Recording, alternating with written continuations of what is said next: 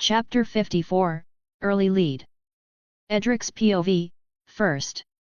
A dragon bone bow was for an archer what Valyrian steel was for a swordsman. While not nearly as rare and prestigious as the latter, it wasn't too far off.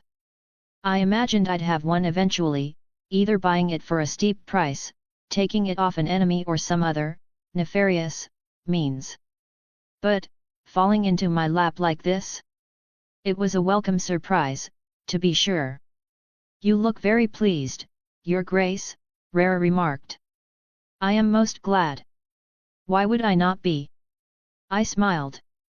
"You are most generous to come all this way and gift me such a beauty. The amusing thing is that it was a gift intended for you all along. The 1000 paces challenge was merely to see your performance in person. A spectacle for the masses, and myself." Rara tilted her head slightly, shrugging. "I must say, you did impress. You truly are Dorian's daughter to play a game like that." I chuckled, shaking my head. "Might I inquire as to what his other gifts are? Aren't you a little greedy?" "Only curious." I shrugged. "Dorian's loyalty is gift enough for me, after all. His next gifts will be more significant than a bow, I am sure, but you will have to wait for quite some time." "Is that why you're here, to act on his behalf while he is away?" I looked at her mask. "Precisely." She nodded. "I'll have to be your wet nurse for a little while, Your Grace." "Hat." I chuckled, shaking my head. "I'm afraid I have no need for one." I would be inclined to agree, but my father insisted. "Figuratively, I assume." "No, literally," she replied with a clear tone of sarcasm, turning away. "Our first session starts tonight." She definitely was a bit on the sassy end. "Before you leave, I want to ask why you always wear some form of covering for your head?" I questioned, raising an eyebrow. "Are you hiding something? It seems a little unnecessary to me." "It sounds like you wish to see what's behind this mask, Your Grace." "Not particularly." "Now that's a lie."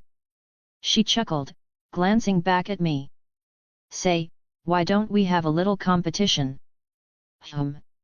"There are 7 events in this great tournament, and I intend to win every single one.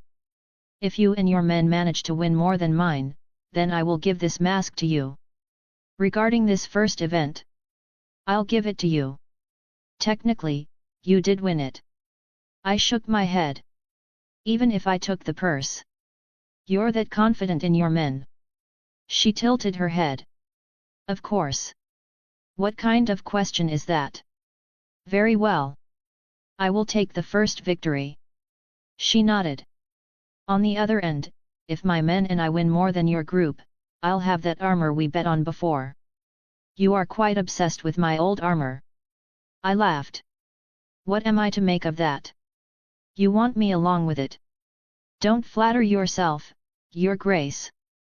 I only like to collect artifacts with historical significance." She shook her head. "Though, I wouldn't mind you as a sellsword in my service." "I'm afraid you wouldn't be able to afford me." I stroked my chin. "If by some chance I were one, the starting salary would have to be along the lines of 100,000 gold dragons per year. Do you know how many more men that kind of gold would buy?" She chuckled. "And yet, none of them would be me." I am inclined to agree, given what I've witnessed. She stroked her chin. "When could I buy you?" "No way, she's serious. You'd have to wait for the summer sale. Even then, there's no guarantee Sir Edric Storm would be available. He's quite the desirable commodity, you see." "I suppose that would give me time to save," she remarked, making me think that she was serious. "Regardless, are you up for my bet?"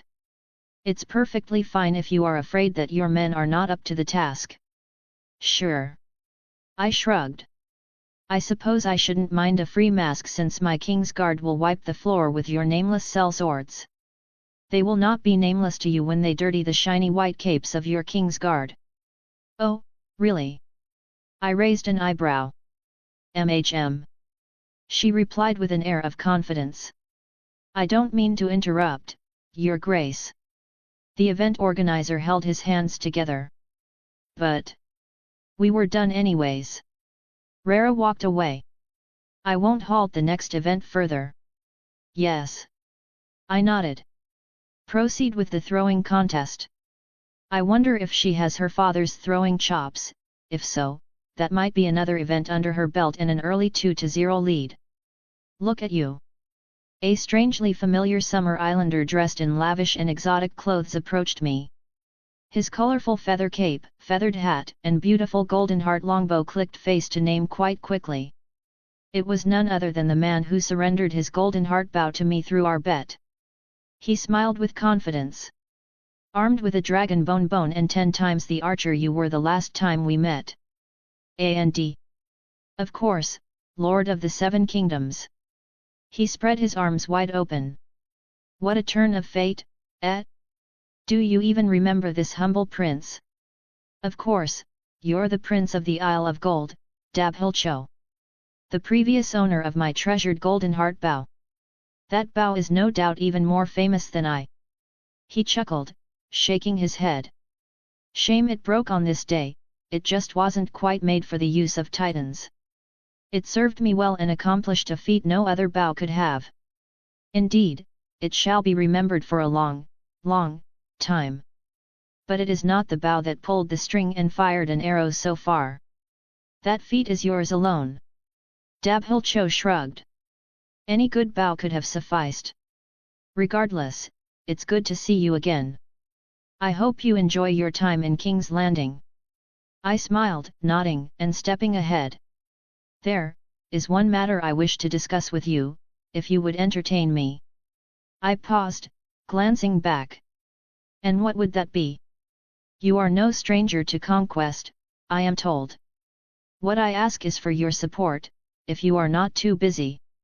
There are a great many rivals who seek my lands and will stop at nothing to see me defeated. You do know how we settle our conflicts, yes? Ritualist warfare between warriors using spears and slings, I replied, recalling information from one of the many books I'd read. They're like your own tourney melees where few die. The losers are sent away in exile. Jalaparho would know best what that kind of defeat tastes like. Dabhilcho chuckled. Alas, I do not. And have expanded my power and lands greatly over time, besting one prince after the other. This, however, has only made my rivals more resentful in their exile. I fear a real war is on the horizon, an invasion from my bitter, exiled, rivals who will undoubtedly be aided by my envious neighbors. You're not very popular, by the sound of things, I remarked with a chuckle. What can I say? He shrugged. Losing men are envious of the victors, those who triumph over them. You would know that most of all, Your Grace. It was my idea to gain some funding from this contest, but, alas, the competition was remarkably strong, and I underachieved. What am I to gain from supporting you? I questioned bluntly. The Summer Isles, in their entirety. He spread his arms wide open in grand fashion. I want to unite my people, as they were united by a scarce few, and held for a terribly short time by most of them. I want this endless war to end, at least so long as I live. We do not need 100 princes, one ruler for each island, several for the larger ones, no. Not anymore. There should only be one. He closed his hand into a fist and held it in front of his fist as he spoke with charisma. One prince. One king. One people.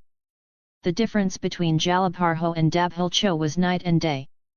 One was a lavishly dressed beggar who had nothing but unconvincing words to offer, while the other came from a position of experience and power. He had a grand ambition, no less, one that paralleled my own. That is, if he was telling the truth about his accomplishments and not talking out of his ass. I'll need to fact-check with Varys later. A compelling offer, I admitted, nodding. I shall discuss the finer details with you at a more fitting time. As you wish. He lowered his head in a bow and walked away. No wonder why you didn't attend this archery contest, Arya remarked as I sat down and gave away my bow to a squire. It would have been unfair. I had hoped that Sir Balon would emerge victorious, but that woman turned out to be more formidable than I expected. You didn't want to give her any gold, did you? That's why you challenged her.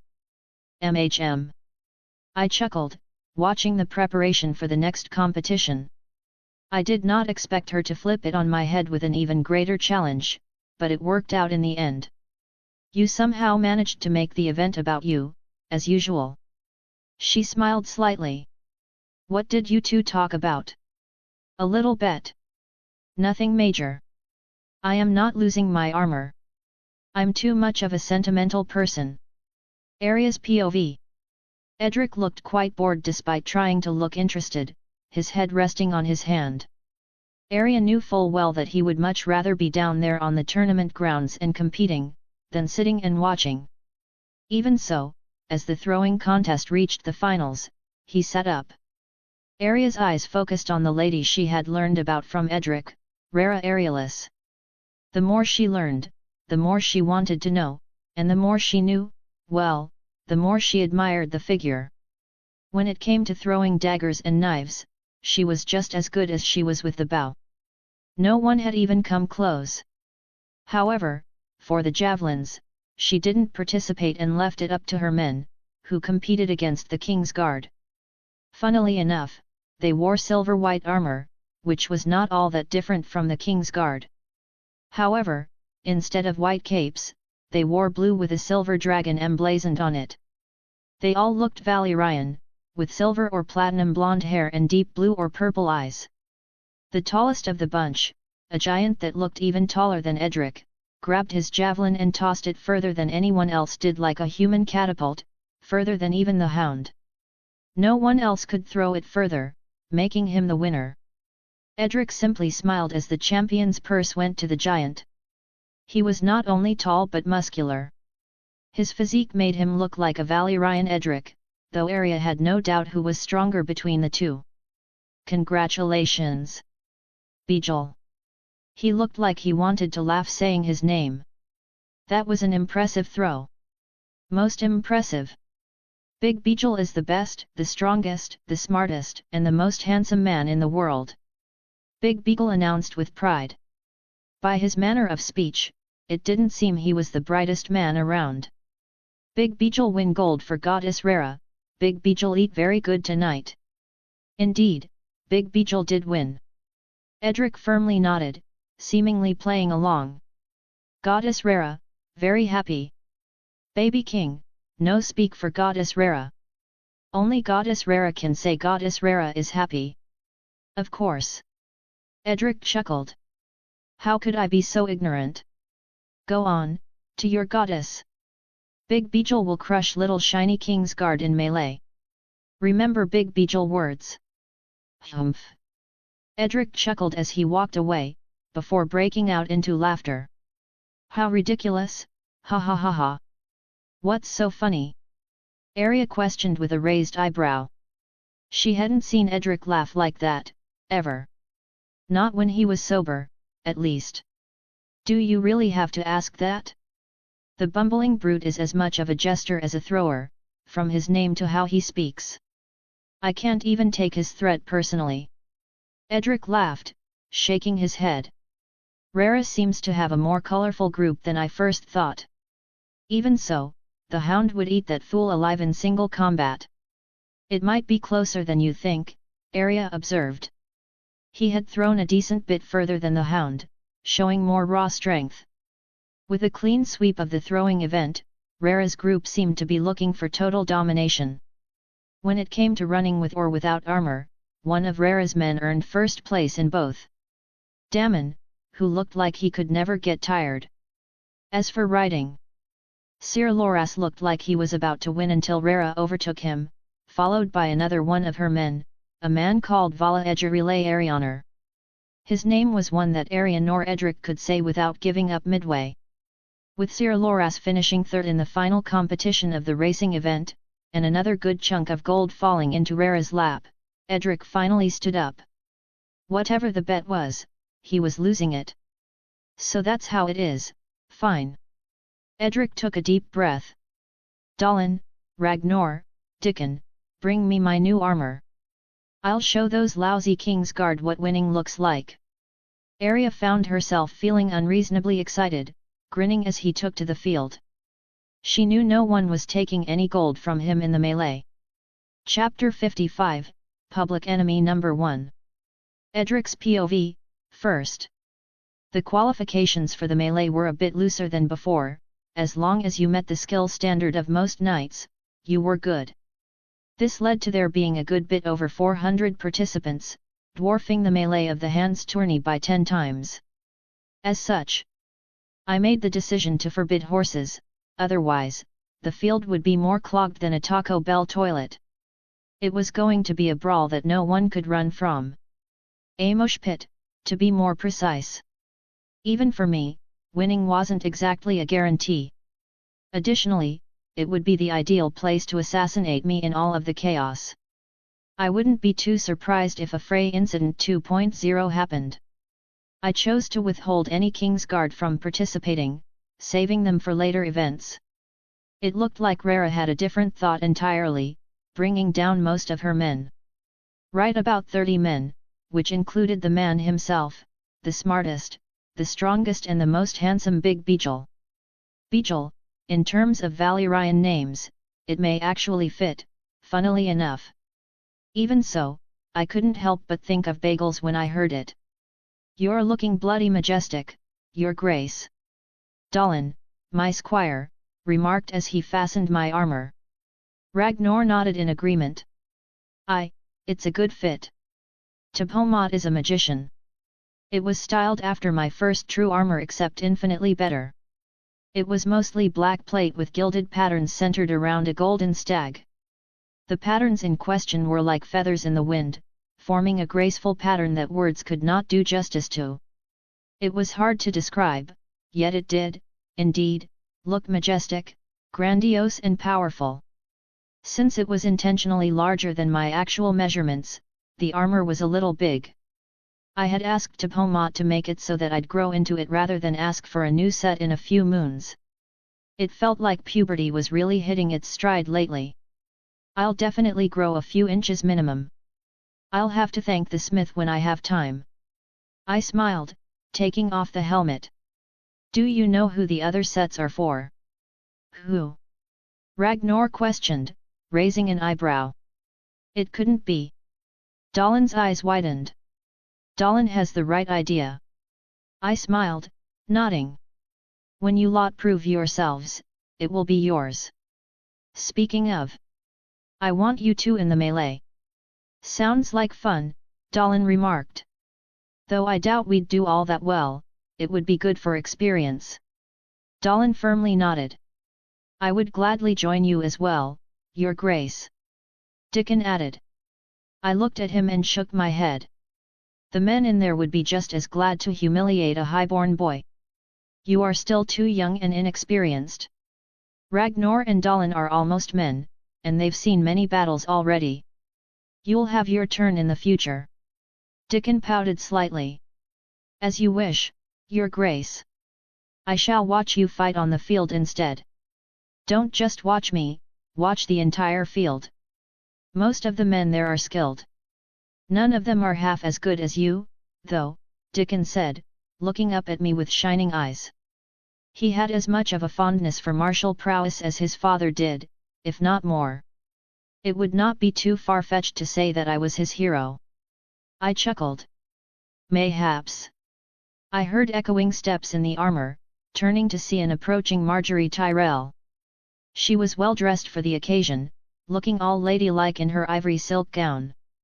She carried a wooden basket which, upon closer inspection, carried all my favorite fruits.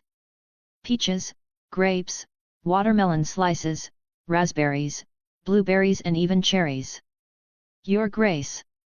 She bent gracefully, her lips curling into a slight yet sweet smile. It is my hope that this gift will give you the strength to emerge triumphant. I picked each fruit myself, they are all of the finest quality. You know the way to my heart. I smiled, looking down at the bundle of fruit before me. Though I cannot say that it will make much of a difference in the melee, it will make me quite pleased for the rest of the day. Mayhaps I'll be so content as to lose intentionally and finish the rest of the fruits that I left behind. Then you'd have to forgive me. Marjorie chuckled, taking out a flowered green ribbon decorated with House Tyrell's rose. There is another thing I'd wish for you to have. Your favor? I questioned, raising an eyebrow. Those were usually for the joust. They're seldom worn during melees. For a Baratheon, the melee is the true joust, Marjorie said, offering it to me. As this one is especially large and filled to the brim with competitors, I suspect that even you would face a great many challenges. Consider it a token of encouragement to keep pushing forward, to victory. Since you were kind enough to gather all these fruits for me, I shall honor your request. I nodded, taking the flowery ribbon and wrapping it around my arm. It didn't exactly fit my get-up, though. It's like putting flowers on a dragon. It does not make him any less dangerous. If anything, it is a little deceiving. Marjorie said, giving me the basket. I believe the melee is not too far from starting. You don't need to ask me twice. I gave Dickon my helmet and gauntlets before munching on the fruits, taking a handful every couple of seconds. Indeed, I felt invigorated with sweet fruit goodness. As I ate, my 3 squires seemingly socially distanced themselves from us. I chose to keep some for later, feeling a little full. I did eat quite the meal beforehand. Your new armor looks regal and imposing. Powerful. It gives the image of a warrior without equal. Marjorie remarked with a smile, placing her hand on the chest where the golden stag stood proudly. Only fitting for one man. MHM. Tipomot really outdid himself. I agreed, noticing that she was trying to subtly rizz me up. Well, it wasn't too subtle. I found the glazing quite apparent. I don't think she was trying to hide it, either. Though, if I may add, it would look better with a crown. Marjorie looked up. And the colors, shouldn't it be mainly gold with a black stag? I prefer the golden stag and mainly black armor. I find it less vulgar. It makes the gold stand out rather than blinding people with too much of it. I replied, subtly putting Marjorie's hand off my chest. Besides, the cape takes on the Baratheon colors. I think the armor's black contrasts well with the cape's gold. You are right. Marjorie nodded, stroking her chin. It does look good, reversed. I suppose you are also someone who does not shy away from their heritage. I nodded. Under the shiny Baratheon cape, I am still Edric Storm. It is a most fitting name. Marjorie nodded, stepping away a little. You should be wary of your surroundings in the melee. There are a great many competitors this time around, and you have no horse to gallop away with. In all that chaos, it would be the ideal opportunity for those who wish you dead to act. No doubt, you would also be a prized target to eliminate early on. I know. I firmly nodded. Let them come out of the shadows and face me in the light. If they do come out, well, consider it the perfect opportunity to bash their heads into the ground. Only you could be so confident. She lowered her gaze for a moment before looking me right in the eyes with an expression of care. Just, be careful. You weren't there at the last melee, were you? No, but I've heard countless stories about it. Then you should realize that your worries are unfounded, Lady Marjorie. I smiled, pulling back some of her untangled hair behind her ear. I would sooner slaughter every man on that field than die. Just sit back and watch me win, all right? Of course. Marjorie nodded, her mouth opened slightly and her eyes looking a bit dreamy. Perhaps I was imagining things. Save the fruits for later. I'll definitely be hungry. I turned around and faced my squires. My armor. They put on my gauntlets before I put the helmet on myself. Let's go and see what you're made of, Ragnar and Dallin. Get your armor, weapons, and join me on the field. Yes, Your Grace.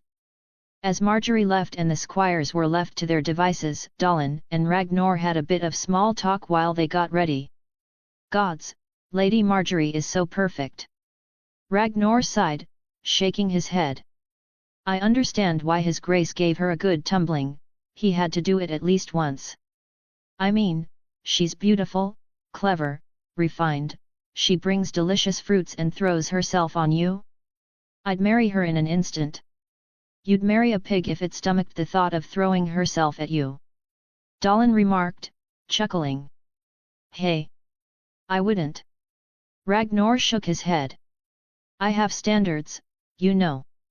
Absurd standards, you mean. Every handsome knight needs a pretty lady. Ragnar grinned slightly. If you're handsome, everyone is. Besides, you're not even a knight. You just love to hate on me.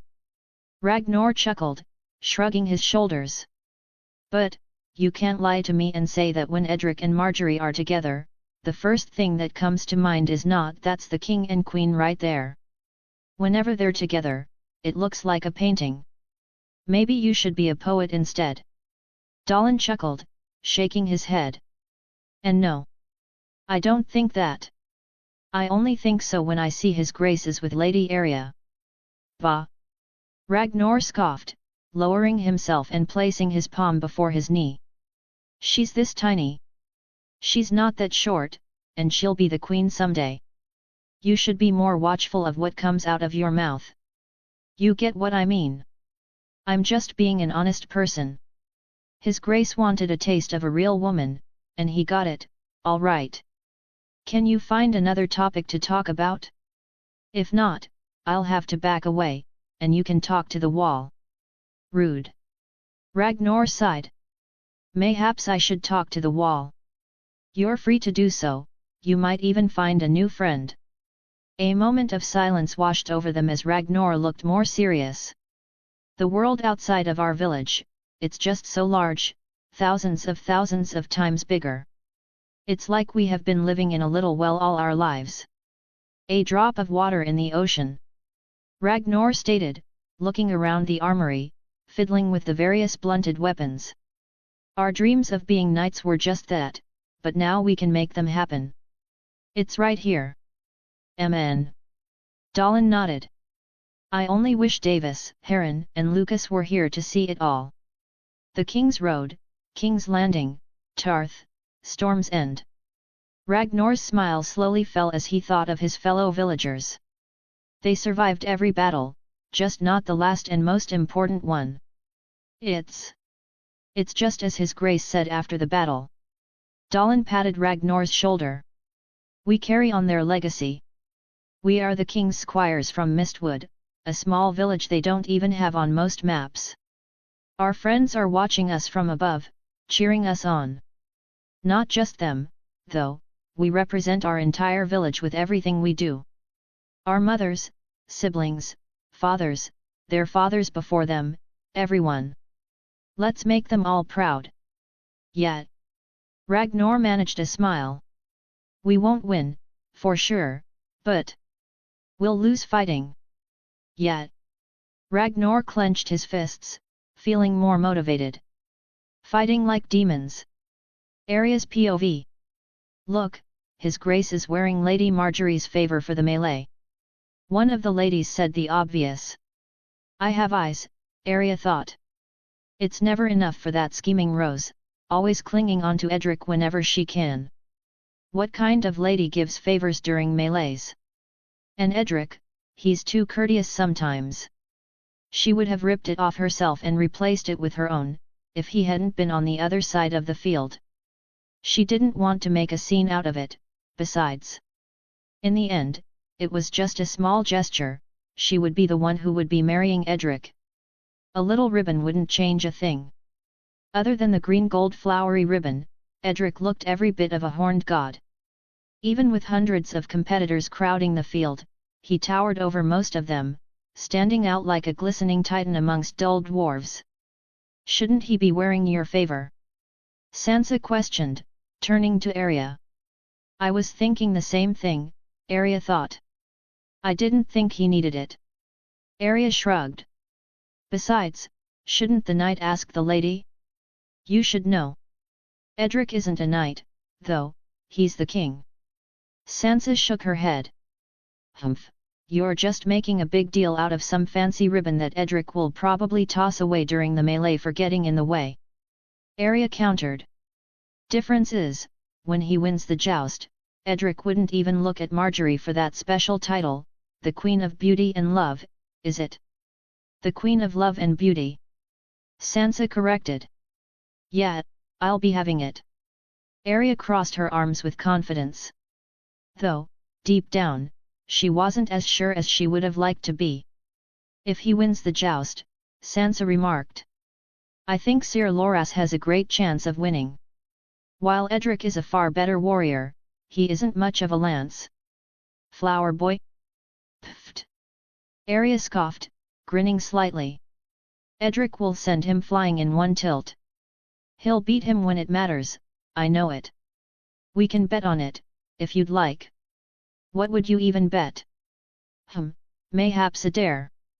A dare? Sansa questioned, raising an eyebrow. Why do I feel like it's something wicked? Wicked? I'd never do that to my sweet, big sister. If you're so confident in Flower Boy's lance, you shouldn't even be worried about losing the bet. I wouldn't bet against Edric. Sansa countered, shaking her head. You just did a few seconds ago. Arya chuckled. I only said Sir Loras is a better lance, isn't that obvious enough? You're the one who wants to bet on it. Saying he's better would make me think that you'd bet on him, besides, Sir Loras is not better.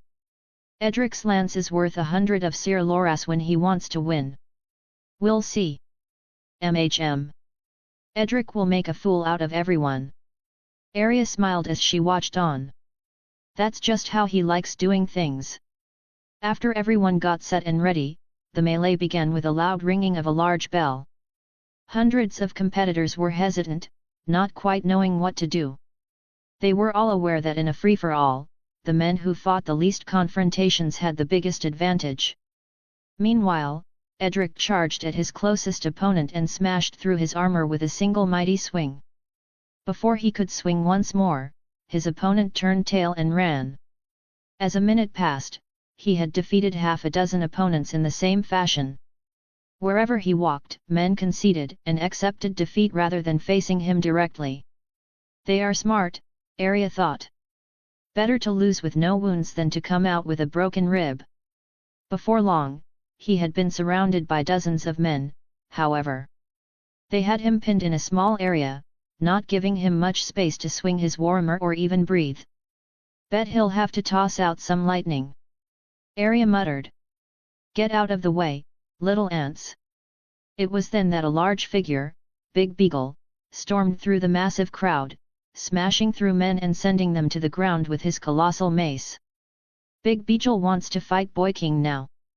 Edric spread out his arms, and lightning seemed to come out of nowhere. It surged violently in his hands and spread out towards the massive crowd, sending the surrounding men off their feet a dozen meters away. It was always a feast for the eyes when Edric's rage took form as lightning. Arya had left her seat and stood forward to see it more clearly. Only Big Beagle remained standing near Edric, looking bewildered by the sight. Edric raised his warhammer and rested it on his shoulder, gesturing for Beagle to approach him. Come, then. Fight me. These 4 words were as calm as a still lake, yet they thunderously echoed across the tourney grounds. Chapter 56, The Strongest. Whoosh! Edric, a swifter warrior, sidestepped Beagle's mace and swiftly countered with a thunderous blow into his side. Beagle, his armor cracking, felt a surging wave of pain.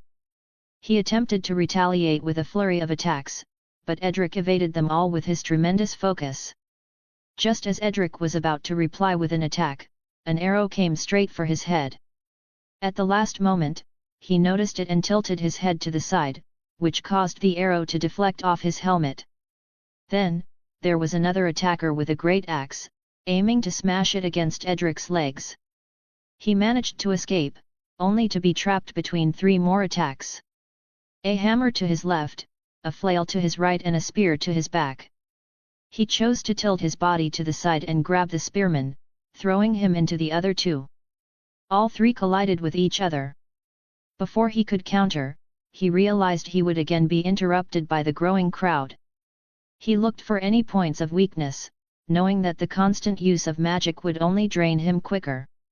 This melee was a marathon, not a sprint. Not so much of a good time to be popular. The greatest problem was differentiating between who actually wanted him killed versus who was just competing and wanted to get him out of the way. They may as well all be the same. Stop interrupting Big Beejel's fight! Beejel shouted, raising his mace. I'll smash you all! As he charged through the crowd, he hit 3 men to the ground with his mace. Edric raised an eyebrow. The brute was helping him in his own strange way. Those who would face me with such dishonorable methods. Edric raised his voice, the sky darkening in response. Will be shown no mercy. A booming wave of thunder struck the earth in the distance, leading to most men's hearts jumping instinctively. Area's POV. While most of the melee looked like a melee on the ground, a certain corner of it was a large crowd circling around Edric. In a strange turn of events, Beejel had sided with Edric and the two fought off the onslaught of opponents with their backs to each other. If anyone didn't know any better, one might think they had been the best of friends all along, yet they hardly knew each other. As the fighting dragged on, Edric's style became increasingly brutal. Instead of stepping around his opponents, he let his armor do the work and focused on attacking. As for his attacks, they were not kind. Arya had witnessed a direct blow to the head that may as well have forced the man's soul out of his body. A bone-crushing strike to the chest that shattered both armor and ribcage. A swing that broke a man's arm and left him crying all the way out of the tourney grounds. Wherever Edric and Beejel swung, they broke something. As the number of casualties increased, the number of men willing to face the two giants drastically diminished. They single-handedly defeated over 50 men and killed around 30 in the act. The rest either ran or conceded with severe wounds. Afterwards, Beejel and Edric would part ways. They seemed to have exchanged words before separating. Arya couldn't hear a single word due to the distance, however. His Grace seems to be treating it as a true battle. Ares Oakheart remarked. He's not holding back at all, and the number of deaths shows it. He's countering force with force, Arthur replied, shrugging his shoulders. I know His Grace would not kill without reason. He warned that surrounding him would not end well, and he's keeping his word. Arya found herself agreeing with Arthur.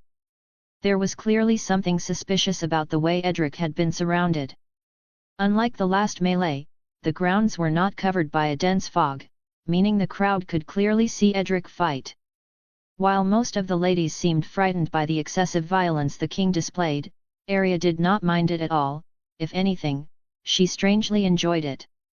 The melee raged on for hours leading into the evening, with Edric pacing himself rather well despite his wounds catching up to him. While he took down one opponent after the other, Rara's blue cloaks dominated the other side of the field. They worked well as a team, taking down over 100 participants while looking out for each other. Their numbers had only decreased by 5 throughout. In the end, only those two parties would remain. 25 on 1. You foreigners are defeating the very purpose of a melee, Edric remarked, leaning on his warhammer. Working as a team? It's a free-for-all. Not that hard to understand. We've freely chosen to defeat you, Your Grace. Vala Egerile Ariana replied with a slight grin. Then we'll simply decide the champion amongst ourselves. Besides, the rules are a bit blurry. Yes, it is a free-for-all, yet it says nothing about focusing on the defeat of one person. We simply believe you to be the greatest threat to our victory, that's all. Makes no difference, really. Edric took a deep breath. I'll just beat you all. As for Big Beejel, he stood in the background. That's quite arrogant of you. Taylor, an archer, remarked as he steadied his bow. Maybe if you were fresh, you'd be able to. As you are now, you're on your last legs, King Storm. Who are you, again? Taylor. Taylor? It's rather low-hanging fruit, that name. Edric chuckled. It seems to me that Rara prefers picking men with amusing names rather than any genuine skill. We'll see about that. The fact that you all need to surround me is telling enough. Either it's a compliment to my ability, you're all cowards, or you have shit for ability. Might be a bit of all three. It's something else, my friend. Dammon shook his head. We must defeat you with the utmost efficiency to succeed in tomorrow's team battles. It is nothing personal. Indeed. Vala Edger nodded. It is nothing personal. So, that's how it is. Edric chuckled. Rara values winning over honor. Pretty much, yes. Can't argue with that. He shrugged. I tend to fight with similar principles. You know. Bastard, you're just trying to catch your breath. Vala Edger frowned, interrupting him. No, not at all. Edric shook his head innocently. Pfft, do you really think a few seconds of energy would change anything? It's 25 to 1. I have no chance of winning. Still. I am a most talkative, social, gregarious man. I can't deny my nature. You just said you'd beat us all. It's simply peerless confidence in one's abilities, to the point of delusion. You might see it as pompous arrogance. Edric sighed. You see, there's a thing called Mamba mentality. Ever heard of it? What sort of nonsense is that? It's all about consistency, the goal of becoming a better man than you were yesterday.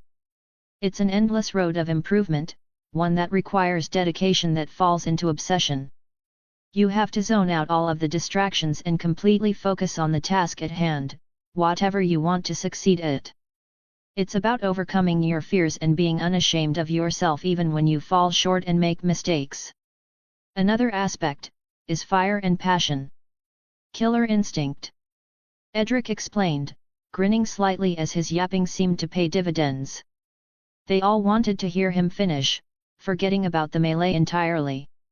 When it comes to competitions, you must come with the mindset of wanting to absolutely slaughter your opposition.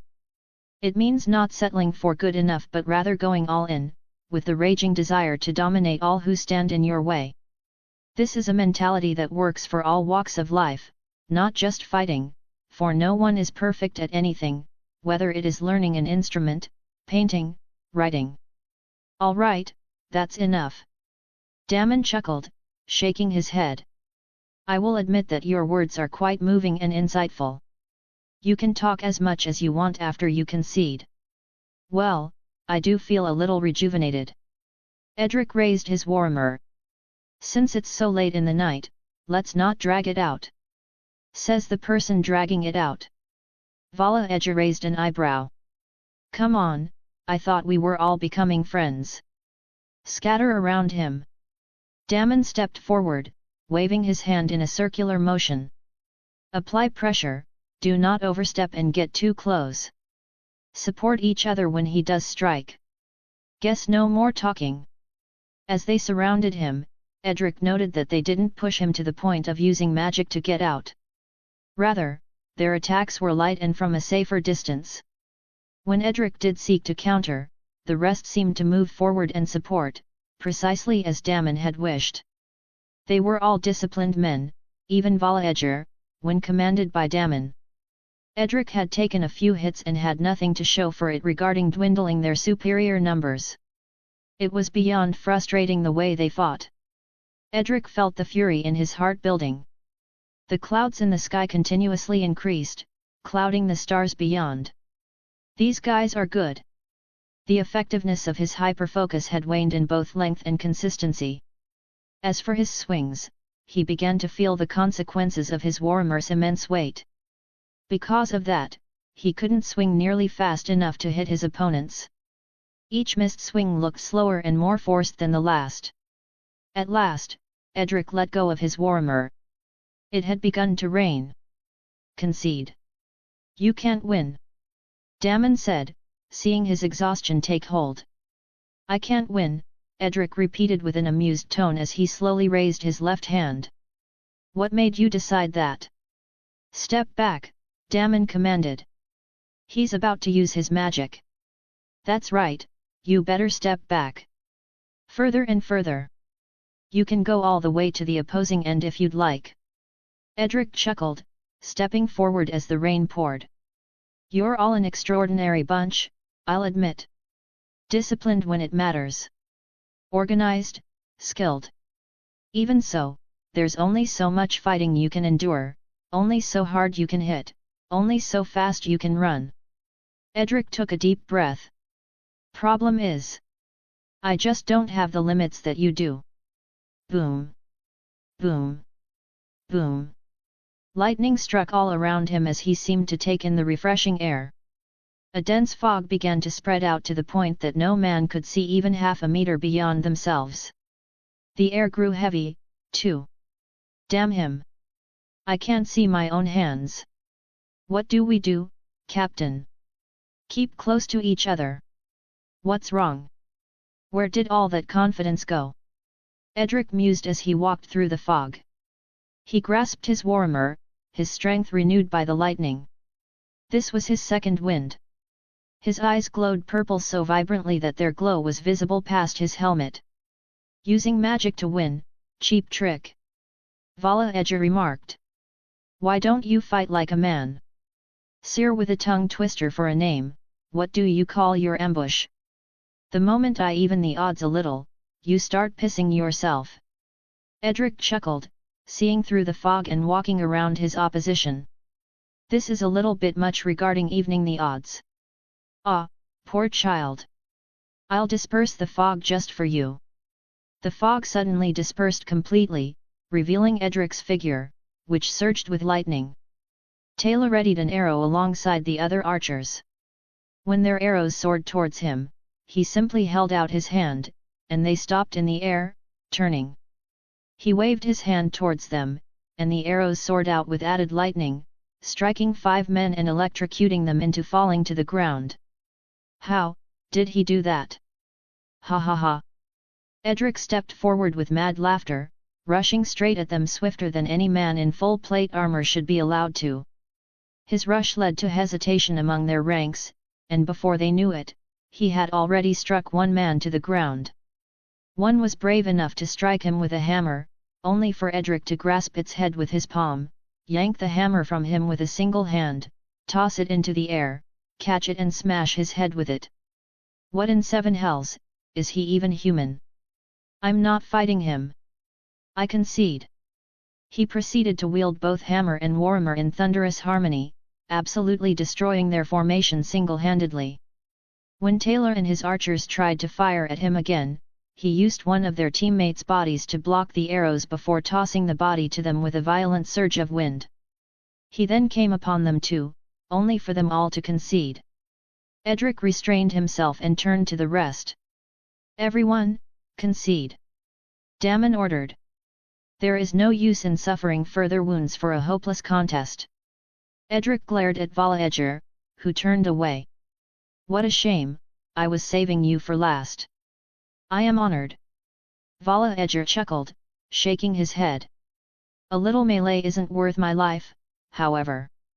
Edric watched as everyone departed from the tourney grounds, all but one person. Big Beetle. Well, looks like it's just us now. Big Beetle got tired of people interrupting. We can fight one-on-one now. Beetle raised his mace. Boy King must be tired, though. Tired. Edric scoffed. I'm good as new. Big Beetle can wait. We can have a meal before fighting. A meal? Edric raised an eyebrow. You can't be serious. Big Beetle hungry. Big Beetle can't fight well when hungry. Boy King hungry too. Edric's stomach grumbled. Mayhaps a little. Let's just get this over with. Fine. Beetle beat Boy King quickly and then eat. Beetle stepped closer to Edric slowly, before accelerating rapidly and jumping to tackle him. Edric managed to react in time and step aside, only for Bijal to grab his cape and drag him down with it. Clang! Edric fell to the ground, and Bijal took an unwinded blow from Edric's warmer onto his right shoulder. He proceeded to grab the shaft and force it out of his hand, tossing it far away. Edric managed to kick him off and surged back to his feet. In turn, Bijal dropped his mace. No weapons. Fight like a real man. That's fine by me. Edric's eyes lit up with a competitive edge. Bijal began with an exceptionally accurate roundhouse kick that almost took Edric's head off. He managed to dodge and aim to counter with a straight punch, only for Bijal to grab hold of his arm. He locked it and used his strength to toss Edric back to the ground. While he was dazed, Bijal aimed to throw himself directly at Edric. Are we in the WWE now? Edric rolled away, watching him crash into the ground. He got up and waited for Bijal to stand up himself, only to start wailing on him with a ruthless combination of punches. Bijal took a lot of pain before countering with a mighty punch of his own straight at Edric's helmet. The punch left him dazed, leading to Bijal charging forward and taking his head down with a lariat. Yet, their fight went back and forth for well over 10 minutes. Edric showed off his own wrestling bag, choke-slamming Bijal down with a single hand and lifting him up with both hands before kneeing his back. Even though he had never practiced these moves before, they came to him naturally in the moment, and the crowd ate it all up. As their fight continued, it became clear who was superior. Edric knocked off Bijal's helmet and continued relentlessly punching him. Left, right, left, right. Bang! Bang! Bang! Bijal began to bleed from his nose, summoning the strength to grab one of Edric's hands and smashing his forehead into Edric's. They both stumbled back. Bijal, even more so than Edric. He got on his knees, lowering his head. Big Bijal, lost. Finally. Edric nodded, chuckling. I thought I'd have to kill you. King of Westeros is the strongest in the world and has Big Bijal's respect. You have my respect too, you strong bastard. Edric walked over to him and offered his hand. Let's get you up. Bijal took his hand, and Edric helped him up. Storm King, fitting name. No man can stop a storm. Indeed. With Bijal admitting defeat, Edric was crowned champion. He took the purse at his own pace, looking very clearly winded from all the fighting. The crowd had cheered as he walked from one end to the other, taking off his helmet. It's deep in the night, so I won't keep you lot for much longer, Edric announced, glancing at the large purse of coins. The champion's purse was meant for one worthy competitor who proved himself greater than the others. Alas, it wouldn't be right if I presented a reward and simply took it for myself. As I was the one who emerged victorious, I choose to dedicate the winnings to you all, the people. The crowd cheered as Edric gave a heartfelt speech. This gold shall build homes for people who need it, put food on the table of those who scarcely see much of it and bring joy to those who lack it. He smiled, lowering his hands. That will be tomorrow, however, now is a time for rest. Chapter 57, Shifting Tides. Outside the tourney grounds, a small army of gold cloaks stood and prevented every marked participant from leaving. Edric walked over after his speech, looking for recognizable dents in armor. During the melee, he let a certain group of suspicious people concede rather than outright killing them. Why are you keeping everyone here? One of the participants questioned. You, and you. Edric moved through the crowd, patting shoulders. You're today's lucky winners. Off to the black cells you go. What? I did nothing wrong. We'll see. Edric turned, seeing one of them sprint away from the crowd. Talk about standing out. The one closest to Edric grasped his hammer and aimed to hit him in the head while he wasn't looking. Only for Edric to grab his hammer hand and twist it without even looking at him while sending a violent surge of lightning through his body. Clang! The hammer fell to the ground. My hand, my hand! Edric raised a finger, and a streak of electricity went after the escaping suspect. He was shaken for a good second, which gave the gold cloaks time to apprehend him. The other two tried to fight as well, but it was all for naught as the gold cloaks detained them. An honest day's work. Edric rubbed his hands, turning to the other participants. It was not my intention to keep you here for so long, but certain people just can't be trusted.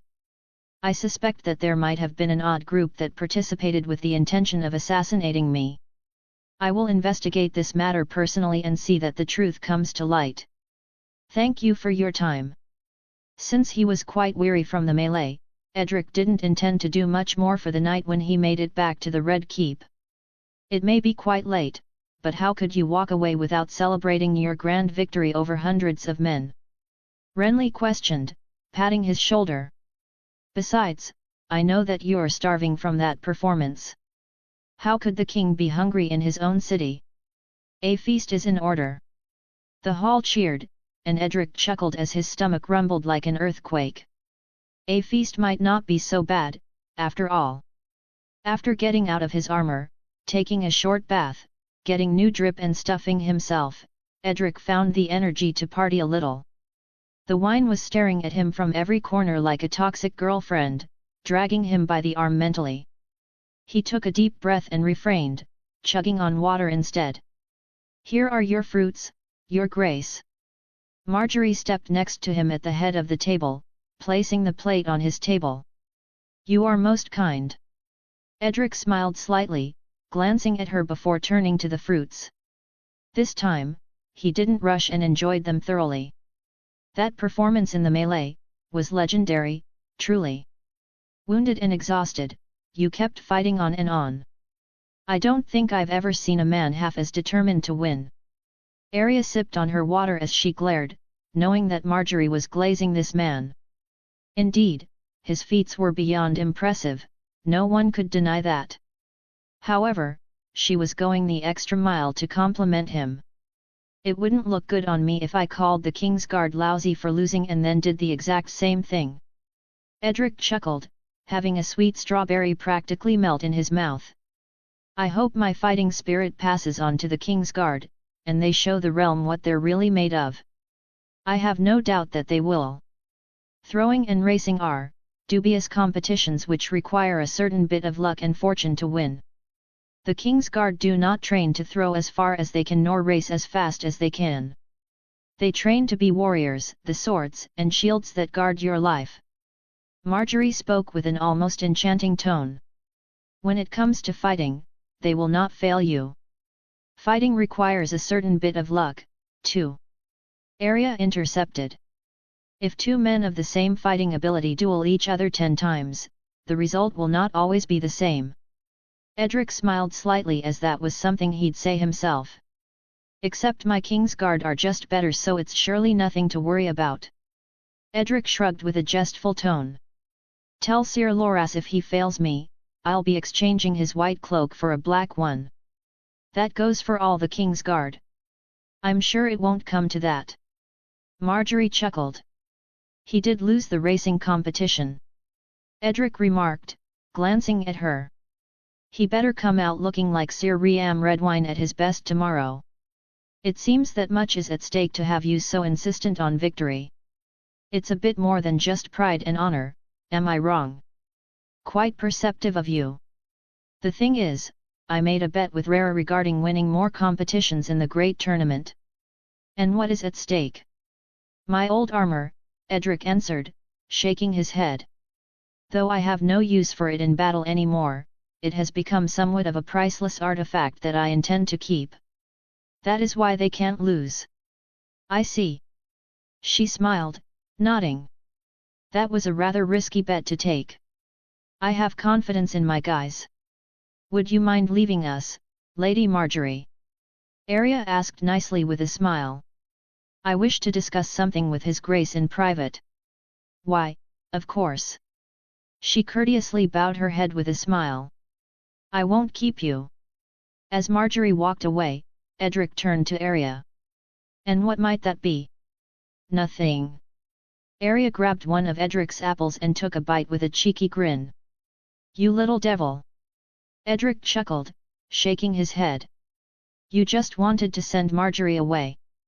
She is a disingenuous person. Every time I see that smile, I feel like punching it. Would you even reach it? And you, humph. She pouted. You seem to like her a lot even though you know she wants more than friendship. You worry too much. It really doesn't matter what Marjorie wants. She could be thrice as determined, and it wouldn't change a thing because the decision will always be mine to make. That isn't very convincing, Arya remarked, raising a slight eyebrow. I am not someone to break a promise, Arya. When I swear something, I mean it. Edric smiled reassuringly. Unless you made me take back my words in the future, Marjorie and I will never share a bed again. So, never. If that is your wish. Edric shrugged, munching on a couple more fruits. A moment of silence washed over them as Arya looked at him. Say. Arya suddenly broke the silence. If you were to win the joust, who would you choose as the Queen of Love and Beauty? Marjorie, obviously. Edric turned to her with a slight grin. That's a jest, right? Is that even a question? You're smarter than that. You did wear her favor. That's why I'm saying that. Edric chuckled. You play too much. Arya crossed her arms, pouting. You better win the joust to make up for it. Even if Rhaegar Targaryen, Sir Barristan in his prime, the Dragon Knight and Sir Riam Redwine crashed the joust, I'd fell them all on my way to a decisive victory. And then I'd crown my beloved as the Queen of Love and Beauty, of course. Anyway. Edric stood up from his seat. Since I'm here, I may as well talk to a few people. Well, would you look at that? You almost look like a proper lady. Edric approached Asha Greyjoy, who was speaking with some nobles from the Iron Islands. One of three was Lord Baelor Blacktide, who had his cloak pinned with a 7-pointed star, and another was Lord Tristy Featherbotley. Your Grace. Baelor Blacktide bowed. An honor to be in your presence, without the skull-crushing warhammer of yours swinging around, of course. That is well past us, I hope. It was inevitable with Balan's madness. Baelor Blacktide sighed. In truth, I respect you for putting him down before he caused any more harm to our people. This period of peace and change, true change, that you have created, it is refreshing. It seems as if you didn't just crush us into the ground as your father had done, no, you raised us back off the ground and showed the way forward with an iron-born leader that shares your vision. I'm glad to hear that someone is fond of the direction I seek to take. Edric smiled, firmly nodding as he toasted him with his water. After all, if the seeds never change, then these barbaric ideals would carry on to the next generation and the next, until another rebellion breaks out and history repeats itself. Precisely. Baelor nodded while Asha Greyjoy frowned slightly. She was not too fond of hearing that her father's death was simply for the better good. How long do you plan to keep my lady as a prisoner, Your Grace? Tristy Featherbotley questioned with a smile. It all depends on her, really. Edric shrugged his shoulders. She is living every prisoner's dream as of now, but her knees seem very stubborn on bending. Get out! She waved Tristy Feather and Baelor away. Afterwards, she turned to Edric. I will admit that you've done well for my people. But, if I bend the knee, I want my birthright. I'm afraid you are in no position to be so demanding. I would carry on Roderick Harlaw's work. Edric raised an eyebrow. I'm afraid I'm not the kind of person to undermine a man who has proven himself both loyal and competent. He will remain Lord Paramount of the Iron Islands and Lord of Pike. What would be the use of me bending the knee, then? Asha questioned. Would you have me as a captain of one ship? If you had bent initially, we wouldn't be having this conversation, Edric shrugged. You could always stay by my side. There will surely come a time when your naval expertise could be used. Regarding lands, there is more to the world than the Iron Islands, I'm sure you know. The Greyjoys have ruled Pike and the Iron Islands for hundreds of years. Asha remained stubborn on the matter, only to be interrupted. So did the Targaryens rule most of the Seven Kingdoms for nearly 300, what of it? Who is king now? The Durandons had been Storm Kings for thousands of years before Aegon's conquest. The Tyrells were just the stewards of Highgarden, yet Aegon raised them to Lords of the Reach, while the Florents had more royal blood and legitimacy. No doubt, Pike belonged to someone else before the Greyjoys. Edric chuckled, shaking his head. You see, bloodline doesn't matter as much as absolute strength does. Conquest washes it all away, and you, along with your father, just happened to pick the wrong side. If anything, you should thank your drowned god that I even chose to spare you and allow you to make something of yourself rather than rusting away in some dark cell. Edric finished his water, put his cup down on the table, and looked at Asha Greyjoy one last time. Stop seeking the past, look towards the future. After that, he decided to give his words time to sink as he walked away, yawning in the process. Man, I'm getting sleepy. After the melee, Rhaera's group gathered in an inn during midnight, where they had essentially taken over with their numbers. Beetle is very sorry. Beetle lost to Storm King. Don't be sorry. Rhaera shook her head. The truth is that he surpassed even my own expectations. None of you ever had a chance of beating him. Vala Edger chuckled. Well, that's quite grim. Except, in the beginning. If Beetle had not aided him, he would have been forced to use his magic more extensively, opening a path where he would have to rely solely on his physical gifts. Why did you help him, Beetle? Daemon questioned. Big Beetle wanted to fight Storm King in single combat. Everyone else was in the way. It's a matter of the past. Rhaera crossed her arms. I don't believe Edric will lead the King's Guard in the team battles. Undoubtedly, he would wish them to redeem themselves from their previous failures during the tournament, but he can't accomplish that by bringing them victory himself on a golden platter. That makes things easy, Taylor remarked. I would not be so confident. The King's Guard have all fought alongside each other in numerous battles and trained rigorously in the months leading up to this tournament. Since there are only 5, I suspect that the Hound will be joining their team alongside one other. Beetle would squash the Hound, I can beat the one with the Valyrian steel sword myself. Beetle did not walk away from this melee without any wounds, Rhaera remarked, interrupting Vala Edger. Big Beetle is more than strong enough to fight the dog. He huffed his chest. Listen carefully, victory here is of paramount importance. We cannot lose. Rhaera emphasized. Beetle, you will initially play a supporting role alongside Taylor from afar. You two will target the weakest links and dwindle their numbers. Gregor, you will take the Hound directly, and Vala Edger will counter Sir Loras Lance. Belial, your goal will be to disarm Sir Arthur and take his Valyrian steel blade away from him. As for Daemon, you will be tasked with making adjustments should something unexpected happen. As you wish, my lady. What of the other teams? Daemon questioned. I am confident in your ability to best them. Edric's POV, first. Since the team battles were 7-aside, I had quite the decision to make.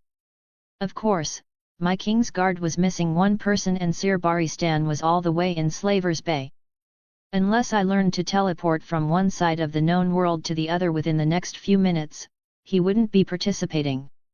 The Hound was an obvious pick, clear as day, but the 7th? Not so much. The number of people who put their names forward was quite vast, from those in my direct service to the likes of Garland Tyrell, who was technically on another team but was more than willing to switch to my side. A wide selection of Vale Knights, Blackfish, Lynn Corbury, Sir Robert, even my brother-in-law Mikkel Redford. I won't lie, Garland Tyrell probably would be the best choice in terms of raw ability. That man is a masterful swordsman. Even so, I wanted to pick one of my day ones, and I wasn't thinking Robert. Besides, swords aren't too useful against fully armored opponents. I need some serious muscle to handle Bijal and the rest. Choose the person who has been the most loyal to you. Raiden Shogun advised, glancing at Brienne. The person you trust most to grant you victory, no matter the challenges that may rise in between. We were of the same mind on this matter, it seems. Brienne of Tarth. Me, your grace. Brienne didn't look like she believed it herself, blinking. She looked around and saw the other people who competed for the spot. Surely there are other, better options. I did not choose you on a whim, Brienne. I shook my head. I chose you because I believe in your ability to win. I've seen it so often that I wonder if the world is blind or ignorant of how great a warrior you could be. Wash away your doubt, Brienne, be confident, you are more than worthy. Show them what you are capable of and prove me right before the watchful eyes of the realm. She took a deep breath, bending the knee. Yes, your grace. I will bring honor and victory to you. Good. I smiled reassuringly, firmly nodding. I know you won't fail. Author's shameless plug. Advanced Chapter 58, alongside a timeline, slightly outdated, is available in my Discord server, https://discord.gg/jnz6rh9zev. Advanced chapters up to 62 on my pat, which is now +4 ahead of Discord and +5 ahead of web novel, patreon.com/sovereign-of-heaven. It doesn't cost a lot, but every little bit helps me stay motivated. Also, there's another story I'm writing there which is quite unhinged. Chapter 58, Grounded. In the 7A side melee, many teams had prominent competitors. The Knights of the Vale and Reach representing their great houses showed out, always starting strong with their lances. Eventually, they would face each other in a highly competitive clash. The lands that boasted to have the finest knights in the realm, and the other, which was widely viewed as the home of chivalry in Westeros. The clashes between Lady Forlorn and Heartsbane had rung across the field, making a sharp ringing sound as neither Valyrian steel sword relented. It was a magnificent sight, one that Edric more than appreciated. This was what he expected from a tourney so grand. The Knights of the Vale would emerge victorious for their Lord Arryn, overcoming Sir Garland Tyrell and Randall Tarley in what many considered an upset. Their success wouldn't last much longer, however, as they came to face the team representing Edric. The King's Guard would punch them right in the mouth and take their lunch money. Sir Arthur had disarmed Lyn Corbray and took Lady Forlorn, wielding both Valyrian steel blades at once while dominating any opponent that neared him. The Hound was feasting. Brienne deceived her opponent and bested him with relative ease, Loras was lancing and the rest showed skill worthy of the King's Guard. It was a clean sweep that lasted barely 5 minutes. On the other side of the bracket, there was another team that dominated in similar fashion. They swept up the teams representing House Martell, Tully, and Lannister. Each time, they displayed coordination, discipline, and skill that simply couldn't be matched by their opposition. It seemed to be fated when the two teams faced each other in the finals. Edric POV, first. The scriptwriters were cooking today. I definitely didn't specifically place the two championship teams on separate sides of the bracket or make it a tad bit more difficult for the King's Guard. Pfft, I'd never do something like that. Is the ladder even rigging if it makes the road to success more difficult? May I sit next to you? I glanced to the side, seeing Rhaera. The two people sitting next to me were Renly and Arya. I shrugged in response. Since you've made matters particularly difficult for my King's Guard, I'll honor your request. Uncle, can you make space? Of course, Your Grace. Renly scooted to the next seat, and a domino effect followed as almost the entire row did the same. Rhaera sat down and looked tense. In the same position, Dorian would have made himself comfortable. I noticed that Arya was glancing at her, though they weren't the "I might murder you in your sleep" glances. Maybe she had grown to admire the woman. With a win here, our little bet would come to an early end, Rhaera remarked, looking onto the tourney grounds. Wouldn't you like that? Unfortunately, it's nothing more than a fading dream. Given how dominant the King's Guard have been so far, you might just be right. Though, I am surprised that you would put forward a woman. You know her quite well, don't you? What about Brienne? She is an anomaly. Rara turned to me. Say, how much for her loyalty? 20,000? If you wish, I could trade Bijal. For a former slave, you don't seem all that opposed to practicing it yourself. A trade of subjects is hardly slavery. Rara shook her head. Even if it were, I do not fear dirtying my hands to accomplish my goals. As I see it, the ends justify the means. Oh! I raised an eyebrow. And what are those goals you speak of? Changing the world by bringing liberty and freedom to all. Hey! I almost found myself scoffing at the prospect. Liberty and freedom for everyone was quite vague. It sounds good and well, this goal. Have you thought about what happens to the world when everyone is free? It is an open door to chaos, lack of purpose, not knowing what to do with all that freedom and perhaps the collapse of any semblance of law and order. I did not mean absolute freedom. Merely, I believe that no person should be a slave to another. Rara countered, shaking her head. The Seven Kingdoms are closer to that than most of Essos. You must love Daenerys, in that case. Partly. She admitted. She has the might and principles yet has proven herself too impatient and inexperienced. I admire her boldness, yet it is rather misplaced. You cannot change practices that have existed for thousands of years in the blink of an eye. What good is freedom when there is no semblance of a plan for their future? Tens of thousands of former slaves sitting around, relying on rations and charity without providing any productivity. It is not sustainable and will undoubtedly lead to a great upheaval where many will die because of her carelessness. I am inclined to agree with you, I admitted, nodding. Indeed, no one should be a slave. If such practices existed in the Seven Kingdoms, I would act upon them. However, whatever is happening on the other side of the world is hardly a concern of mine as matters stand. I have a duty to my people first and foremost. I expected you to say as much. Rara crossed her arms. Yet, have you ever thought of seeking more? It was Aegon who conquered 6 kingdoms and Durin, the second of his name, that made it 7. Since then, the borders of these lands have remained mostly unchanged. You speak of conquest. Arya questioned. If anyone could do it, it would be Edric Storm. Success would immortalize his name and forge a dynasty like none that ever existed before it. I chuckled. You underestimate my ambition, Rara. Do I? Mayhaps if you had asked this question a year or so ago, I'd laugh at you and say I had never even thought of such an absurd thing. I looked at my left hand, stretching my fingers as lightning sparked like electricity.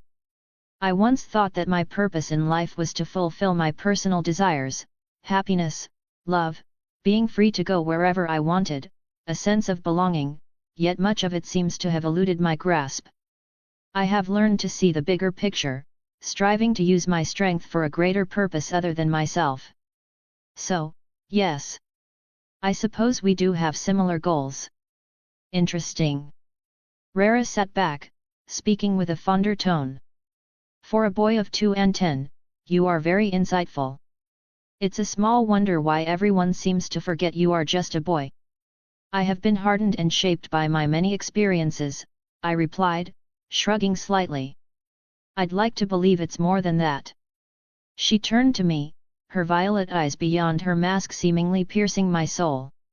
Yes, in the East, there were some tales of men dying and being born again as boys. A son, grandson, cousin, perhaps even a stranger. Mayhaps you are one such tale. That's quite an interesting concept, I remarked, acting like I had never heard of it. However, to my knowledge, this is the only life that I've lived. We've barely spoken, and she has already come to such a conclusion.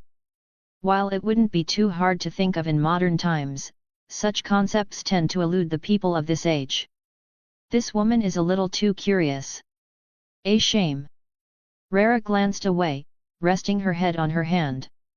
It would be rather interesting if it were true, however. I'd imagine you to be some ancient warlock king from thousands of years past, where magic was at its strongest. If only my first life was that eventful.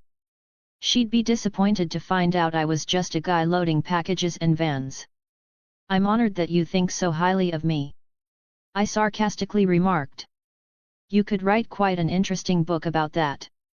The usual wuxia where the strongest dies for whatever reason and is reborn in the weakest clan of the weakest city of the weakest kingdom of the weakest continent of the weakest world, and rises to the top, step by step, gathering a harem of divine beauties and face-slapping all manner of overly arrogant and foolish men along the way. Yeah, sounds about right. I might just do that, Rara remarked. Arya looked at me, blinking. What? Nothing.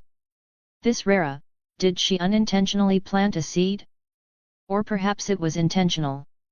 Brienne POV, 3rd. While Brienne had held her own in the other rounds and defeated her matchups, the rest of the team very clearly could have won without her. This time was different, however. There was not a single pushover on the team representing Rara. Each was a warrior fit to wear a white cloak. Falling short early would be detrimental as it would give them the numbers advantage, and Brienne was well aware of that. We should unhorse as many of them as we can early, Sir Arthur advised, looking at his fellow King's Guard.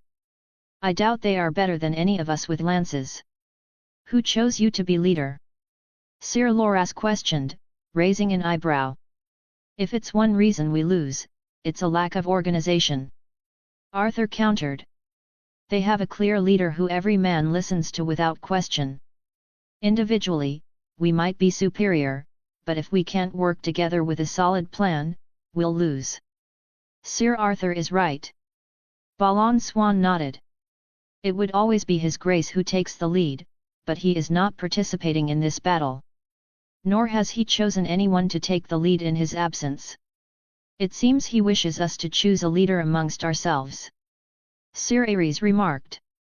Just beat the man in front of you, the Hound countered, shaking his head.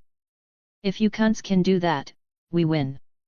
The first bell rung, signaling the melee being close to starting. Just stay together and help each other where you can, Arthur sighed, shaking his head. With both teams getting on horseback, the melee had begun. Vala Edge rode forward first, lance at the ready. It was as if Sir Loras and he had mentally signalled each other and come to a mutual agreement. He had beaten him on the horseback race, which was something Sir Loras had taken personally. In their clash, Sir Loras proved himself to be better. He knocked Vala Edge right off and rode on to unhorse the next opponent. As per Rara's plan, Gugger engaged in combat against the Hound, exchanging tilts and unhorsing each other.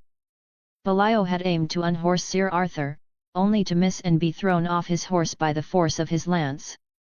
As Brienne took a defensive approach, she found herself being targeted by both Beetle and Taylor. One fired arrows from horseback while the other tossed a javelin straight into her horse's head. The crowd gasped at the sight of such an dishonorable deed. Her horse screamed out in pain, rising and forcing her to fall to the ground. As Beetle came upon her, Sir Arthur's white cloak fluttered in front and threw the giant off his horse. Beetle didn't need horse anyway, nor do you. Beetle took another javelin and tossed it full force, straight into the ass of Sir Arthur's horse, knocking him off too. Nor do you. He threw another at Sir Mandan's horse. Nor do you. And another at Ares Oakheart's. Meanwhile, Sir Loras was unhorsing the blue cloaks one after the other. He had succeeded in doing so to most of their team, except Taylor who fired into the eye of his horse. In a mere minute, everyone was on foot except Taylor. Edric wanted to be mad, but then he recalled his own melees of the past. It was practically his signature move. Bastards! Edric thought to himself, frowning slightly. Taking right from my playbook. Chapter 59, Dance of White and Blue. Though it was underhanded and highly dishonorable, there was no rule explicitly against killing horses. It was essentially an unwritten rule that most would not dare break. However, Rara's men were foreigners and did not hold the same idea of honor.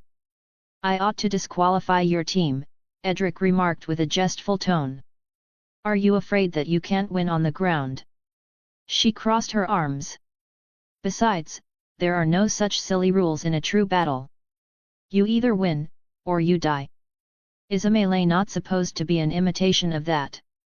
You either win, or you die," Edric repeated, nodding as he slowly rose to his feet.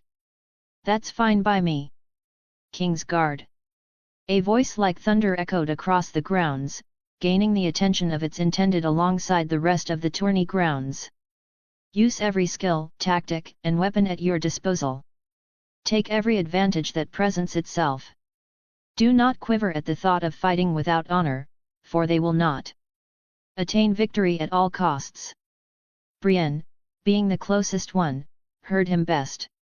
It was all good and well that they could fight dirty, but Brienne wasn't exactly experienced in that. "Taylor, circle the arena and harass their group," Damon instructed, raising his shield to block one of Balan's arrows. "The rest of you focus on your individual matchups and aid those who require assistance. Big Beetle needs to make up for losing the melee." He didn't look too fond of focusing on a woman in a fight, which made Brienne realize that he underestimated her. To this end, she took a more defensive approach. "If they seek to fight without honor, then so shall we," Arthur spoke, glancing back. "Sir Balan, hound, fire on his horse." Belial took this as an opportunity to strike, swinging a halberd right at Arthur's head. His eyes widened with shock as nightfall flashed to block the axe head. The speed of the swing was like a flash of lightning. "Yes, Captain." The knight was not one to have pride or an inflated ego and simply obeyed his younger sworn brother. He took his bow and readied an arrow, firing it towards the horse's eye.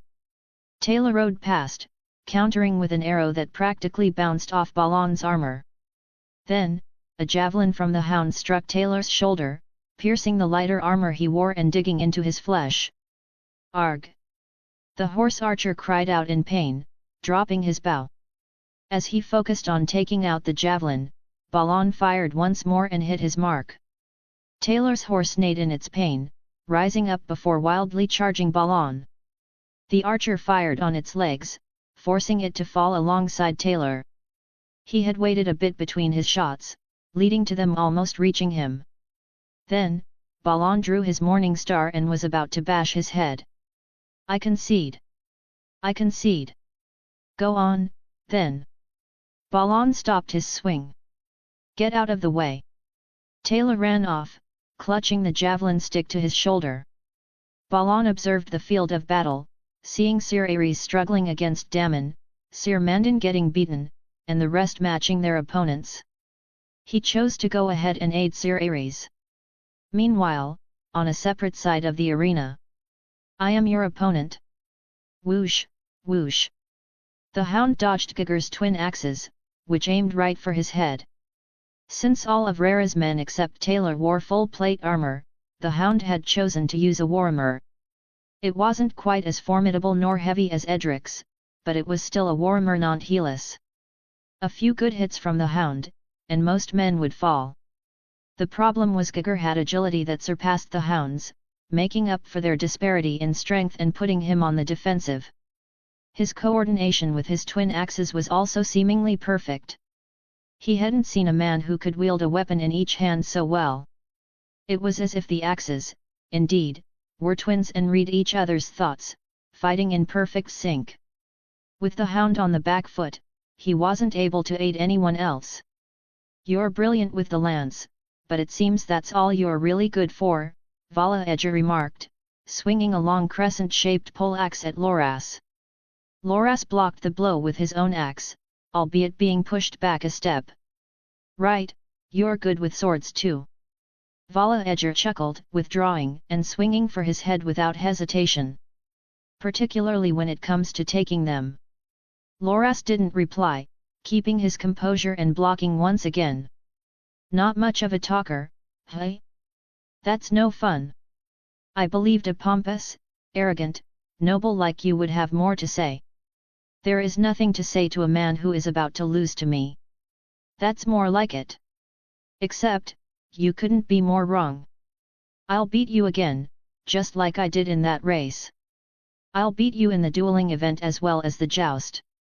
I'd beat you in anything, really. You're just inferior. Loras didn't believe that he'd ever face someone who was more cocksure arrogant than him. Here he was, experiencing what others likely experienced fighting against him. It was enlightening in a way. The problem was that Vala Edger wasn't exactly wrong. He was an inch taller, skilled, stronger, just as fast, with longer reach and even a weapon that countered his own. He couldn't even get close to the foreigner without being swung at it. However, Valagar's poleaxe was definitely heavier than Loras' axe, and the Knight of Flowers had chosen to take advantage of this. He kept his distance, leading to Vala Edger slashing through the air time and time again.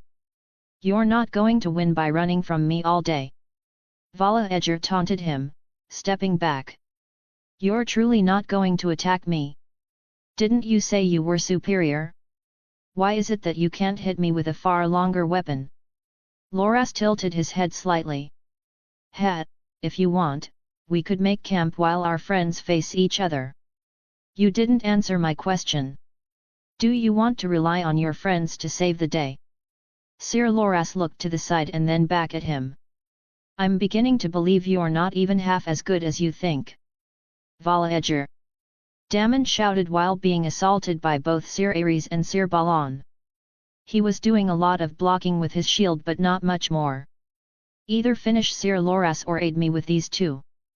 Tisk, fine. Vala Edger sighed, shaking his head. I'll show you the difference between a warrior and a boy who picks flowers. He swung at Loras, pushing him to sidestep intentionally. He then turned his back on the knight and went to aid his comrade. Where are you going? Babysitting. Vala Edger accelerated faster than Sir Loras could react, seemingly going right for Sir Ares' head. At the last moment, he shifted his angle and struck a great blow to his knee. The knight stumbled and took a blow in the head right after. By the time Sir Loras caught up, Sir Ares had already fallen to the ground. Your knight in shining armor has arrived. On time, for once, Damon remarked, blocking Balan's morning star with his shield before stepping behind Vala Edger. Let us switch opponents. You want me to handle this one too? Vala Edger chuckled, swinging his poleaxe at Balan and forcing him to block with his shield. That's fine by me. Sir Loras frowned with anger, feeling that he had failed his sworn brother by letting Vala Edger get past him. Now, with Vala Edger seemingly switching opponents, it looked like he would defeat Sir Balan and tip the tides of battle further. He had to best Damon before Vala Edger defeated Sir Balan. As he confronted the foreigner, he experienced his seemingly peerless defense firsthand. He clearly had no intentions of beating Sir Loras, stalling him, which made defeating him even more difficult. Meanwhile, Brienne was evading Beegel's onslaught with the goal of tiring him. The unfortunate thing is, despite his wounds, the absolute unit didn't seem to tire at all. Big woman annoying, Beegel remarked, shaking his head. Fight back. Brienne evaded his large mace once more, noticing that he had begun to swing a bit slower. She continued doing so, being completely untouched despite Beegel's best efforts. Then, an opportunity presented itself. As she sidestepped to the side of Beegel, she struck the back of his knee with her chain Morningstar. The spiked ball had crashed against Beegel and noticeably damaged him as it was one of the few gaps in his armor. Beegel would retaliate with a mighty swing, which Brienne had to stumble back to dodge completely. She almost fell to the ground as a result.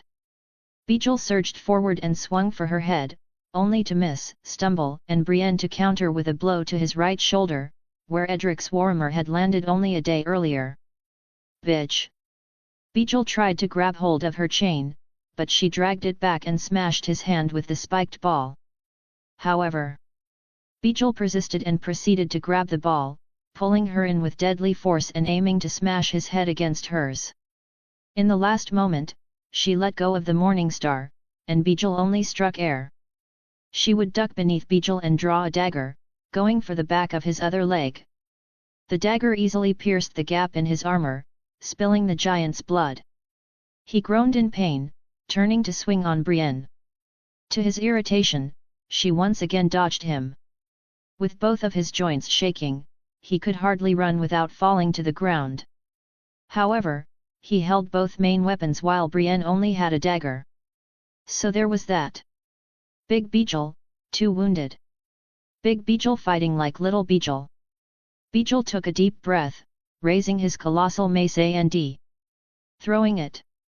She raised an eyebrow, dodging it, while he followed up with another throw with chained Morning Star from the other side. With a great deal of focus, she managed to dodge that one as well, but Bijal had no intentions of hitting her with either. He had sprinted at Brienne full force, tackling her to the ground, tossing away her dagger and wasting no time going for the head. She raised both hands to block him, feeling the great strength behind his punches. Even blocking hurt. Attain victory at all costs. Edric's words echoed in her mind as she raised a knee to Bijal's groin. Arg! Dazed, Brienne overpowered Bijal and turned him over. She removed his helmet and started bashing his head, over and over again. Bang! Bang! Bang! It was only when Bijal showed a face of defeat that she stopped, slowly getting back on her feet. Big Bijal tired. He closed his eyes and went straight to sleep. The giant of a man even began snoring. Brienne took a deep breath, feeling a shaking in her arms. Bijal hadn't lost without leaving his mark, that was for certain. She grabbed her chained Morning Star and surveyed the field of battle. Arthur was locked in combat, slashing apart Belial's armor by targeting the harnesses. Sir Loras wasn't making much progress with Dammon, while Vala Edger was besting Sir Balan. As for the Hound, he was struggling with Gigur's barrage. Sir Mandan had fallen to Raider already, though he wounded him severely in their dance. Rara's seventh representative was a mighty foe like his fellow comrades, surpassing the knight in almost every physical aspect, yet Sir Mandan showed great determination and hunger for victory. It was only when Raider beat him unconscious that the knight lost. Brienne chose to intercept him before he could attack any unsuspecting member on her team. With both teams losing 2 members, it was effectively a 5-on-5. That's my girl. Edric smiled with a look of pride. He then glanced at Rara with a confident grin. The tides have shifted once more. Even a wounded Bijal is a fierce opponent. Your Brienne is full of surprises. Rara didn't look angered at all. If anything, she shared his look of amusement. In truth, I was far too eager to defeat you in the melee. If I had known better, Bijal would have fought her at his best. And you'd probably have my armor by now, Edric remarked, shrugging his shoulders. It's too bad. This team battle is not at all lost yet, however. My best fighters are still on the tourney grounds. So are mine. Go on, Hound. Edric thought to himself, looking in his direction. Show Gregor that you have that dog in you. Author's note, this was on the newest Patreon chapter, so I figured I might as well put it here. My bad for being slow on the update, I was addicted to AC, Odyssey and figuring out how I wanted to do the dueling tourney bracket took way longer than I imagined it would. The unnecessarily long 5-hour nap from after work on Monday didn't help that much either, but we're back. Chapter 60, Teamwork Makes the Dream Work. Arthur used various techniques to bypass Belial's armor, fighting like a man possessed. While Belial was stronger and more durable, Arthur was a great deal faster, which was an advantage he aimed to abuse. Nightfall sang time and time again, making cuts in Belial's armor and even precisely unfastening certain parts. Damn you! Slash! He had sliced off Belial's gauntlets, aiming to cripple his hand. Belial responded by hitting Arthur's chin with the back end of his halberd. Arthur stumbled back, feeling a great deal of pain despite his helmet. It was then that Belial raised his halberd to the sky and aimed to slam the axe head right on Arthur's own head. It was then that Arthur drew the second sword at his side, the same one Edric had forged from him. Clang! He raised both swords to hold Belial's halberd. Belial frowned, stepping forward and exerting even greater force. Bang! It was then that Arthur smiled slightly, letting go and slipping to the side while Belial's halberd slammed down into the ground. Slash! He proceeded to slit through one of his wrists with the more ordinary sword while aiming Nightfall for a gap in his armor. Slash! He slashed his armpits, drawing blood again. He then stabbed Nightfall right into the chest plate while Belial was dazed, aiming to tear it apart. I concede. I concede. Belial's voice erupted as he turned tail and ran away, clutching his wrist. Arthur took a deep breath and looked around with focused eyes. He didn't even take a moment to celebrate Ache this time because he knew it was far from over. At the same time, Vala Edger had defeated Sir Balan and it was back to an even split. 8 remained in total, 4 from each team. Thing about the horses was that most of the ones from Rara's side were unharmed as Loras had only aimed to unhorse their riders. Arthur ran to the closest one, rearing it in. He took an unbroken lance and mounted the horse. What a splendid idea! Vala Edger, free from combat like Arthur, took a horse for himself as well. Arthur proceeded to ride towards the closest combatant, Raider, who was preoccupied with Brienne.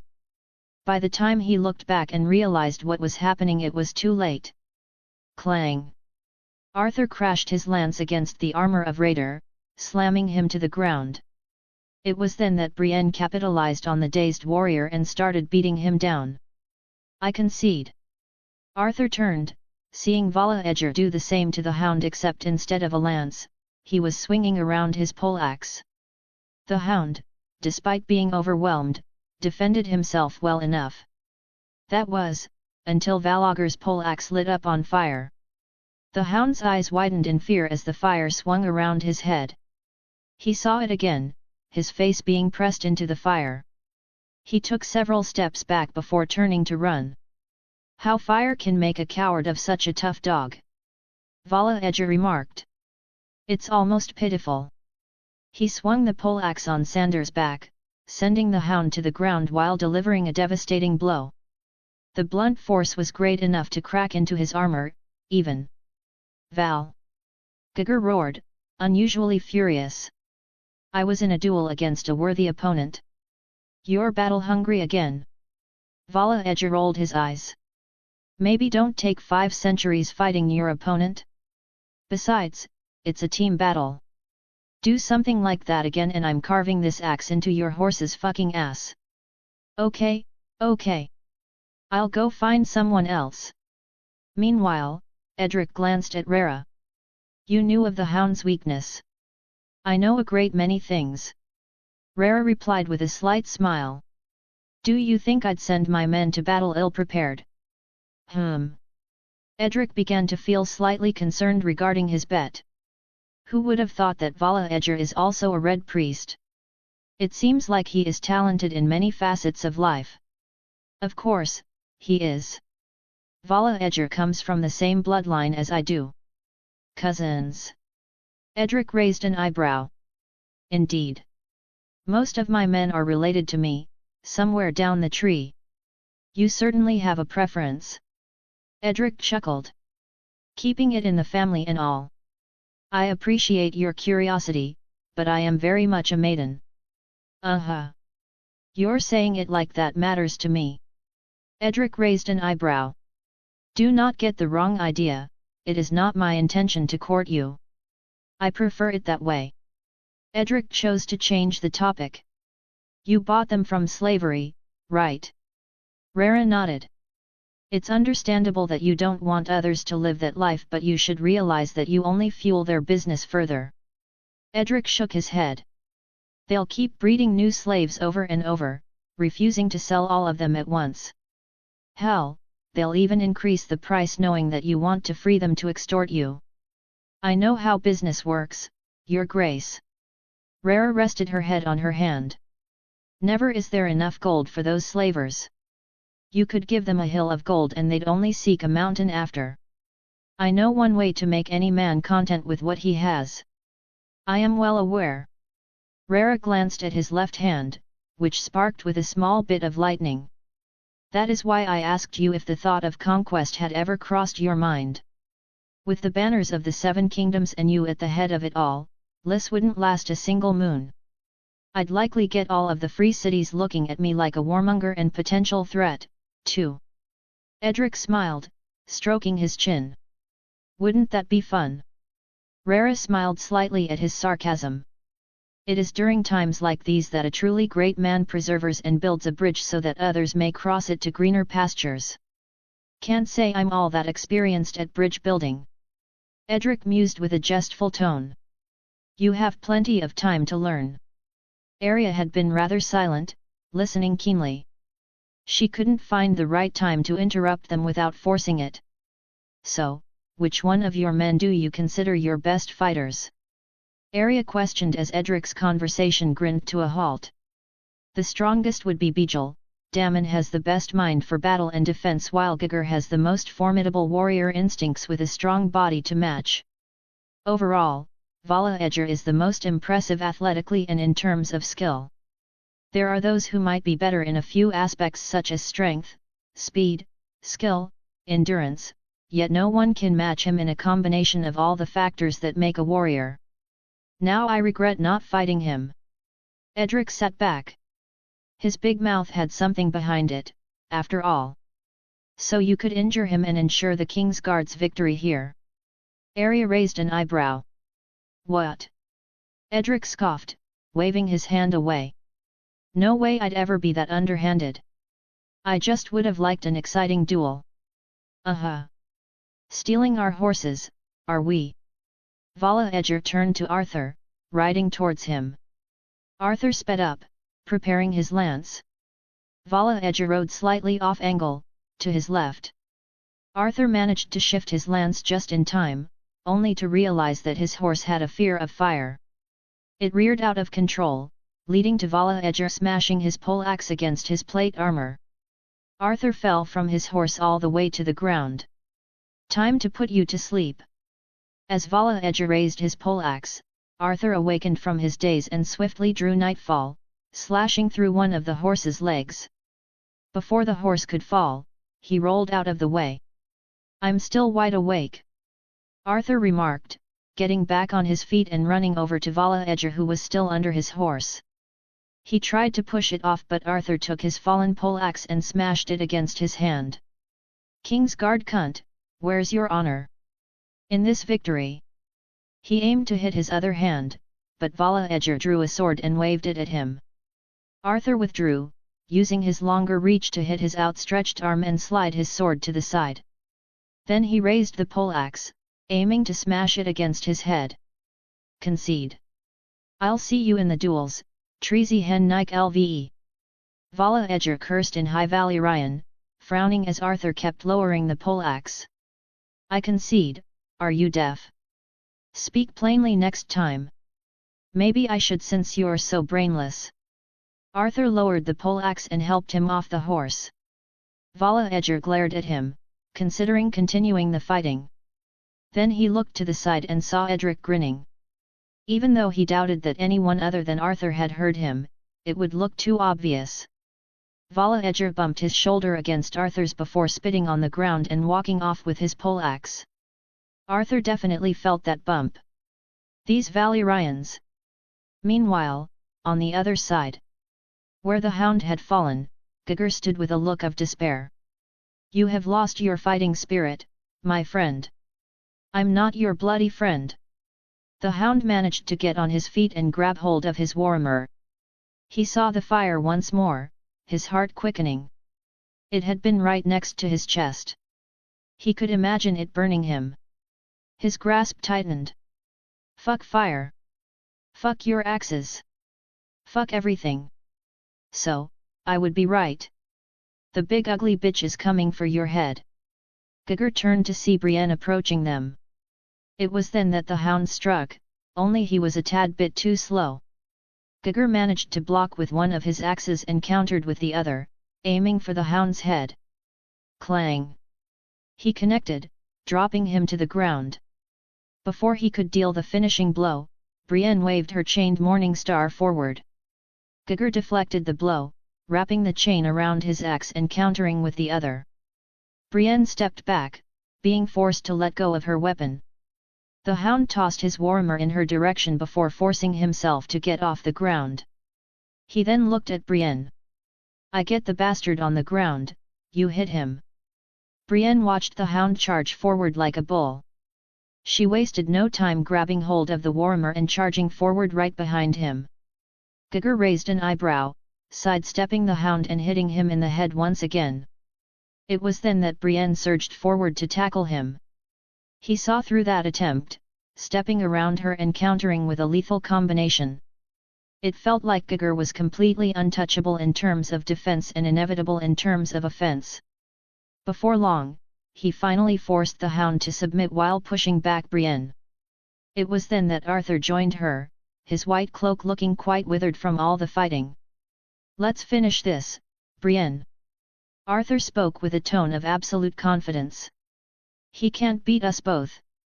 Brienne smiled behind her helmet. "Let us." In a joint dance of Morning Star and Nightfall, Gugger found himself overwhelmed. Sir Arthur was faster while Brienne was stronger. He found it strangely difficult to balance his twin axes against this combination. Brienne eventually hit his hand, leading him to losing grip on one axe while Arthur cut off another piece of his armor. They continued attacking him, almost in perfect sync. This display of teamwork eventually overwhelmed the Valyrian warrior as his wounds began to accumulate. He was forced to his knees. "I concede. One more." Arthur looked at Loras and Dammon in the distance. "To victory! To victory!" When they arrived to the rescue, Loras surprisingly didn't scoff.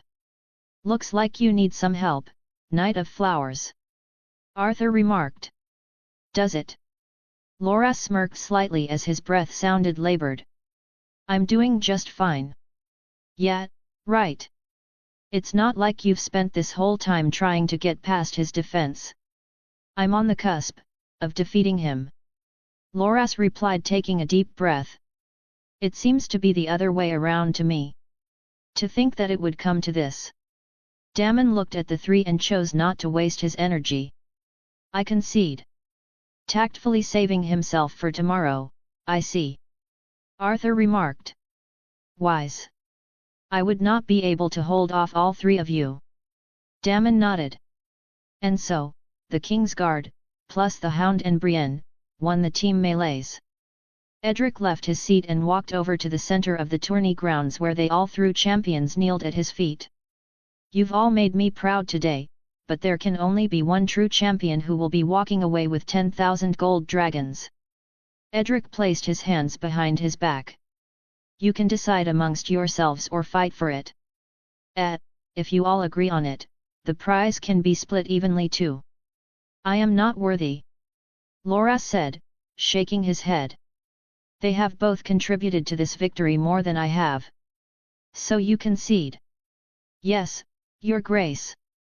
You may rise and step to the side. Sir Arthur accomplished far more than I did in the entirety of this melee," Brienne said, lowering her head. "It would not be FAI. I concede." Arthur took off his helmet and smiled as he looked up at Edric. "Gold is of no consequence to me, Your Grace. All that matters is that my sworn brothers brought you victory and honor on this day. You guys are hopeless." Edric chuckled, shaking his head. "I suppose that makes you the champion, Brienne." "I don't wish for gold, either." Edric raised an eyebrow. "It would not look well on me if the champion was left unrewarded." "Speak, and I will grant you a worthy reward, so long as it is within my power." Brienne hesitated for a moment before taking a deep breath and letting her desire be heard. "If I may. I wish to join the King's Guard." This was a sentence that caught everyone off guard. Chapter 61, The Seventh. "A member of the King's Guard?" Loras questioned with a surprised tone. One must be a knight to receive such an honor. True enough, all of the past King's Guard were knights. Arthur nodded. Even so, the King's Guard are decided by His Grace, the King. If he sees that someone is worthy, knight or not, what does it matter? It would make the King's Guard look lesser. Of course, that wasn't the sole issue behind it. Another was the fact that Brienne was a woman. Women bearing arms was rare enough, but a King's Guard? It had never happened before. It would be like publicly acknowledging her prowess, which would certainly cause uproar in parts of the Seven Kingdoms. Between the disagreement, Edric remained silent. A gentle breeze swept over them as Edric's black hair swayed ever so freely.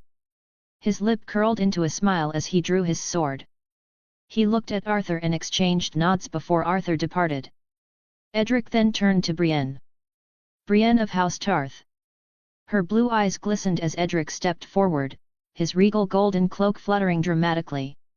When he raised his sword to the sky, the sun shined over it. Do you know the complete oath? I know all the vows, but I would not be able to recite them perfectly. It's a long oath, I wouldn't blame you. Don't be afraid to improvise a little. Edric put his sword on her right shoulder. I, Brienne of House Tarth, hereby swear on my honor to protect and serve the king and his family. I swear to be the shield that wards his life and the sword that cuts down his enemies, giving my blood and life for his if that is what it takes. I will not speak unless spoken to, and I will defend the king's peace, honor, lands, and secrets or pay the price. I will wed no. Edric chuckled as Brienne paused and smiled reassuringly. The oaths naturally needed changes considering her gender. I will wed no husband, mother no children and hold no lands. Brienne took a deep breath. Only death may release me from these vows. I will master the gate, pluck the bow, handle the blade and serve my realm, now and forever. Edric moved his sword to the other shoulder. You may rise as a sworn sister of my King's Guard, Lady Brienne. He sheathed his sword and offered his hand. Welcome to the family. You honor me beyond words, Your Grace. She took his hand and helped herself up. Let your actions do the speaking, then. Edric smiled, patting her shoulder. Words are just pieces of paper in the sky while actions are the wind that pushes them forward. I shall. Welcome, Loras said dryly, almost looking pleased, yet it was obvious enough that he wasn't fond of the decision. I look forward to working alongside you. Loras, don't be like that just because she kept kicking your ass in Storm's End. Edric laughed, shaking his head. Besides, who saved you from being embarrassed by Dammon? You're really letting me down, you know. I might have to do a trade with Rara and swap you out with him or maybe Vala Edger. With all due respect, Your Grace, I was on the verge of defeating him. Were you, really? If I compare your contributions to Sir Arthur, I begin to wonder who really is the best King's Guard.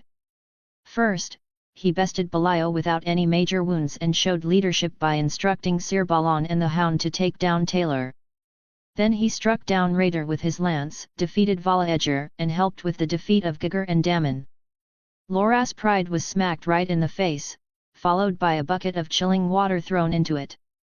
Arthur had been raised alongside him for a handful of years, and during that time, Loras saw himself as someone who was firmly superior in practically every relevant aspect.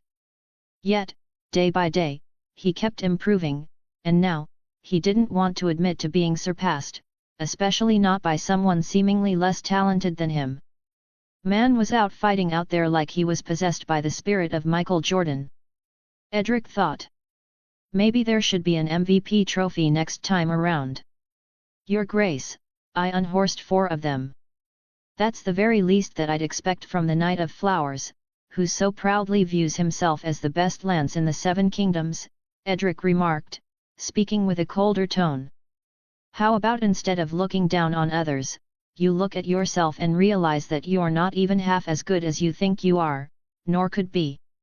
As I see it, you should have unhorsed them all and defeated at least one in single combat. Edric tilted his head as he observed Loras frown. He raised an eyebrow of curiosity. Am I expecting too much? Do I think too highly of you? No, Your Grace. Loras shook his head, looking wounded. I did underperform. Edric scoffed. When you're the best of the King's Guard and have the merit to back it, mayhaps you can speak of who's worthy of a white cloak and who's not. Until then, shut your mouth. Edric's words were like hammer blows to Loras' ego. His eyes were like cloudy and unsettled skies, threatening to unleash a storm. As he turned away from Loras, his expression visibly lightened. Hurried steps followed as Arthur sprinted over with a spare white cloak. Ah, right on time. Edric smiled, looking over. Would you do the honor, Sire? Gladly, Your Grace. Arthur nodded, fitting the white cloak over Brienne's back. Afterwards, he patted her shoulder. You're just missing the shining armor now. Brienne smiled. That will be arranged as soon as possible. Edric nodded, looking at Brienne. If anyone comes to question your position, as I'm sure many will gossip about it, don't pay them any heed.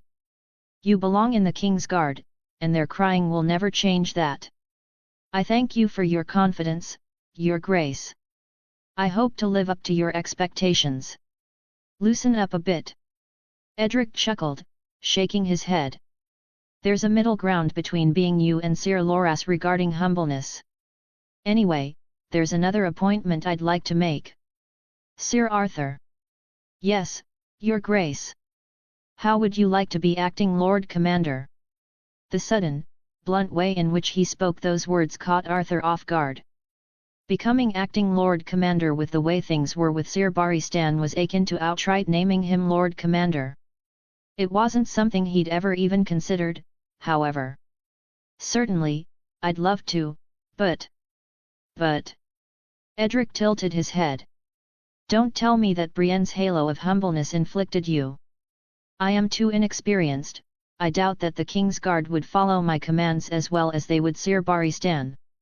I simply cannot fill his shoes as I am. Edric did not look moved by his reply. Well, you'll be getting plenty of experience now, my good friend. Edric chuckled, grabbing his shoulder. I am naming you the first ever Sergeant of the King's Guard, second only to the Lord Commander and the one who shall act in his stead. As if the slap and cold bucket weren't enough, Loras had an anvil drop from the skies onto his head. Figuratively, of course. This was arguably worse than losing out on a Valyrian steel sword. That was the second honor Sir Arthur beat him to. Arthur smiled at his helplessness on the matter, accepting his fate. I shall do my best, Your Grace. Good. Congratulations, Sir Arthur. Brienne nodded approvingly. Well deserved, Loras said with a smile that almost twitched. It seems that history has been made twice over today. I am sure that it is a day that will be remembered for many years to come. Speaking of, do you truly not want the gold prize? Edric looked at Brienne. You could do a lot with 10,000. This white cloak is priceless to me, Brienne answered, shaking her head. You should use the gold to benefit the realm instead. You are a true knight, Brienne. Edric smiled, turning away. All the while, Brienne's face flushed slightly as the compliment resounded in her mind over and over. You three, come, it's time I return to the Red Keep. With the 7A side melee's champion decided, the tourney was halted until the next day. On the way out, he found Rara following along. How much is it to rent a workspace in the Red Keep? I find your inns too small to conduct my work effectively. That's a first, Edric remarked, stroking his chin. Is there some specific reason you're asking now? I simply feel inspired.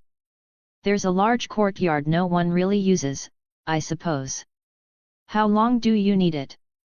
3 moons. 500. That is a swindler's price. 150 would be more acceptable. It's my Red Keep. Edric shrugged. Though, I could lower it to 300 since you want to be so stingy. I wonder who truly is stingy by avoiding paying as many champions as he can during this tournament. I bet your heart shrivels at the mere thought of giving away any substantial amount of gold. Shrivels, breaks and shatters. Edric nodded nonchalantly, speaking with a tone of sarcasm. It feels like I'm being robbed in broad daylight while everyone is clapping and cheering. An awful, truly awful, experience each time. She chuckled, shaking her head. Fine, I'll give you 500 since you're so poor. Consider me being charitable. Edric wanted to say he was joking, but 500 gold dragons was a good amount of money, yet she called him poor at the same time. His pride as a king was wounded, without a doubt. Arya chuckled as she saw his predicament. Says the one betting a mere mask against my brilliant, iconic, armor. Edric shrugged his shoulders. This is no mere simple mask, it was Uthero Zalane's mask, the Sea Lord who would announce Bravu's existence to the world in the first unveiling. You have to be lying. Believe what you will. Will you take my gold or not? Sure. After showing her the courtyard, he went off to speak with Varys, who confirmed what Dabhil Cho had said. He has an impressive streak of victories, that is true. Varys stroked his chin. As for conquering the Summer Islands and putting him in power, I doubt it would be worth the effort, time, and cost. The Summer Islands are not known for their stability. Scarcely does anyone manage to unite them all, yet alone keep them together. I will be the one to do it. Edric determined with a look of confidence. When I am not preoccupied with matters in the Seven Kingdoms, that is. For now, I wish for you to spread the word that Dabhil Cho is a friend of mine, and any who would seek to challenge him may as well be challenging me. As you wish, Your Grace. Edric then went to see the Hound, who had been drinking it up in his own corner of the Great Hall. You've seen better days. What are you going to say? I failed you? Don't care. The others picked up the slack, so it's not so bad. Edric sat down next to him. In the grand scheme of things, it's just a little melee. It doesn't matter all that much. Say the truth. The Hound scoffed. I mean, you did look more like a scared puppy than a hound towards the end in front of pretty much the entire realm, but I understand why. It's not really your fault. You tried to fight your greatest fear, but your body wasn't having it. Ugh. The Hound sighed, waving his hand. Go away. Edric grabbed his shoulder briefly, patting it. Make them pay tomorrow in the duels, Hound. Don't leave any meat on the bones. He stood up and walked away. The Hound found himself laughing. Don't leave any meat on the bones. Meanwhile, Edric moved on to the black cells. Time to find out who wants me dead, well, at least one of them. I bet it's a decently long list by now. Chapter 62, Good King, Bad King. Meanwhile, in an inn dominated by blue capes. I failed you, my lady. Dammon knelt at her seat, lowering his head. The rest also had guilt-ridden expressions, except Vala Edger, who stood against the wall with his arms crossed. Rara observed the sight, sighing. No, it's not your fault at all. You did your very best. I cannot say that for everyone, especially Vala Edger. She turned to him. You were far too sloppy and full of yourself. Humph. Vala Edger shook his head. I lost to a cheap trick.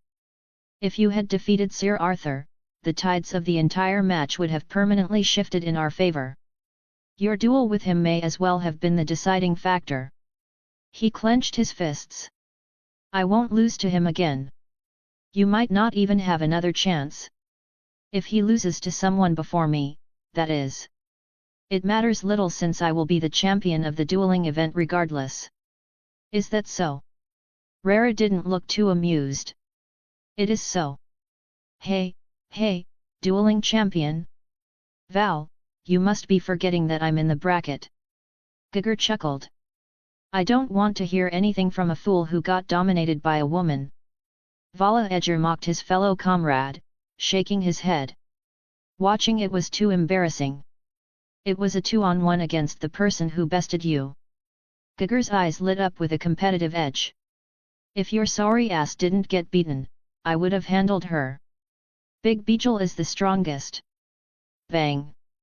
Vala Edgar and Gugur watched in terror as the strangely silent Bijal slammed the table and broke one of its legs from the impact.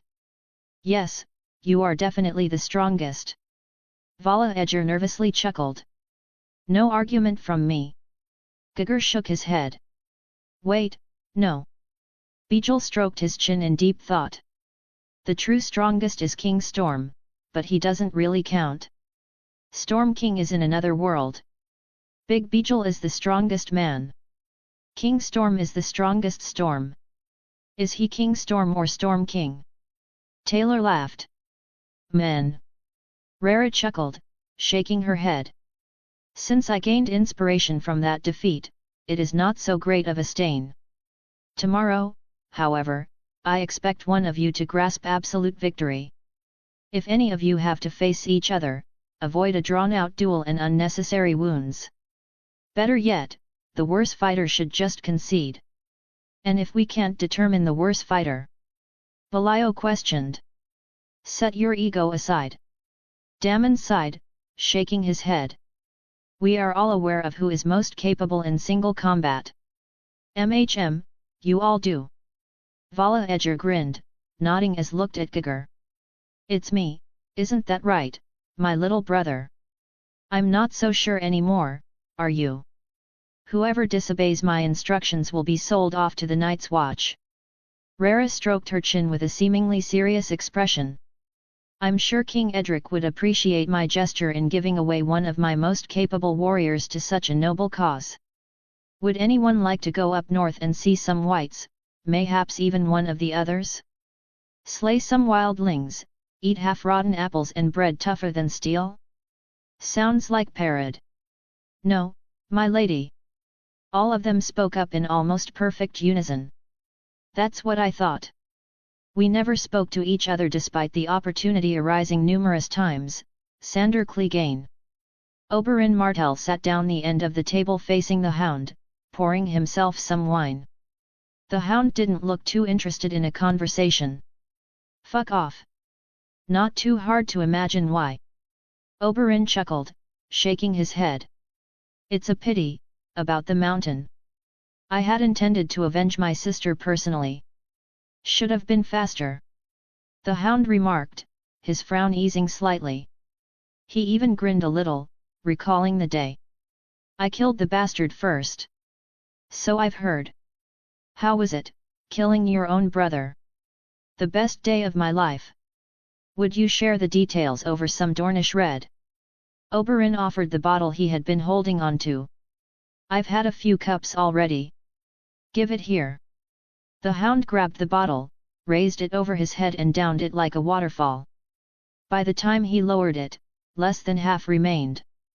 He had a peculiar expression as the taste settled. This wine tastes like a prince's piss. It is rich, indeed, Oberyn replied with a proud look. Nothing like the red water that comes from the arbor or anything you could find in King's Landing, for that matter. Wine is wine, it doesn't matter to me where it's made. I wouldn't expect you to have much of a refined taste. Regardless, since you've taken the entire bottle, the least you could do is share the story of the mountain's fall. He took a mouthful of wine before wiping his mouth. I spent a dozen minutes smashing his armor, got him to the ground and bashed his head in more times than I could count. I never saw you as the most eloquent of people, but surely you can tell the story better. Oberyn laughed, shaking his head in disappointment. Ask a bloody singer. The Hound had more of the wine, downing it all down before slamming the bottle on the table. They will tell you how the Hound danced around the mountain, biting his arms, legs, knees, elbows and throat. They'd tell you that while the kin-slaying Hound was savoring the flesh of the mountain, an arrow descended from a mountain. Oh! Oberyn looked interested. Is it true? The little bastard saved my life. The Hound almost made a smile. It was a rain of arrows, one after the other. Each one would take the life of a knight, lord, or capable fighter.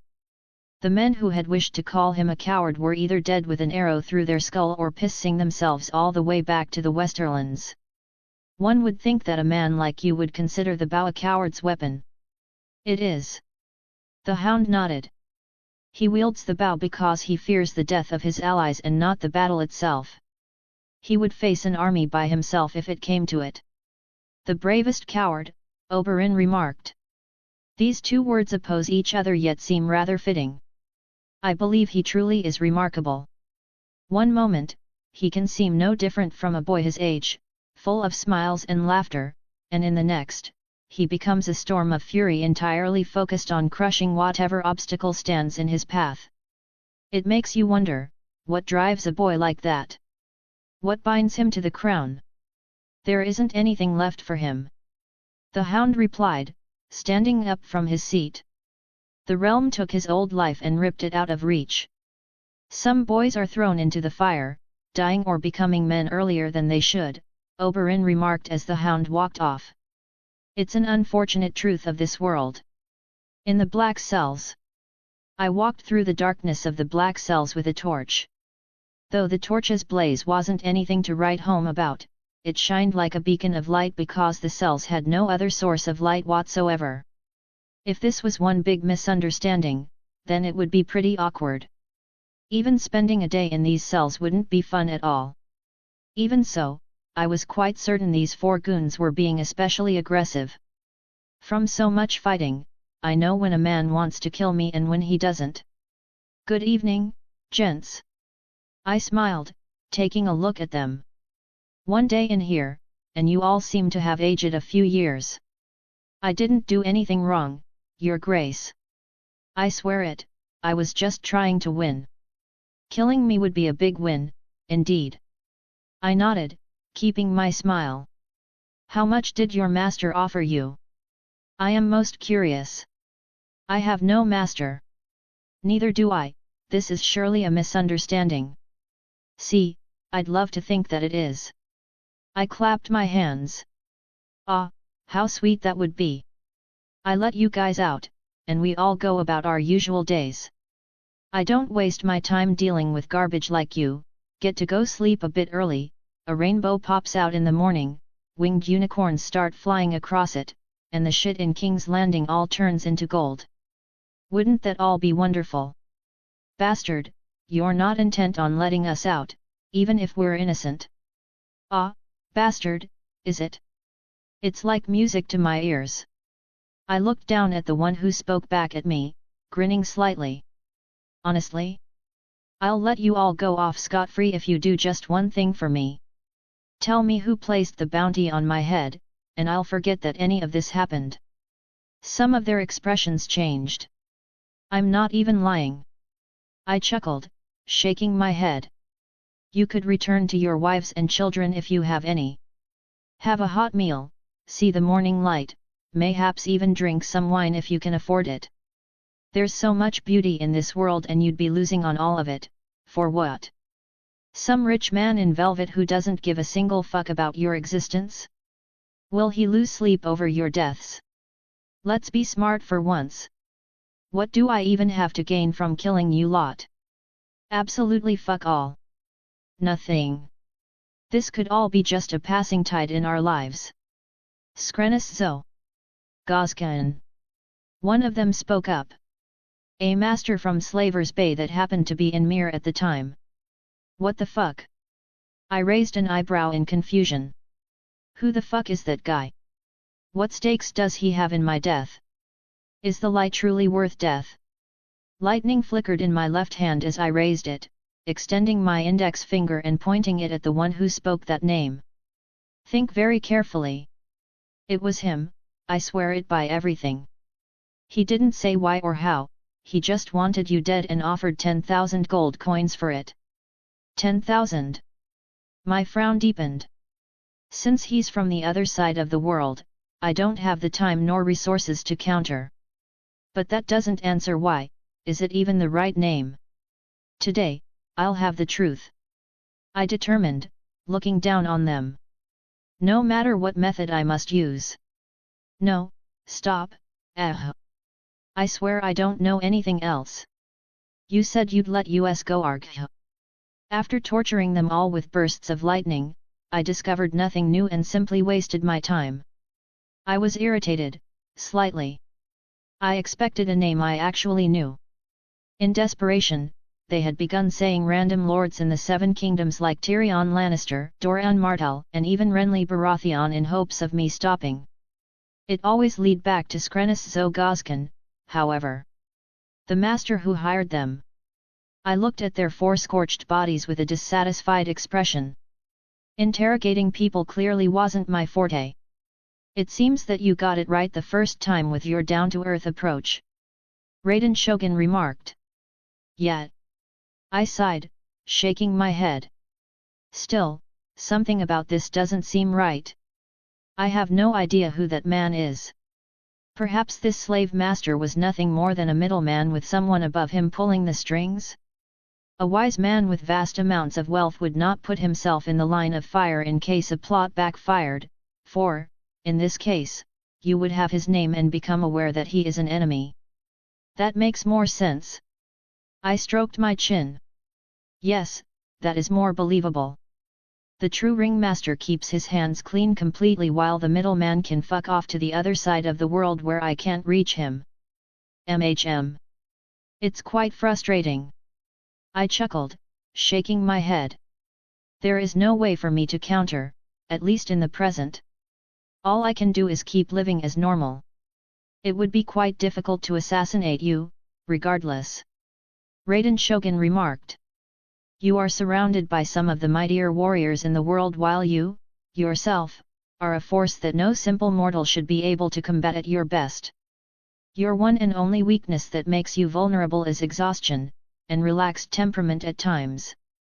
A king can't afford to lower his guard for even a moment. Sounds like a path to losing my mind after becoming paranoid over every little thing and having no way to let loose a little, I countered, shaking my head. I don't want to start seeing things that don't even exist in the first place. Maybe you can handle all of that and then some without faltering, but I'm not so sure I could hack it without losing myself. She looked at me in her purple, caring gaze as if she wanted to wrap her arms around me. You are never alone, Edric Storm.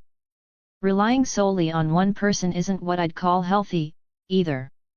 That's the mistake that I made before. It looked like she wanted to say something but didn't. I blinked at her, and she shook her head. Nothing. Go along with your night. I shrugged, walking past her. I should get a good night's sleep and clear my head. What will the duels entail, I wonder?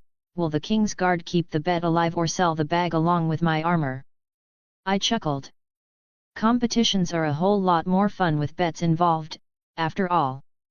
Chapter 63, Unraveling Legend. A Bloody Woman. Lin Corbray spoke his thoughts out loud alongside some of Edric's bannermen, having a drink. I wheeled Lady Forlorn with all the skill that one could ask, yet she, hideous beast that she is, takes the last white cloak of the King's Guard. It is rather ridiculous, I would agree. Randall Tarley nodded, being a traditionalist in terms of gender roles as were a majority. A woman in the King's Guard, a sworn sister. Though I admire our King's martial prowess, there are clearly matters in which he is inexperienced in. Having a woman as one of his closest shields. He sighed, shaking his head. It only endangers him. Oh my, disapproval is in the air. Renly approached with an amused expression. Lord Regent Randall Tarley spoke with a tone of respect. Surely you see what most men do. What I saw was Edric choosing one of his strongest and most loyal shields as a member of his King's Guard. Renly shrugged his shoulders. Brienne is a woman of honor as well, a knightly figure without any ounce of pride or arrogance. She is too humble, one might even say. If I stood where his grace did, I would not have denied her, for there aren't 7 knights in the entire realm I would trust more with his grace's life than I would Brienne. Renly's words silenced them, though it did not change their thoughts. It is unfair. Loras strode from one side of the hands, his lovers, quarters to the other. Part of him felt ashamed of his performance, the other felt wronged. Why would he choose the sight of that foul beast over me? Why is it that Arthur, of all the King's Guard, is the one to step over me? Is the answer not obvious? Renly tilted his head slightly. Yes, of course. Loras scoffed. The king would choose his dear friends over those who are worthy. It would not be wrong to say that Sir Arthur outperformed you on quite the stage. Renly countered, shaking his head. Even I would admit to as much. While you grew complacent, he kept taking steps forward. If I had a Valyrian steel blade, I would perform just as well, better, even. Far better. A poor excuse, Loras. Sir Barristan never had any need for one. Many great knights did not. Loras turned away, frowning. It seems that even you side with Edric. What is Sir Arthur to his grace? Renly suddenly mused. Of course, he knew, merely asking the question for Loras to find the answers himself. A capable knight, Loras admitted, a talented swordsman, he even thought to himself, yet it was not something he would say out loud. His faithful, trusted, sword and friend. He who hears the most of his secrets, thoughts, and stands beside him the most. Trust. Renly emphasized, leaving his seat and stepping towards Loras. Might you have done something recently that might have broken the trust he holds with you? Loras' frown dissipated into a sigh.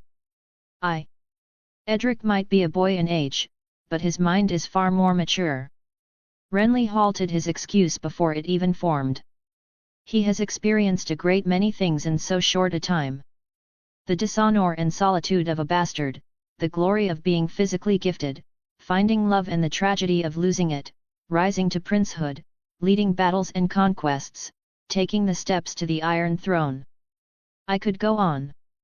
Being a bastard first and a king later has made him observant, knowledgeable of the true nature of most.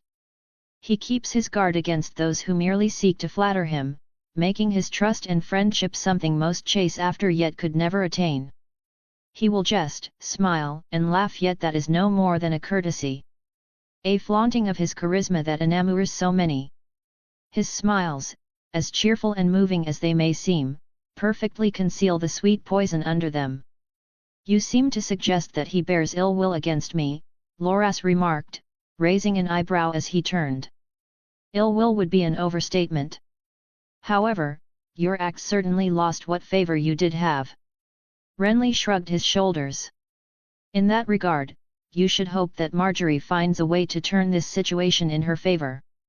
Other than that, all you can really do now is move forward. Move forward. Meanwhile, in another chamber, Ariane looked through the balcony with a displeased expression. She sipped on her wine while tapping the table with her nails. The skies had a few grey clouds, yet they did not hide the stars beyond. Ever since Edric spurned her, she found herself in a constant foul mood that just would not wash away. It lingered, deep in her heart. The exhilaration that she had been denied, worse yet, the dream that the Rose of Highgarden had taken from her. How could she, Princess of Dorne, heir to an entire kingdom, feel so powerless? All it took for most men was a couple of sweet, passionate words and they would be eager to service her needs, alongside their own. The one time she did get rejected in the past was by, amusingly enough, Renly Baratheon, who looked very much like Edric himself. That was for more obvious reasons, of course. Ariane had learned of his ways a while after that experience. Edric was far more frustrating of a case than Renly, being a king, taller, stronger, more of a dominant presence and someone who didn't prefer swords to plowing fields.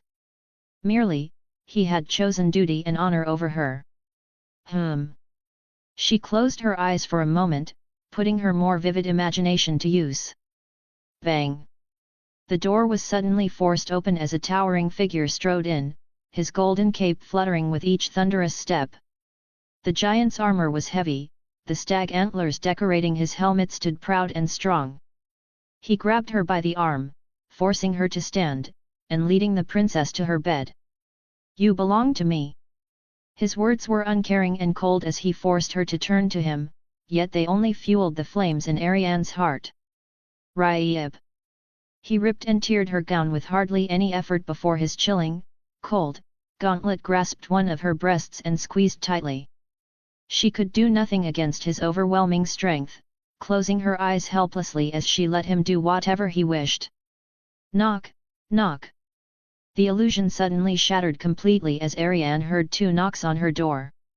She withdrew her fingers, which had grown wet and sticky from touching herself, composing herself. Who is it? Your favorite uncle. Oberyn grinned as he answered. Ariane decided to open the door. You did not look well, princess. Is there something that displeases you? What does it matter? Ariane sighed, shaking her head. I could send for a tall, strong, man with black hair and blue eyes if you wish. Oberyn knew full well of the target of her lusts and desires this time.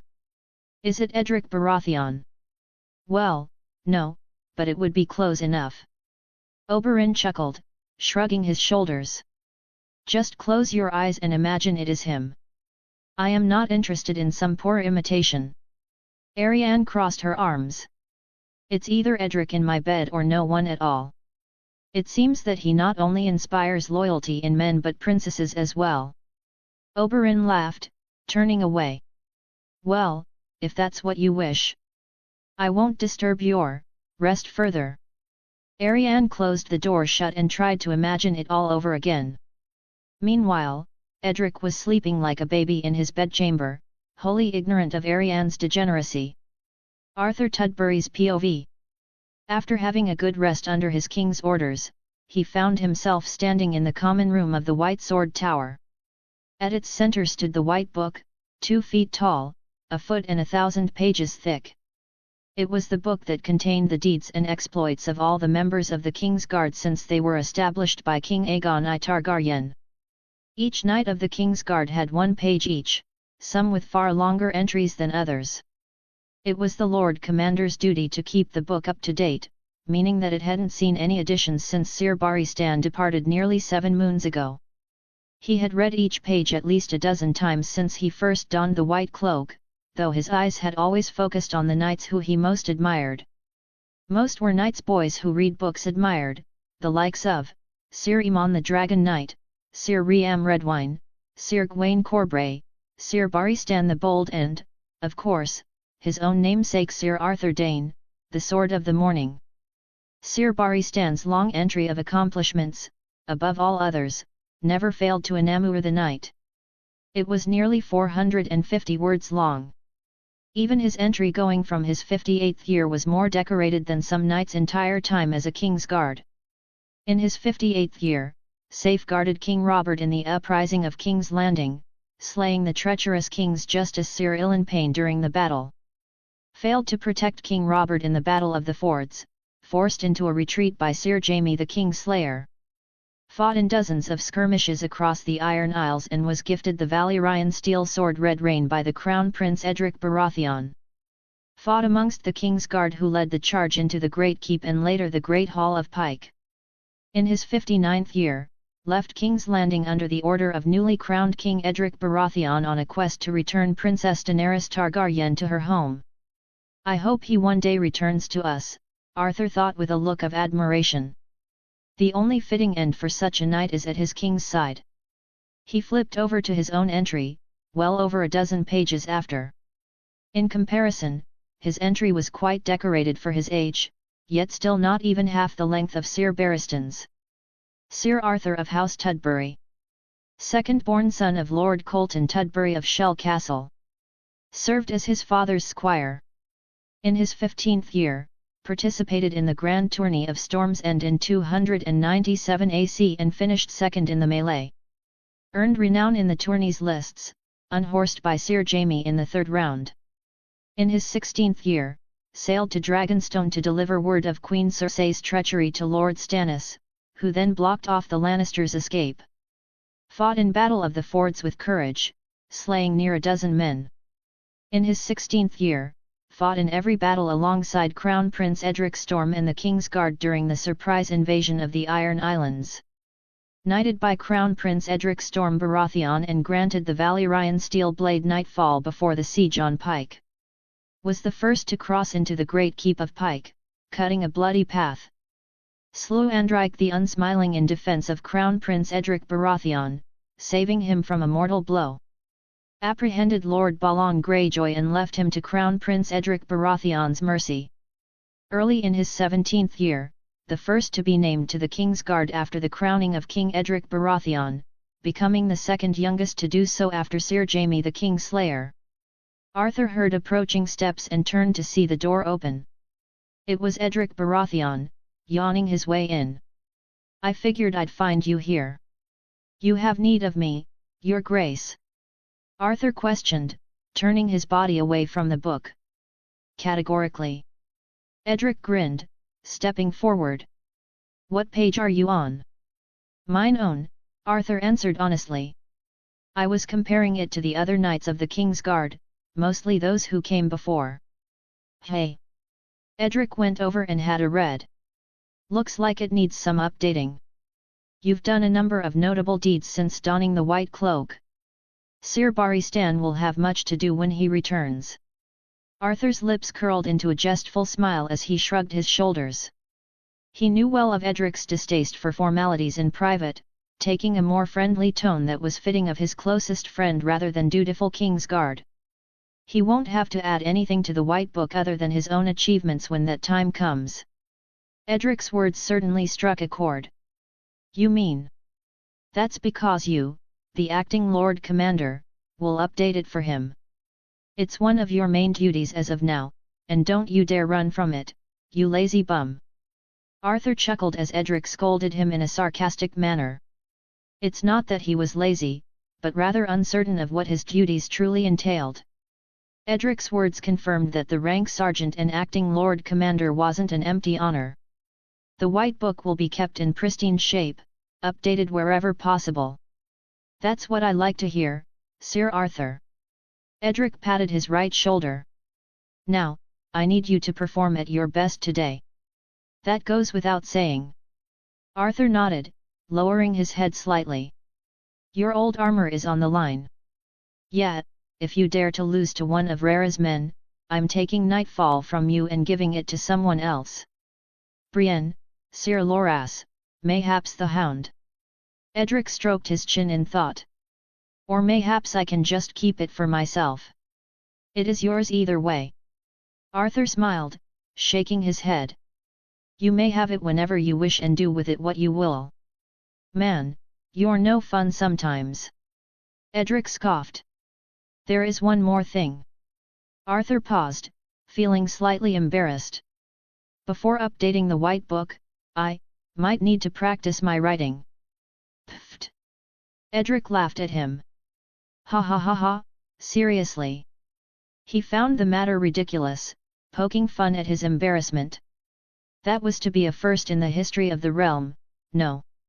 I do not wish to dishonor the deeds of my fellow King's Guard with mediocre penmanship. When I do put ink to paper, it shall be a worthy display for their accomplishments." Arthur spoke with a tone of pride before glancing. "Besides, I've not written in a while, nor did I have any need to. I will need some time to sharpen my skills." Of course, of course." Edric nodded. "I understand. Though, you must not tell anyone else." Edric observed his embarrassed expression with a devious, almost plotting goblin-esque grin. "Of course, I won't. This secret will die with us when our time comes." "Your devilish grin says otherwise." "Does it?" Edric's grin faded as he blinked innocently. "I'd never betray my dearest friend, Sir Arthur, you know that. I'm only messing with you, well, unless you lose today. Then I might gossip with a couple of people, ha ha ha. You know how quickly gossip spreads here, don't you?" "It won't happen." Edric's expression changed as he observed Arthur's sudden, insurmountable confidence. He had spoken as if his victory was certain, not from a tone of arrogance but rather peerless confidence. The aura he carried with him made Edric's show a smile, a real smile and not one of courtesy. One of pride. "Go on, then, Sir Arthur. Prove your worth. Author's note, this is kinda old but I'll leave it here. I was doing a bit of reading, I don't do much of it these days other than my own stuff and research, but I had plenty of time on a long-ass 5-hour flight, and felt inspired, hence the more slice-of-life-esque tone where more characters and ideas are explored with greater detail rather than jumping to the next big thing. I find it's easier to get immersed into my writing this way, but it might be less climactic and interesting. Of course, I am always open to feedback, but I feel that it enhances the quality of the work overall. Chapter 64, Daring Bet. 64 warriors would be chosen from the team melees to participate in duels. Everyone who fought in the previous finals was part of the pool except for those who were too injured or lacked the ability to win on their own, along with most of those who represented the Vale and Reach. The matchups were, definitely, not rigged by Edric. Sansa's POV. With Arya sitting next to the king, Sansa had to be further back with the other ladies of the court. It was not something she minded, Marjorie and Ariane were good company. Of course, she'd be lying if she said she wouldn't have preferred to be closer, but it would have been improper. Meanwhile, Ariane and Marjorie had become more enemies than friends. They were never particularly close, but since the incident in Storm's End, it looked like Ariane would do terrible things to her, given the chance. Sansa wasn't too focused on their conflict, however. She was more interested in the duels. The knights in shining plate armor, adorned with their proud sigils, the mighty warriors from foreign lands and the tourney grounds that would see one man crowned champion from amongst 128 of them. It was the first event of its kind in recent memory, similar to the joust, yet rather than relying solely on the lance, a fighter could use any weapon they wished so long as they were on foot. No doubt it was Edric's idea, Sansa thought. He always valued dueling more than the joust. Before long, a loud bell resounded across the field as the first two combatants faced off against each other. Vala Edger came first, Rhaegar's most dashing blue cloak. The overwhelming air of arrogance that he carried made Loras look modest. Yet, Sansa remembered how quick he was to concede when Edric stormed their ranks during the melee. His first opponent would be Rabar Royce, John Royce's younger son. It was not a close duel, hardly. Vala Edger had sent him to the ground in the blink of an eye with 2 consecutive swings of his poleaxe.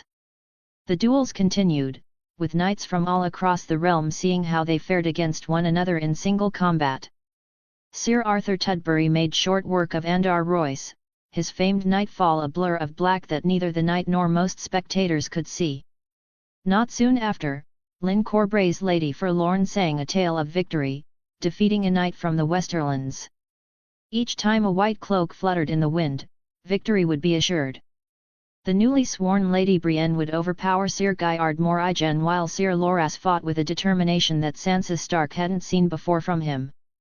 He did not gesture to the crowd a quarter as much as he usually would, instead focusing on the duels ahead of him.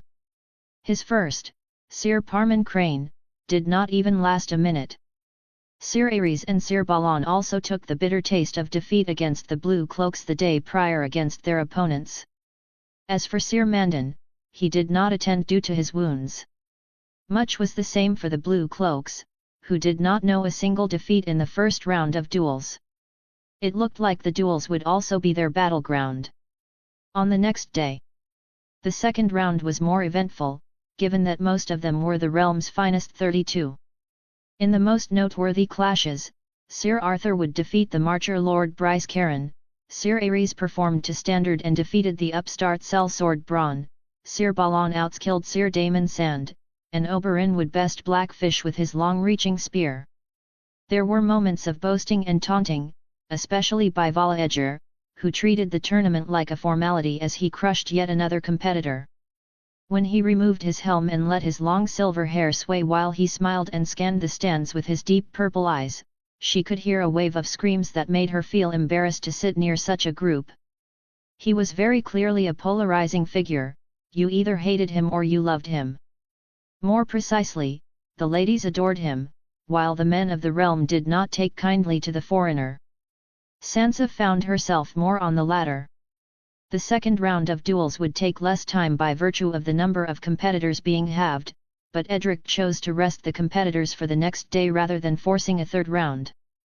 On the third day, the sergeant of the King's Guard did not look fazed by Lord Yon Royce, who donned his ancient bronze armor, which was inscribed by runes thousands of years old. It was said that the runes would ward its owner from harm, yet was the case the same against Valyrian steel? Sansa doubted it. As for Sir Arthur, he wore the standard white King's Guard plate armor, and his sole accessory was an emerald gold bronze jewel that kept his cape draped across his back. It was a jewel that perfectly illustrated the sigil of House Tudbury, a brown tortoise within a yellow lozenge on green. Unlike his other sworn brother, Sir Loras, who was only a bit older, Sir Arthur displayed a confident, honourable and mature aura that matched his older brother's. He performed hardly any theatrics to the crowd, yet the people cheered for him regardless, louder than ever before. He would defeat Lord Yon Royce in an honourable, knightly exchange of swords where the Vale Lord's bronze armour had been victim to nightfall more times than Sansa could count. Afterwards, Lord Royce would congratulate the new sergeant of the King's Guard and share some words. In the second duel, Dammon outlasts Aerys Oakhart in an arduous duel that would take nearly 15 minutes to end. Dammon seemed mostly unwounded and full of stamina. It looked like he could go for another duel. Sir Garland Tyrell bests Belial in an intense exchange that forces the knight to fight at his very best. Sir Loras Tyrell defeats Balon Swan in a competitive duel that had both King's Guard fighting at their very best. Loras looked especially determined, carrying on his previous sentiment and couldn't be denied today. The fifth clash of the third round would be the most brutal until that point. The Hound had been fighting with a certain aggressiveness and brutality the previous 2 rounds, even more so than usual. His third fight would be no different. He didn't waver in the sight of Big Beetle and took lead of the fight, outpacing his opponent and striking with devastating force. His warhammer would undoubtedly bring unwanted memories of Edric as old wounds opened. In the end, the Hound would win convincingly and defeat the man who robbed him of victory at the throwing contest. The sixth clash would feature Dorne's Red Viper, Oberyn Martell, and Gregor Relay Arianer, the twin-axed barbarian who had earned his fame from the 7A-side melee. Many considered him to be amongst the top 3 favourites to win it all, yet he had yet to face a spear-wielder half as deadly as the Red Viper, so Sansa had heard. "My uncle will put that Valyrian slave on his back," Arianne Martell remarked, smiling with confidence. "He'll do what Edric's dog could not." Marjorie Tyrell smiled sweetly. "Would you wish to bet on it? And what would the Rose of Highgarden bet? A swift return home, mayhaps." Marjorie kept her smile, yet even Sansa could tell that it was writhed with poison. Princesses who travel too far from their castles for too long tend to catch an awful illness. "I'm sure you've grown to miss Sunspear after all these moons away in King's Landing." "I would say the same to you," Arianne replied, her eyes enflamed with temper. "You must miss your rosy, beautiful, seat in Highgarden. It's nothing quite like King's Landing, though I suppose you don't mind it so much seeing as you have a king's comfort." Sansa could tell that the ladies who sat between the two were just as uncomfortable as they were intrigued by all the gossip this would create. "Whatever do you mean?" Marjorie looked at her innocently. "His Grace is courteous to all. I would not consider him fucking you a courtesy, especially as you are not his betrothed." "Neither are you, from what I know." Marjorie raised an eyebrow. "Are we part of the same realm, Arianne? You love to act innocent, but you are nothing more than an ambitious whore with a name." "They may as well be dueling each other with swords," Sansa thought as she keenly listened in on the drama. She was, after all, a lady herself. The irony of the Princess of Dorne saying that is not lost on me. Marjorie chuckled, shaking her head. "How many swords have you sheathed, pray tell? You are most kind to have serviced so many fine men." "Humph." Arianne frowned, looking as if she wanted to lay her hands on Marjorie. "As if you came to Edric a maid. How slanderous." Marjorie pretended to look shocked. "You can't win based on truth, so you resort to lies, Princess? I came to Edric a maid, if you have to know. Truth is, I think when it comes to my actions, you simply act on whatever whim suits you. Comparing yourself to me doesn't make what you did any better. You couldn't seduce his grace when he was sober, so you had to resort to striking when he was too drunk to say no. I would never go half as low as you, Lady Marjorie. Spare me your lies. If the opportunity presented itself, you would have pounced on it without a second thought. Marjorie countered, shaking her head. Who am I to object to his grace's love and passion? Is he not the chosen son of the seven? It would be a sincere waste, mayhaps even sin, to turn him away. I'd wager you did not waste a drop of his divine seed. Ariane kept her frown. Oh, I wouldn't dare. That will be the last that you will see it, Ariane remarked, her frown turning into a smile. If I win this bet, you won't be near Edric for a year. It would only be fair if it was the same to you. Then we have a bet. Ariane grinned with a look of joy. I hope you come to enjoy your year-long vacation. I would not speak so hastily. Gugger took to the field first in his knightly armor of full plate, his blue cloak fluttering behind him while he spun both axes in a gesture to the crowd. As for Oberyn Martell, he chose to wear light leather which would keep him light on his feet. After a short exchange of words, they began to dance. Oberyn struck first with his longer spear, though the spearhead bounced off Gugger's plate. He countered with one swing, and another, both of which Oberyn completely avoided. You don't look so confident now, Ariane remarked. Marjorie's expression remained unchanged. Oberyn's reach was greater, yet Gugger kept him far away from any gaps in his armor. For once, the warrior had been forced on the defensive in single combat. They were even, for what felt like a century. Until Oberyn drew first blood, dancing around Gugger and striking a gap in his lower foot. Grah! Gugger let out a wild roar that resounded across the tourney grounds while Oberyn retreated to a safe distance with his freshly blooded spear. I'll slaughter you! As if he had suddenly been possessed by his loss of blood, Gugger began to wildly chase Oberyn. The Red Viper would halt his charge with a point of his spear, but Gugger dashed to the side and cut through his spear shaft as if it had been made of water. Whoosh! Whoosh! He began to swing wildly, one axe after the other. Oberyn was eventually overwhelmed and suffered a lethal cut to the side of his armor. He managed to slip away by ducking and rolling in a show of his acrobatic ability. Afterwards, he was thrown a spear which he caught without much trouble. With the fate of Ariane and Marjorie hanging on the balance of this duel between two of the known world's most skilled and gifted, Sansa stopped her breath in anticipation as to who would claim victory. Would the Red Viper of Dorne triumph over the foreign twin-axed demon? Find out in the next chapter of Raiden Storm Z. Funny, cringe, W reference, idk. I go sleep per plebege. Chapter 65, Humiliation. Gugger surged forward, despite his wounded leg, and swung a flurry of attacks. Oberyn kept his distance, quite like a viper, waiting for the perfect opportunity to strike. With each wave of missed attacks, Gugger seemed to slow down. Whoosh, whoosh. Now! Oberyn got around him and smacked his bad leg, leading to Gugger falling over on one knee. He then pierced the back of his right elbow, another gap in the warrior's armor. Grah! Gugger roared like a wild animal, swinging back just like one. Oberyn withdrew in time. It was then that Gugger got back on his feet, facing the Red Viper. Oberyn's eyes widened as his opponent did something absolutely insane. Whoosh, whoosh. He tossed one axe after the other, hurling them at Oberyn with deadly force. They swung in the air like boomerangs, only these ones would chop your head off. Naturally, Oberyn stopped their momentum by putting his spear forward and clashing against them. However, this gave Gugger time to sprint at him. As Oberyn tried to evade, the pain in his earlier wound surged and he was forced to put up his spear in defense.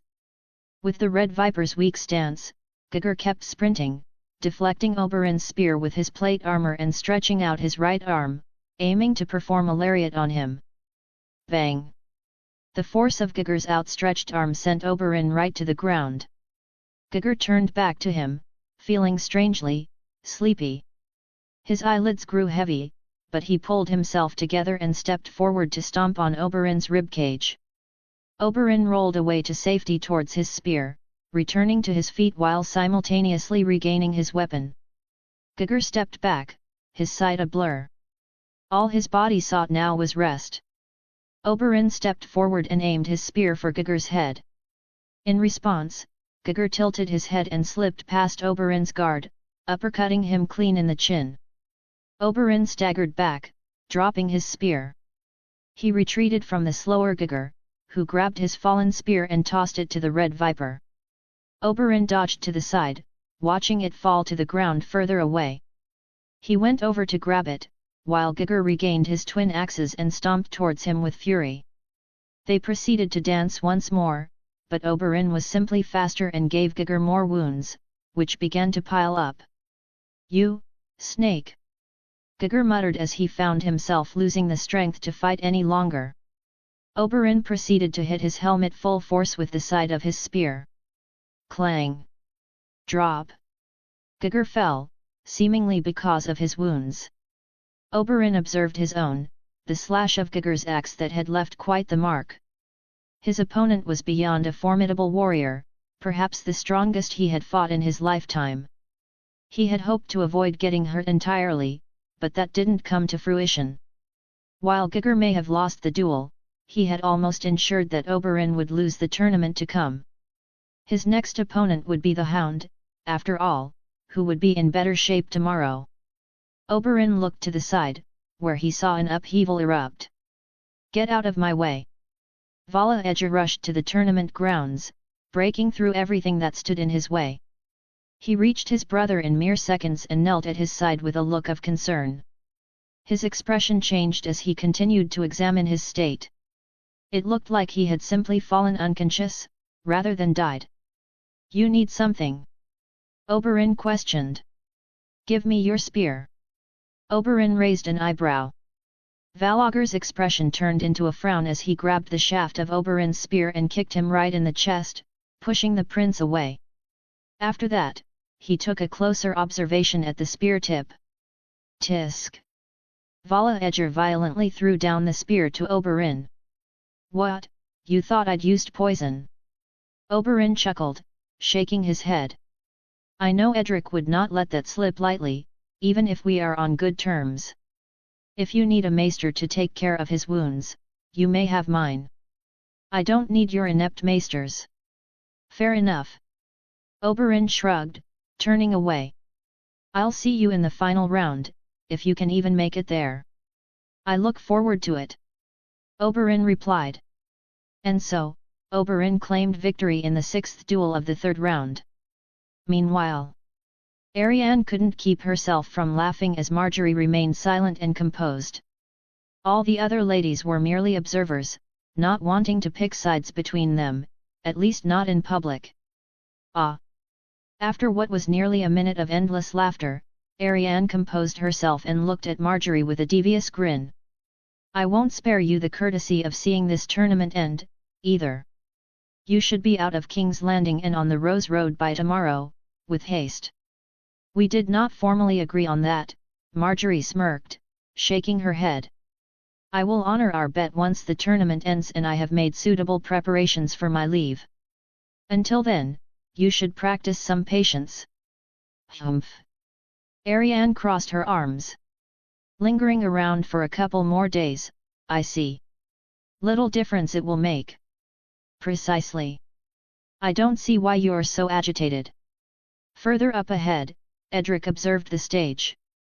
Oberyn pulled through and got Gigur up and out of the way. Edric smiled, stroking his chin. "I thought he'd be an even greater issue than Vala Edger, but I might be wrong. Truly, Gigur does not know when to stop when his blood is drawn.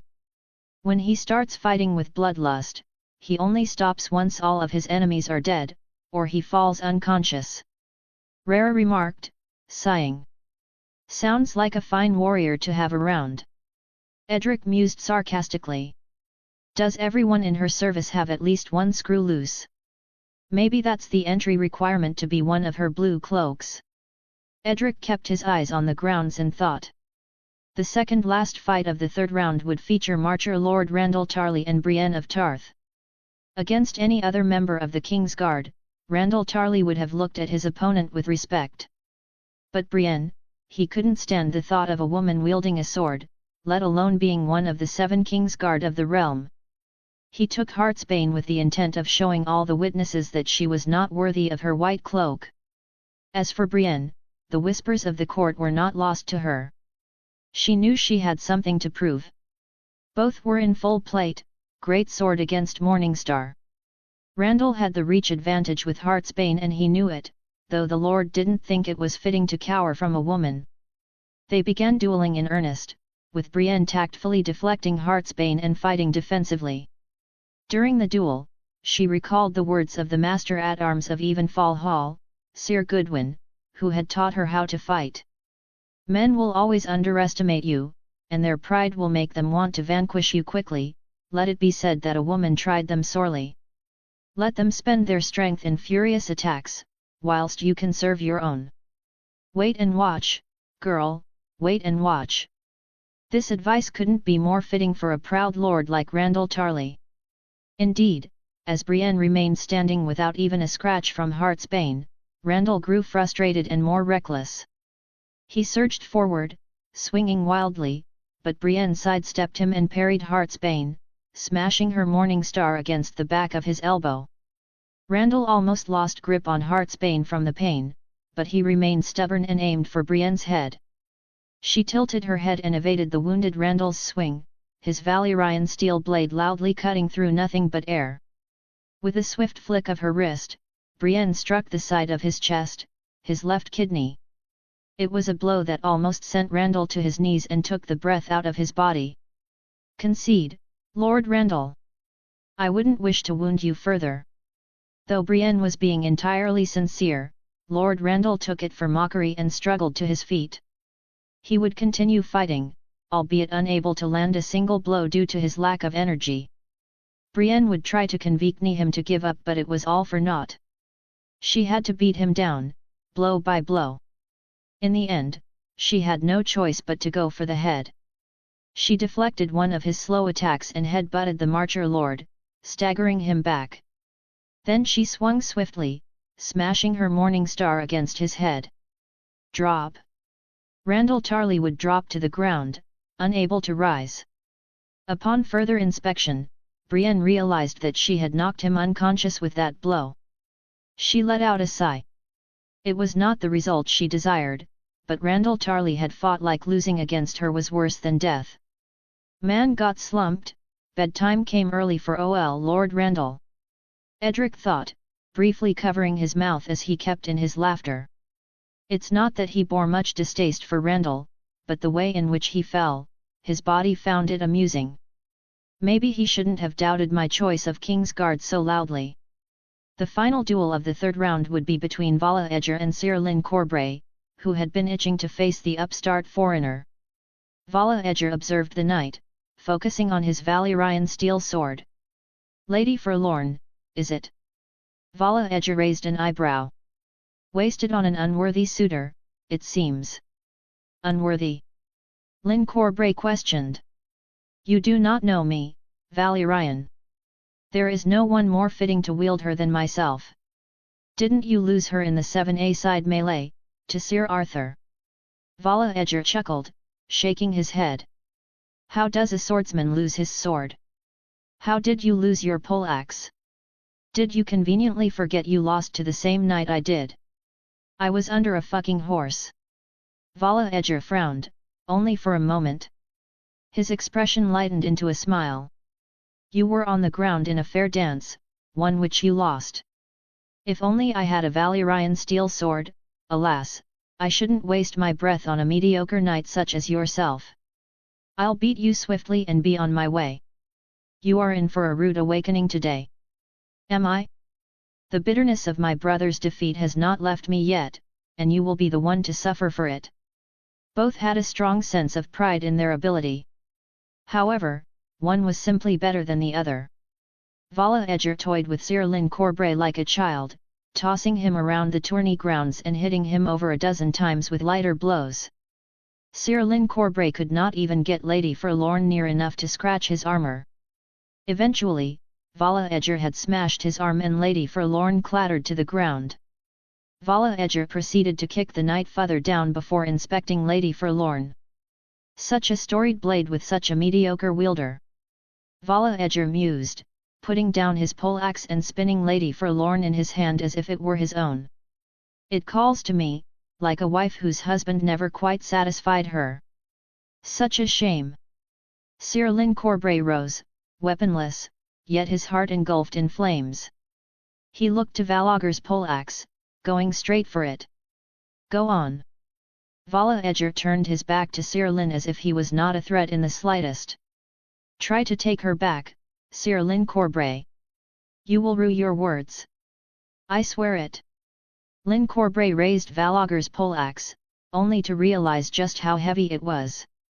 His wounds had weakened him, too, but Vala Edger made it look like he was swinging a normal-sized axe. He tried swinging at Vala Edger, only for him to casually block the large axe head and push back Sir Lin with his strength. A harmless raven like you couldn't make me rue a single thing.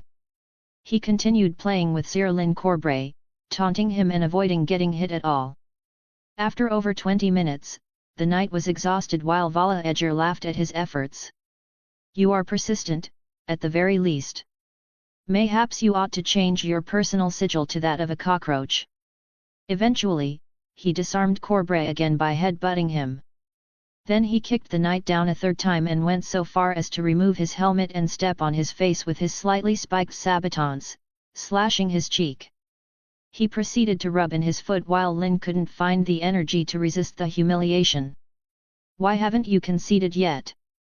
Vala Edger raised an eyebrow as he laughed. This isn't going to get any better for you. Damn, you! Lin Corbray raised his hands and grabbed his foot, trying to raise it off his head. Valogger's foot remained firm as he pushed it down further. He then lowered Lady Forlorn to his neck. Do I have to kill you to win? King Edric of the House Baratheon, first of his name, declares this duel concluded. Vala Edger looked back in surprise as the tournament organizer shouted out loud. Vala Edger Relirioner is the victor and will advance to the fourth round. Your king took pity on you. Vala Edger laughed, throwing Lady Forlorn to the ground far away. Go and pick her up off the ground when you eventually rise from the ground, Sir Lin. I had my fun using her. Lin Corbray stared at the sky for a good few minutes, not allowing anyone to help him up. Eventually, he summoned the last of his strength and rose from the ground to pick up Lady Forlorn and leave the tournament grounds in bitter fury, grinding his teeth. That foolish Val. Rara sighed, shaking her head. Needlessly making enemies. He might lose yet. Edric smiled as he watched how the events unfolded and developed.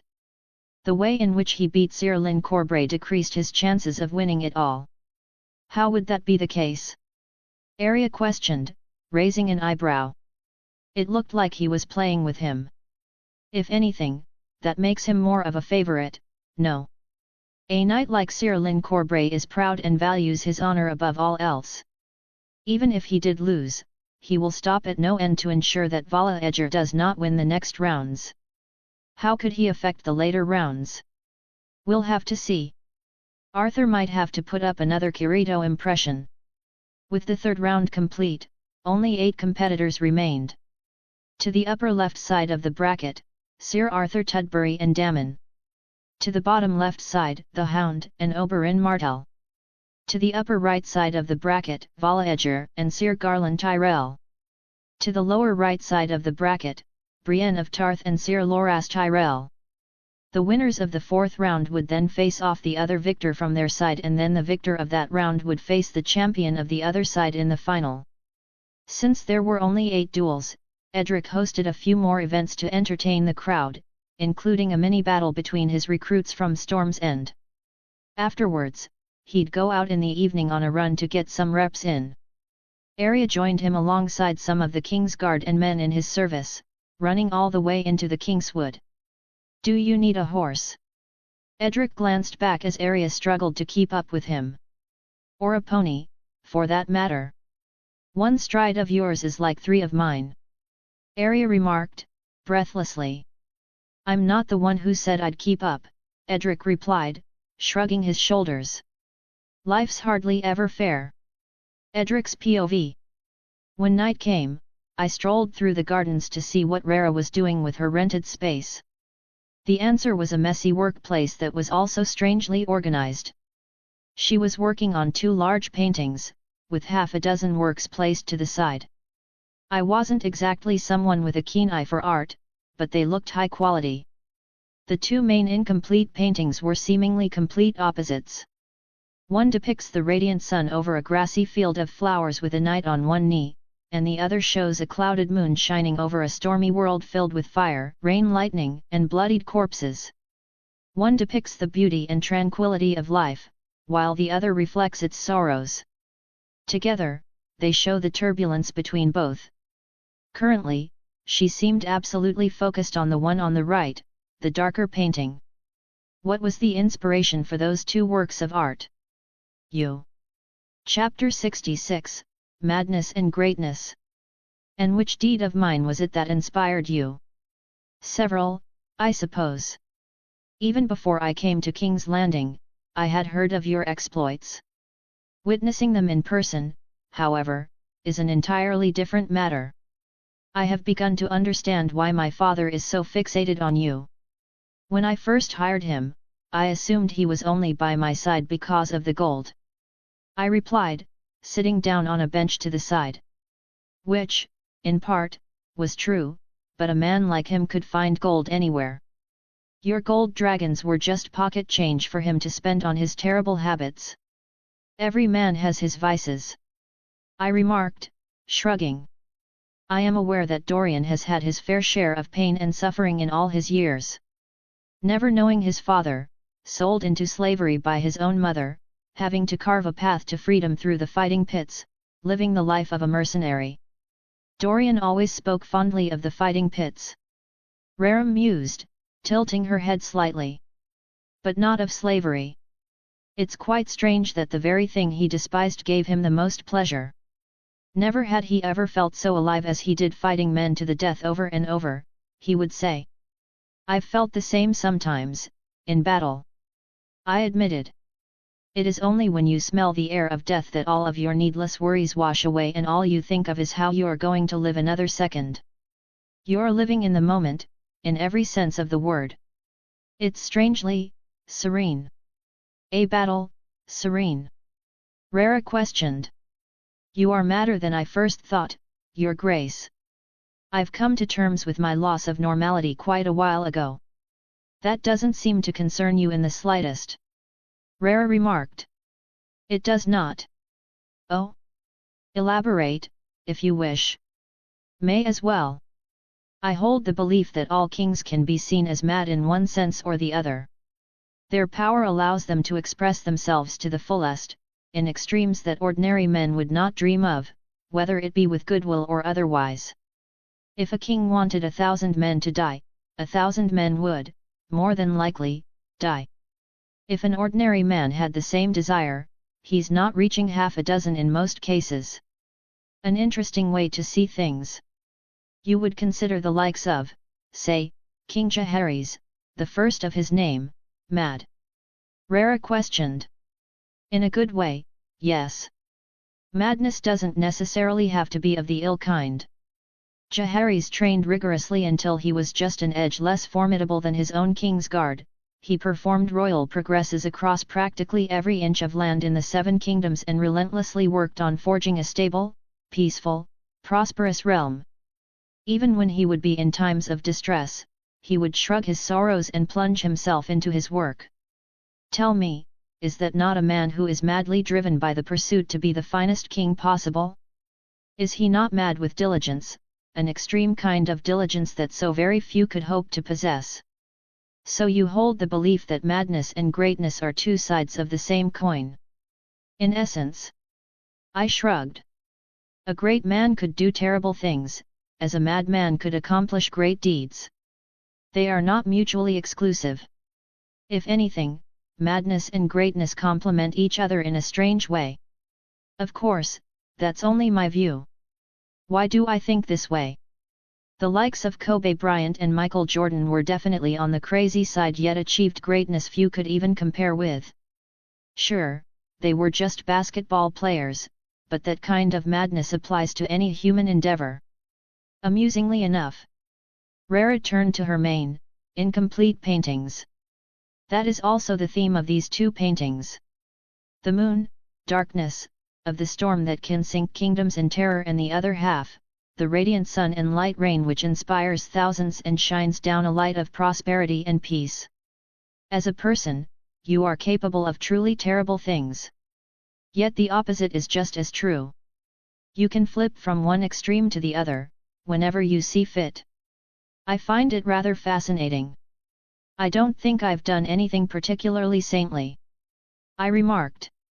You took the mantle of king. Since when was that something saintly? It depends on the person. Rara turned back to me. You valued your personal freedom so greatly that you ran from King's Landing after the person you loved. Only after her unfortunate passing did you turn back. You are not the kind to seek power, yet it found you. Most of your actions are not from a personal desire but rather duty, a sense of responsibility that compels you. Is sacrificing yourself for the sake of the masses not a saintly action? And how did you come to such a conclusion about me? I raised an eyebrow.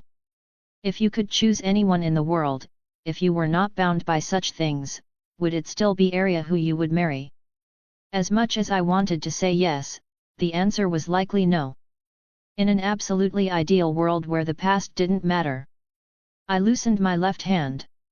You do have a choice. You can be absolutely selfish, but you know how that would reflect on the North. Oh, how brilliant! That would be wonderful. Indeed, Rara suddenly stroked her chin. I've thought of my next idea for a painting. I raised an eyebrow. Glad to have helped, I suppose. Anyway, you're quite nosy, getting all into my personal business. These are, in part, my father's thoughts. He has been around long enough to know all about Edric Storm. In truth, I'm not near as selfless as you believe. And yet your selfishness has a way of being selfless. Rara pondered. Like how you set up this dueling tournament, for instance.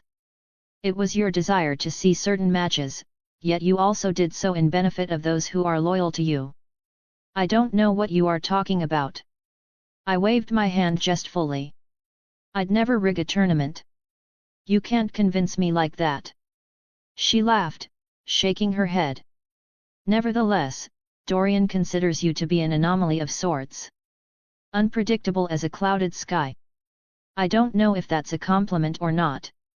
You may take it as one. I stood up from the bench and took a closer look at what she was cooking. I could tell she was back to being wholly focused on painting, despite the mask. Do you keep the mask on when you sleep? I japed, breaking the sudden silence. Wouldn't you like to find out? She glanced back with a playful tone. You could come to my bed and see. An awful suggestion for a betrothed young man. Fortunately for you, I am unlike the vultures of this court who seek every piece of you. You do want my old armor, however. A souvenir to take home. Rara replied, shrugging. I couldn't tell if she smiled or not thanks to the mask. A far cry from trapping you with a child when you are far too drunk to think straight. Oddly specific. I remarked. That was your first time, wasn't it? Categorically, but I don't really count it. I hardly recall anything from that night. I suppose a boy's maidenhood is quite inconsequential.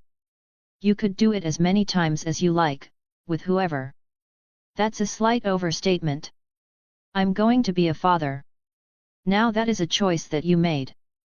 Surely you've heard of moon tea before. I would not kill my own blood. Hence the trap. Rara shrugged.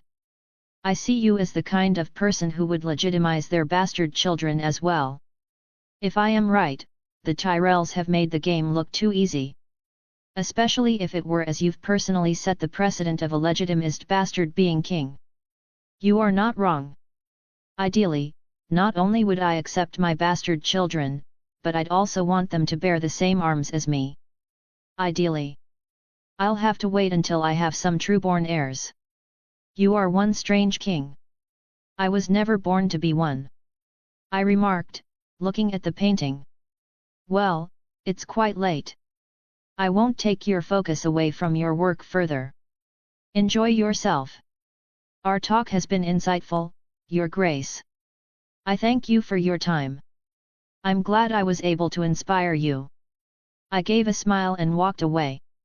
Strangely enough, despite her precise pokes at my character, I found talking to her nice.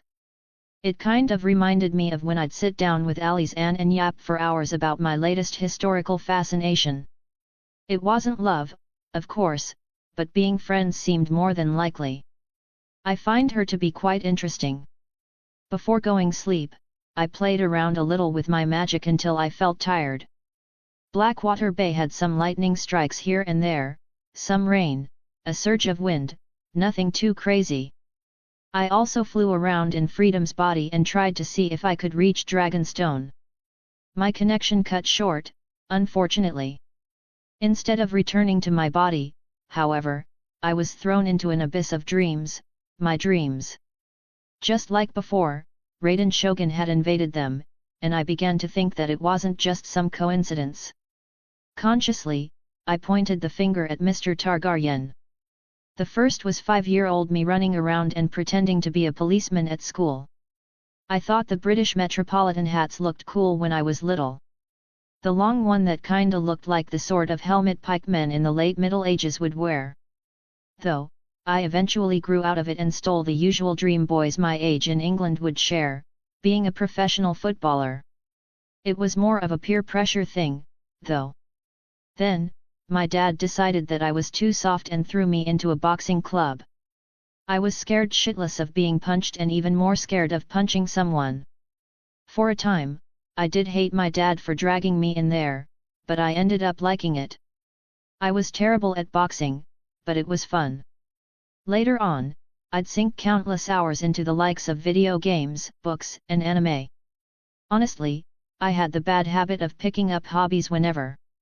I could find joy in almost anything, except some shit like cricket. That was never for me. But the most prominent of them all came before even that. I was 8 or so, and some Chinese lady was going around the local McDonald's asking if people wanted DVDs.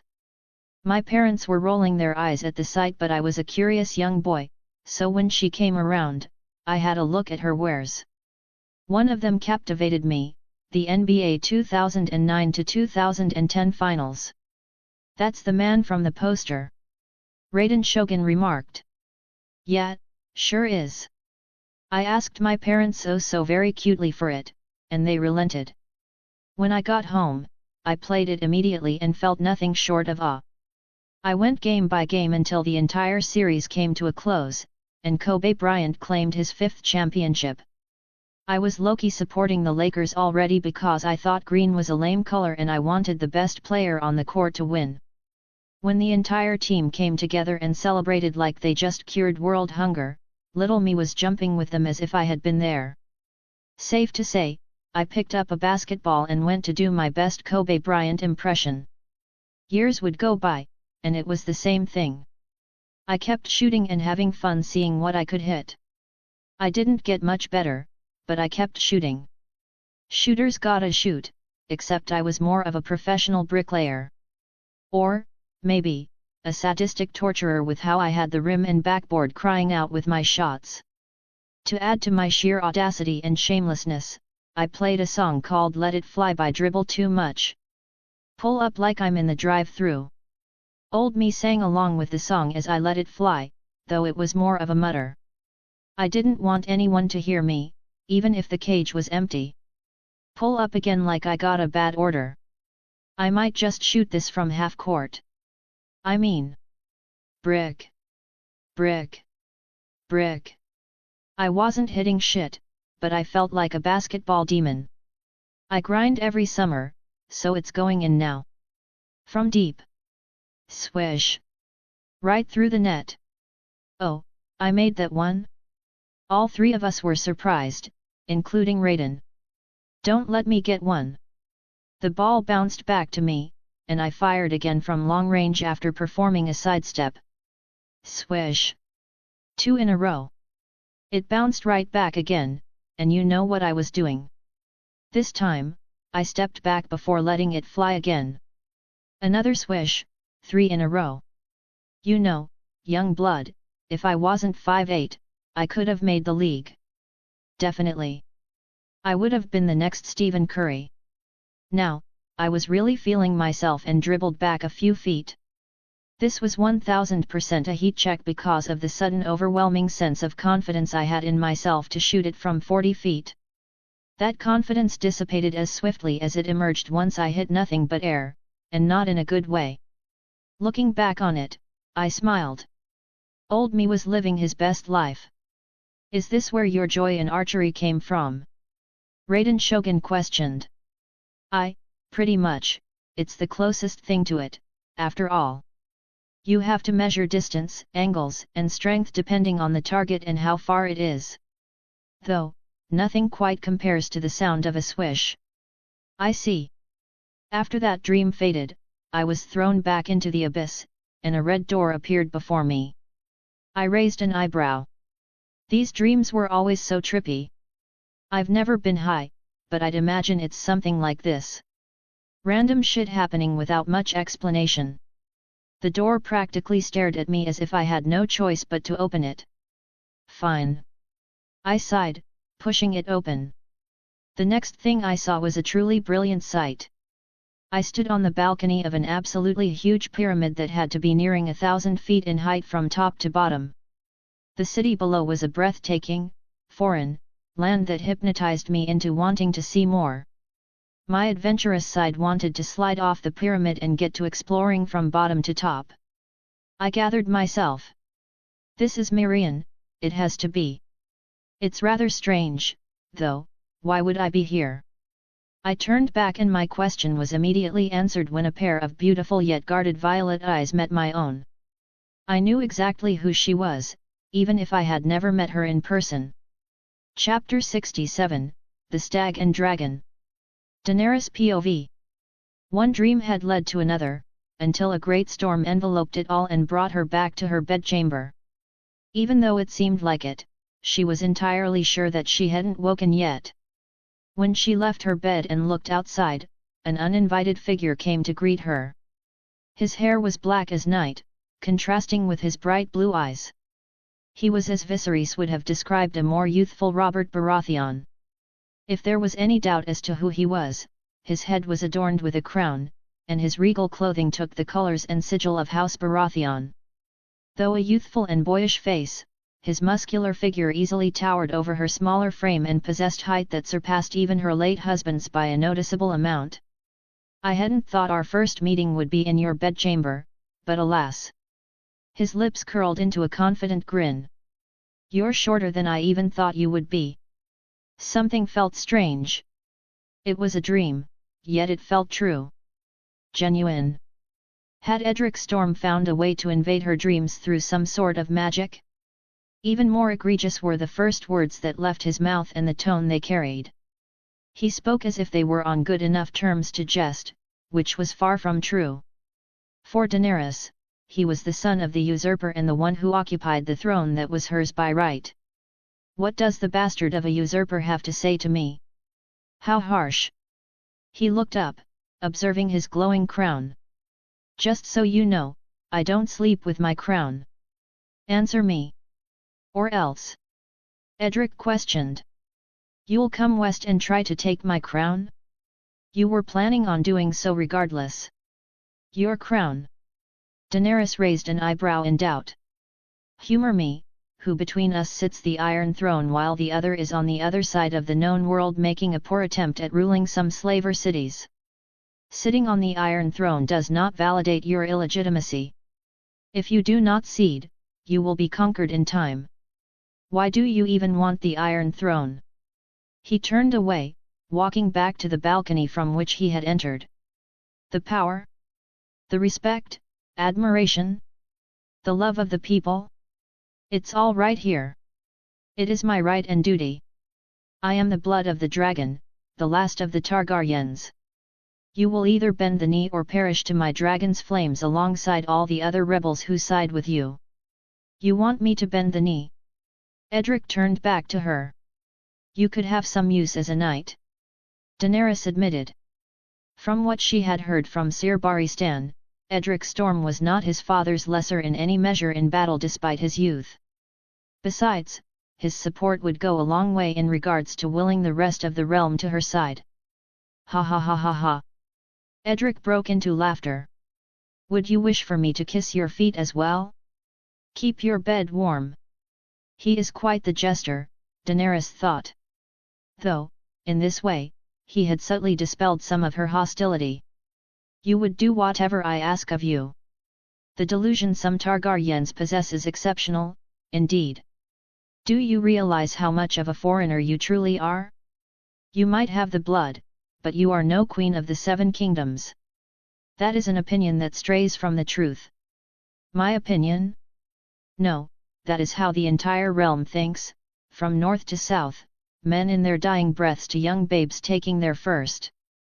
They all deny your forged titles, your right and claim to the throne. It makes no difference. Daenerys countered. I will give all of your lords two choices as Aegon the Conqueror did before me. To kneel or die. Dragons can be a persuasive force, I suppose. But, look at it this way, you are the former wife of an enslaving and warmongering horse lord, the daughter of the Mad King who tore the realm into rebellion, the sister of a delusional brother who educated you for most of your life, a queen who has an army of slaves at her back and has displayed boundless ruthlessness by killing countless nobles in the east. You are a stranger hardly anyone supports, and the scarce few that do, only do it blindly because of your blood. The fact that you even have the audacity to claim all of your titles from the other side of the world is quite amusing. How in seven hells are you protector of the realm? Who have you protected in the Seven Kingdoms? Were you not the one who ran from King's Landing the moment you were legitimized as a prince? Daenerys deflected. In what capacity are you fit to be the king when you could so easily ignore your duty and chase your personal wishes? I did. Edric nodded with confidence. However, two can play that game. Tell me who was the sheepish, obedient, and innocent girl who just wanted a home? Would you have denied Ser Barristan if he had come only 2 to 3 years prior? As he spoke, his eyes glared into hers and shined a deep purple light. That light was like a sword piercing her heart and soul, digging deeper than anyone had dared. How did he even know so much? She was left too surprised to speak, leaving him way to continue. You didn't give a rat's ass about the Iron Throne, which, amusingly enough, made the two of us. There's nothing wrong with that. I didn't choose to be king, yet it fell upon me, and I rose to the occasion, binding the realm together in a time of war. You gained 3 dragons and, rather than living idly, you chose to do what you believe is right with this newfound power. Are we all that different, Daenerys? Is it written in the stars that one of us must die to appease the corrupting beast that is the Iron Throne? Is that the sole reason you are king, because it fell upon you? Daenerys questioned. If he does not wish for war, he could easily throw away his crown just as he had done in that dream. In part. He smiled, turning to the stars. I've realized that I alone can carve the future I seek for myself, the realm and even the known world. The Iron Throne and all the power, influence, and resources that come with it shall be the hammer I wield to forge the path forward in this turbulent age. What future would that be? An age of gold. He turned back to her, leaning against the balcony as if he belonged. Though, he did smile, nor jest. Daenerys knew that he was entirely serious. I shall make my 7 kingdoms the greatest and most prosperous empire since the dawn of time.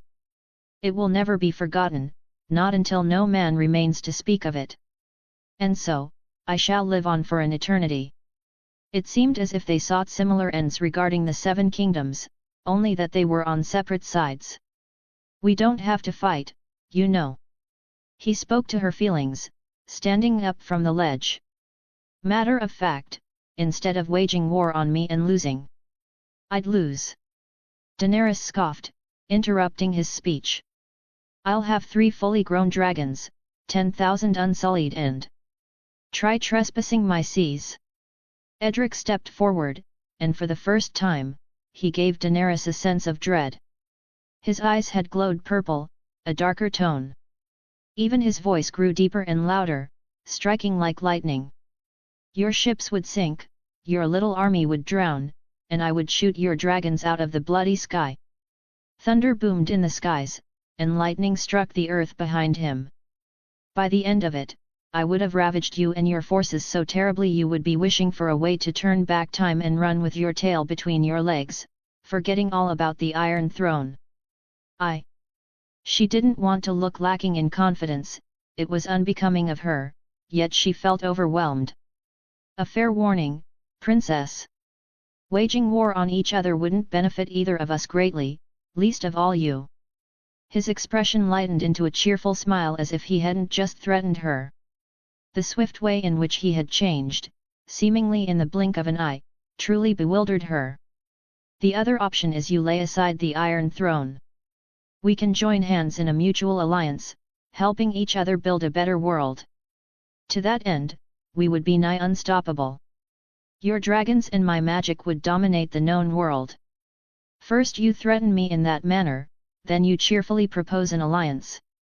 Daenerys composed herself, her fear washing away as Edric changed. "You are a rather terrible negotiator, the worst I had ever met. I just wanted you to know the realistic choices that lay before you, and the ends they will lead to." He shrugged his shoulders casually. "I could be a dream that makes yours come true or a nightmare that drowns you in hopelessness. The best part of it all, you, Daenerys, get to choose which one you want through your actions." Daenerys found herself conflicted, swayed even. She had called him a terrible negotiator to his face, yet his words had left a deep impression on her. At that moment, she found the prospect of working together more enticing than facing him. On the other end, she sought to turn his arrogance into ashes in his mouth. She didn't believe he could shoot her dragons out of the sky, yet he had said it with such confidence, which left her doubting. "Is that why you sent Sir Barristan to me?" Daenerys didn't want to make a decision right away, changing the topic slightly. "For this alliance? By sending the Lord Commander of your King's Guard, it seems you wanted more than just a simple agreement through words. What are you suggesting?" He acted clueless, yet his lips curled into a smug grin. It was an attempt at making her speak more plainly. "Don't act stupid. I have no idea what you're talking about." He lied, in a jestful tone. She sighed, shaking her head. "Marriage, of course." "Ooh." He acted surprised. "What brought you to such a conclusion? Isn't it obvious? You would no longer have to fret about my claim, nor my dragons. They would become an asset for you. Our marriage would strengthen your legitimacy and that of your heirs greatly. It would be just as you said, we would be nigh unstoppable. That marriage would serve to keep the alliance together, in union. You sound quite fond of the idea, now, even advertising it to me." Edric stroked his chin. "And you called me a terrible negotiator, yet I made you start thinking of me as a king and potential suitor, rather than some lapdog you can point at your enemies and rule over. In our first meeting, no less. I was not advertising it, merely stating what I believe your plan to have been." Daenerys countered, shaking her head. "It is quite sound, for you. For me?" He raised a doubtful eyebrow. "It would be the finest outcome for you, Princess. Alas, I have no intentions of marrying you, for I am not a person who turns my back on the people who support me. You see, I am already betrothed. Besides, for this alliance, a marriage is not a necessity, but a luxury." "I disagree," for I would be losing much and gaining very little. Daenerys countered. I suppose that is true. Edric smiled, shrugging his shoulders. I am quite the catch. It must hurt knowing you can't wake up to me every day. I meant the Iron Throne. Daenerys scoffed, shaking her head. Why would I care about you, the bastard son of the usurper? TSS, those hurtful, poisonous words again. Edric sighed, though Daenerys was certain he did not care. The true reason I sent Ser Barristan was to show you my goodwill when my small council chose to overrule me and have you assassinated. It was the one card I could have played with absolute certainty. So, you're telling me you don't have control over your small council? Daenerys raised an eyebrow. It was the one matter they strongly disagreed with, all of them, seeing me as a foolish child. It was the very beginning of my reign, things have changed since then. I see. Daenerys nodded. To what end? Indeed, to what end? Edric mused, looking more sincere. I hoped for us to work side by side in the long night to come, rather than being enemies before it. You could, for once, live up to the title of Protector of the Realm. The long night? Daenerys questioned. She hadn't heard of such a thing before. My greatest obstacle, my priority. If I cannot overcome it, I can forget about my ambitions. Matter of truth, if I can't win, everyone, man, woman, child, old, young, rich, poor, everyone living, will be vanquished by the others. There is no running, there is no hiding, it will only delay the inevitable. They will engulf the entire world in ice. That is the burden that I alone carry, the fate of mankind. Quite preposterous of you to believe that the world's fate lies in your hands. Daenerys countered, even though she found his words convincing. They flowed fluently with charisma and purpose, as if a hero from some ancient song had come to life before her.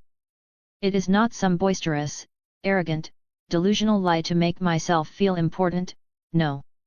It is a harsh truth. He frowned slightly, shaking his head. I hated it. I despised it.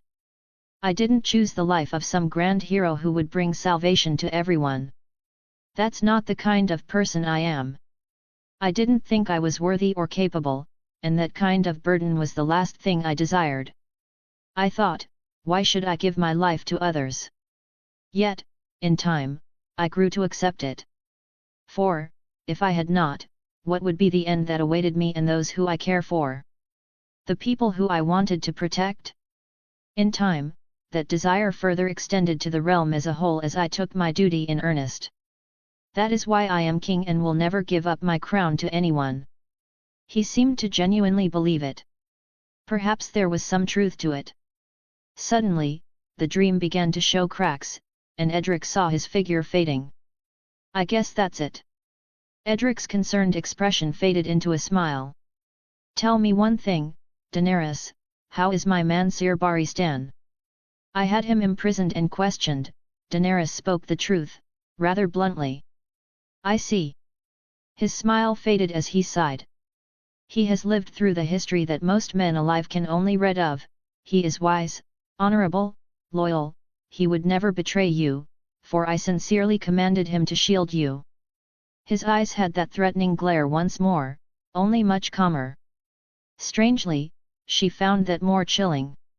I would not forgive you for wasting his twilight years by leaving him to rot away in some stinking cell. Nor would I forgive myself for leading him to such a fate. As he said his last words and faded from her dreams, Daenerys finally woke from her slumber. She had much to think of, and do. Chapter 68, Future Plans.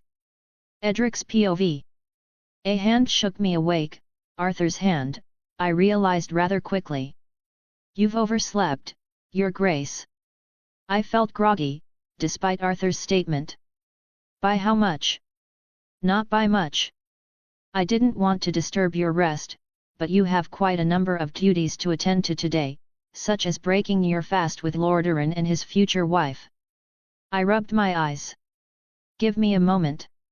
Of course. As Arthur departed, I was left with my thoughts. I had no way of knowing if that was the real Daenerys or not, so I had been winging it and acting as if my invasion was intentional. If it wasn't real, then, what is that even called? A schizo dream? You think you're connecting with someone real in a dream, yet it turns out to be an illusion of your own creation. Perhaps it was a lucid dream of sorts. Or a green dream, yet those are supposed to be prophetic by nature. If it were real, perhaps I could harness that ability and invade people's dreams intentionally. Now that would be quite the power. A vassal is acting up? I pull up to his dreams and scare the ever-living shit out of him. Though, its greatest use would be with people from even greater distances. Sending letters from King's Landing to Mirian is a logistical nightmare, even for the almost magical ravens of this world. It would take multiple ravens across the free cities to reach Slaver's Bay, which would drastically increase the chances of something going awry. The only person who could manage that effectively would be Varys. That was the genuine Daenerys, Raiden remarked. How would you know? I questioned. I can discern between reality and illusion, seeing the truth in all things. Though the stage itself was an illusion, your spirits were not. Oh. I stroked my chin. That makes matters quite interesting, but where were you to see it? I have my ways. Either I made Daenerys want to cook me even more, or actually consider my alliance. You never know with these Targaryens. Then again, who am I to call a person unpredictable? Well, I shouldn't keep Harold waiting too long.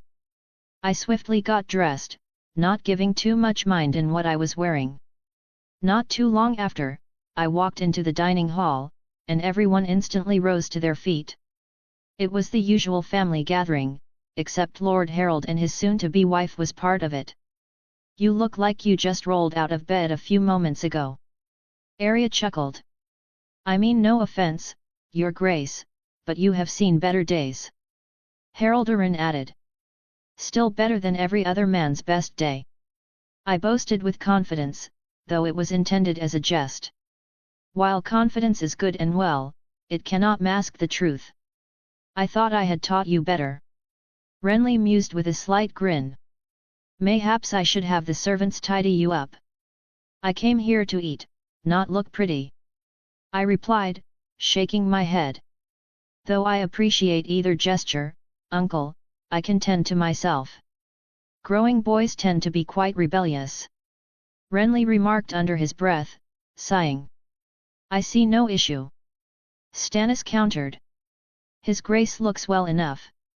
If he spent half as much time on his looks as you do, nothing would get done.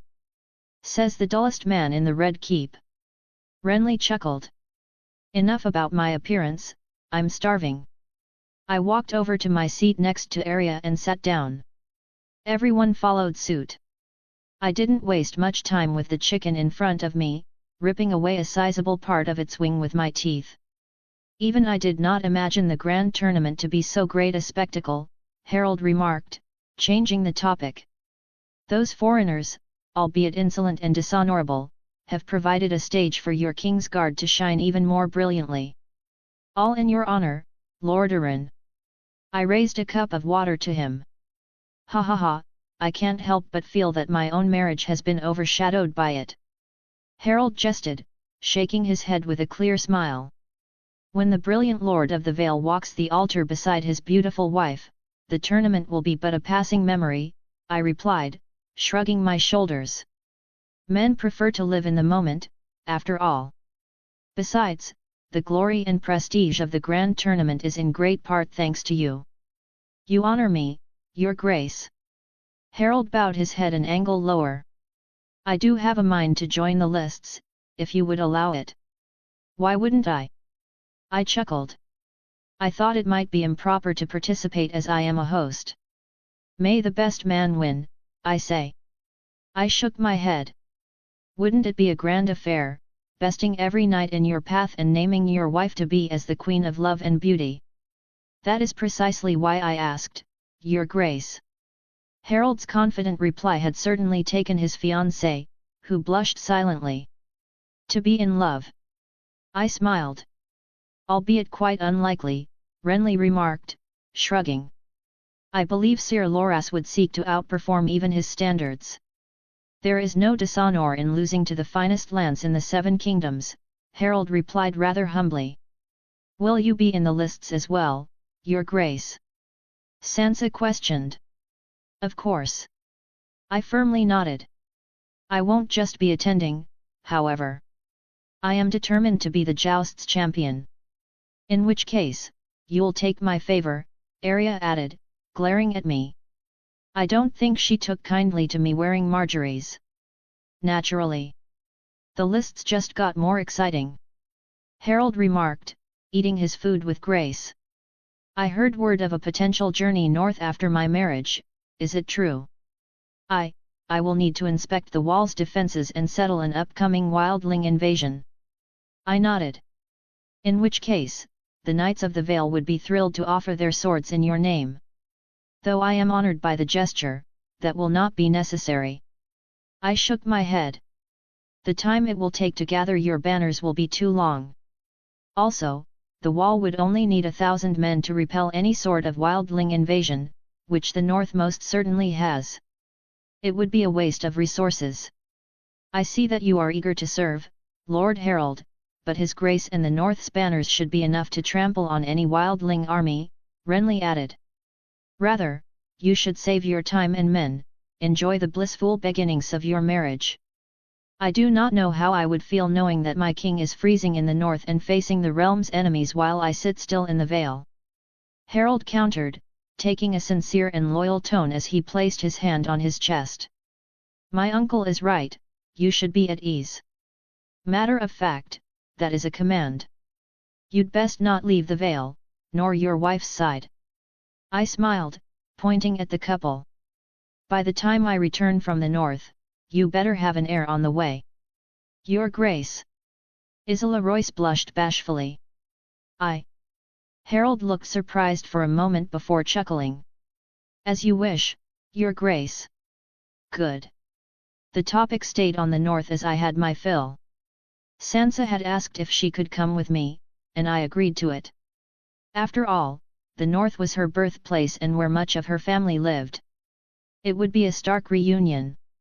Naturally, Arya was even more enthusiastic, especially about going to the wall. Undoubtedly, she missed Jon Snow most of all. After breaking my fast, I discovered Princess Arianne camping my path. Not literally, of course, but she was clearly waiting for me with a smug expression. Something had made her exceptionally joyful today. What has you looking so pleased? You should thank me, Your Grace. I made Lady Marjorie depart for Highgarden. I raised an eyebrow.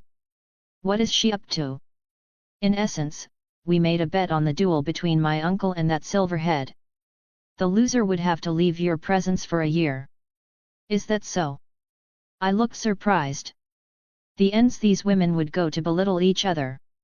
You ladies play too many games. Try to be more honest, Your Grace. You must be quite pleased to see that treacherous woman out of your sight. On the contrary, it makes little difference. I wager that I'll be doing a lot of traveling in the next year. I am curious as to where. First, to the north, then mayhaps the Summer Isles. At some point, I have a mind to complete a royal progression across the entire realm. Sons pair would eagerly have you. Arianne smiled. One place that you must see is the water gardens. The heat would melt all your worries away and the water would wash them out of sight. It is Dorne's paradise. After freezing myself so far up north, I'd probably need some heat in my life. I smiled, shrugging my shoulders. I'll consider it, Arianne. Besides that, I take it you won't be going north, will you? The north is no place for a princess of Dorne. Arianne admitted, shaking her head. The deep cold is quite like poison to us. Isn't it to most? I countered. Only Northmen have the luxury of being used to it. Your betrothed is surely pleased by the arrangement. Oh, she is jumping with excitement. It's quite heartwarming. I am pleased to see that the incident with Lady Marjorie hasn't caused a rift between you two. It would have been a terrible consequence. Bonds are curious things. They can be easily made, and just as easily broken. I remarked, walking forward. As I see it, a bond can't ever be considered true and meaningful if it hasn't been tried and tested, over and over again, emerging stronger still. Your wisdom is always food for the mind, Your Grace. Ariane kept her smile. The young Lady Stark is most fortunate to have you. It would please me if you did better to hide your envy. Or rather, not have it at all. Oh, that's quite impossible, Your Grace. She sighed, shaking her head. I am helplessly in love. No amount of pious prayer can rid me of the feelings that I hold for you. You mistake desire for love, it will pass. As I walked past her, she grabbed my hand. How much would one night hurt you? It would not hurt me in the slightest, I replied, tilting my head. Yet, you know where I stand. I made a promise, and I intend to keep it. You are not tied to anyone as of yet, not until your marriage is properly consummated. Why not enjoy yourself? I've made my reasons clear before, have I not? Don't waste my time. I raised my hand and freed it from Ariane's clutches, walking past her. Ariane made a sound of disapproval. To open the quarterfinals, Daemon and Sir Arthur would face each other. The shield that could block any attack against the sword that found its way against the thickest of defenses. This duel would be determined by whether or not Sir Arthur could storm Daemon's defenses early on, who has proven his endurance to be elite. Before it began, however, I made sure to speak with my boy. How are you feeling? Slightly anxious, admittedly. Arthur scratched his hair. I haven't fought an opponent like him before. He is something I'd call a turtle. I smiled, thinking of the time I was into For Honor. Conquerors were the worst. He'll always wait for you to strike, choosing to block or counter depending on the opportunity. So I've seen. What do you think happens if I don't attack? Then we're in for the longest duel of this tournament. I chuckled. Not only is Daemon physically strong, quick, and durable, but he is also always level-headed. Everything he does is with victory in mind. Arthur replied, stroking his chin. It is like facing a patient, fearsome bear under a turtle's shell. He is an orderly, fundamental, fighter, I replied, patting his shoulder. You have to be more unorthodox. Forceful. If he gives you room to attack, attack and keep on attacking, overwhelm him. Be wary of any counters and try to find a way to get rid of his shield. Once you do that, you win. It would be easier with a warmer. Arthur remarked. You have Valyrian steel. You should be cutting through that shield like cake. Of course, Edric. Arthur laughed. You're right. Though Valyrian steel wasn't exactly lightsaberesque, with enough force and attempts, it should triumph over any defense. It is steel with magical properties, after all. Best of luck to you, my friend. I firmed my grasp on his shoulder before letting go. We exchanged nods before he turned away and walked to the tourney grounds. Chapter 69, Omen. Arthur's POV. The crowd cheered as he stepped foot onto the tourney grounds and paced forward. This dance would be his greatest challenge in the duel tournament so far, this truth Arthur had little doubt of. Daemon had won the normal footrace and the armoured one, survived the onslaught of two of his fellow sworn brothers long enough for assistance to arrive, left Sir Loras frustrated and hadn't so much as taken a blow that Arthur would consider truly harmful. He was like a walking fortress of steel that had only been struck with wooden sticks. Worst of all, he had never seen his movements slow or signs of him being weary. He fights at his own pace, Arthur thought. A slow, orderly pace. I would like to see him fight at mine.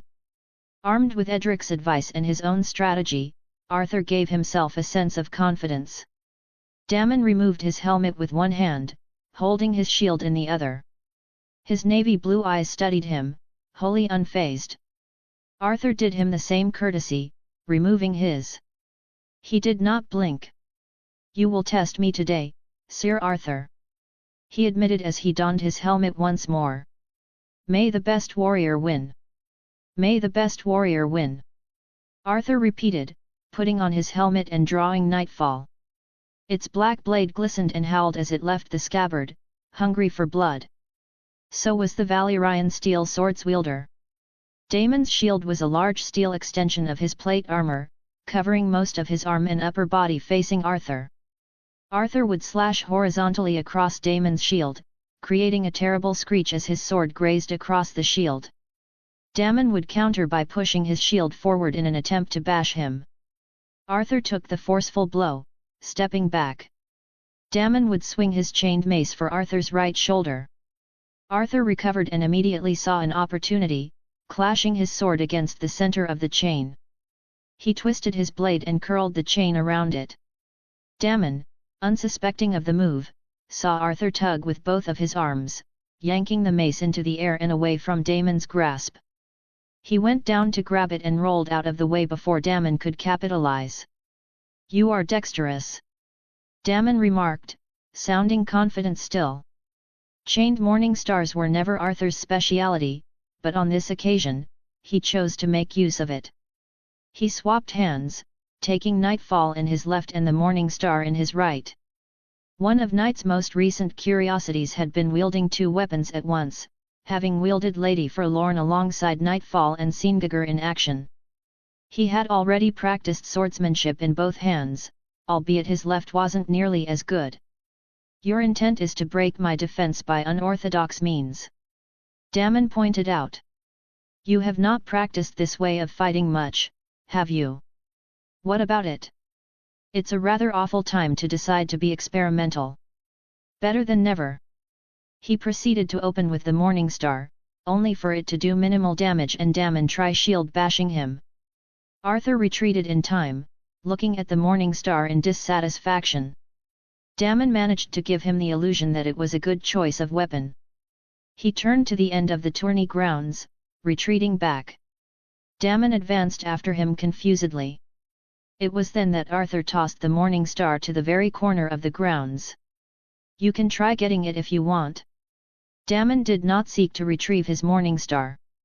Rather, he remained still, patiently waiting for him to strike. Arthur would do so, his blade cutting through the air and clashing against his shield. He swiftly tilted the sword around it, only for Daemon to counter by moving his shield barely a split second after. Though this did not impede the knight, far from it. Daemon's impenetrable defense led to Arthur feeling even more determined to cut through it. He would take Nightfall in both hands, cutting and piercing against his shield with great force. The cuts would graze it while the piercing strikes would be deflected by the steel shield. Each time Daemon tried to counter, Arthur retreated and shook his shield with another blow. He would try grappling his shield away and half-sorting, performing numerous techniques as he tried to break through Daemon's defense. They would dance for over 10 minutes, with Arthur being relentless while Daemon did not even have a moment to counter. Arthur began to breathe heavy, heavier than he should. Daemon saw this as an opportunity to strike, only for Arthur to dash to the side and give him a thunderous blow to the head that sent him stumbling forward. Arthur followed up with a strike to the kidney. Clang! Daemon shifted in time, blocking him. "You pretended to be more weary than you were." "Mayhaps I did." Arthur spoke, changing his sword stance to an inside stance, pointing Nightfall at his opponent from chest height. "Either way, you underestimated me. I won't make that mistake a second time." As Daemon returned on the defensive, Arthur let his sword do the talking for him. Clang! Clang! Clang! He continued his relentless onslaught, pushing Daemon back. Nightfall seemed even blacker than before, reflecting its wielder's resolve. "I will cut through it." Nightfall left its mark that time, slashing deeper than the relative scratches from before. He shifted his sword, stabbing with all his strength. Pierce! Nightfall went right through the steel shield. Dammon retreated in shock while Arthur easily dragged his sword from the shield. Arthur would have been shocked, too, if not for the fire burning in his blood. All he saw was red. "I will cut through." Before Dammon could think of what to do, Arthur continued his brutal assault on his shield. He slashed down, the steel of the shield crying out as nightfall forcefully cut its path. The steel resisted at the halfway point, only for Arthur to shift its blade and cut to the side. "I will cut through." Clunk! A quarter of the shield flew to the side as if a beast had eaten into it. Dammon stumbled back as Arthur prepared another mighty swing. He did not hesitate. "I concede." As he heard those words, he regained himself and stopped at Dammon's shield. A look of surprise mirrored his inner thoughts. How in seven hells had I done that? Dammon's shield looked burnt where his sword had left it, as if nightfall had been enflamed. There was no flame, however, only the black blade that it always had. "What did you do?" Dammon questioned as if he would know. "Cut your shield, by the looks of it." "If you mean to ask how, well..." Arthur shrugged. "I don't know. If the duel had continued as it went, I would have died." Dammon turned away, shaking his head. "You are a most fearsome knight, I'll leave you to Vala-Edger." Edric's POV. Seeing Arthur chopping up that shield like a 1000-degree knife cutting through a plastic bottle definitely wasn't on my list of probabilities. I was surprised, shocked even. Did Arthur find a way to fully utilize the magical elements of Nightfall, or did he unlock a form of magic? Surely, not even Valyrian steel could have such cutting prowess on its own. I briefly glanced at Raiden Shogun, wondering if she had an explanation. That was but a glimpse of the pyro element. Raiden Shogun looked just as surprised as I. "The sparks that lead to a flame. The sparks that lead to a flame." I looked at Arthur, grinning. Seeing him succeed gave me a feeling of delight, pride, admiration, even. It was a greater sense of joy than winning on my lonesome. "That's my brother. By all means, he should never be here. He should have never been a king's guard, wielded a Valyrian steel sword, or possessed such skill, yet he does. Day after day, he sparred with me, we pushed each other to be better. We fought side by side in more skirmishes than I could count. Always, he sought to prove his worth and honor, never growing satisfied or content. This endless hunger, the desire to become the finest knight you could be. It is not only a testament to the strength of his inner will and desires, but also your ability to inspire and motivate others. If he has begun to awaken power over fire, that is in great part due to your influence. You've always pushed him forward, after all." Raiden Shogun added, stroking her chin as she looked at me with curiosity. "In that case, you are not a mere wielder of the elements. My blessing originally only meant to give you electro, yet you also awakened Enmo and Hydro simultaneously of your own latent ability. That alone was unprecedented." I kept my eyes on the tourney grounds, acting like I didn't see her. "Since I gave you the last of my strength to keep you from dying, it seems to have led to more than just that. It left a seed that continuously evolves alongside you. This seed has set you on the path of becoming an Archon, a god. A god. Though I claim to be the chosen son of the Seven, I never truly saw myself as a godly figure. I was human, just like everyone else, only I was a king who wielded storm magic. It was nothing more than religious propaganda to garner support, and yet it seems that I could very well become that. Not because it was ever my ambition to be one, far from it, but rather as a consequence of the future that I seek. Are you all right?" Arya hit my arm, grabbing my attention. "That rock on the tourney grounds can't be that interesting." I was dozing off. I shook my head, smiling. After such a brilliant display of martial prowess between such warriors, how can I look at anything lesser?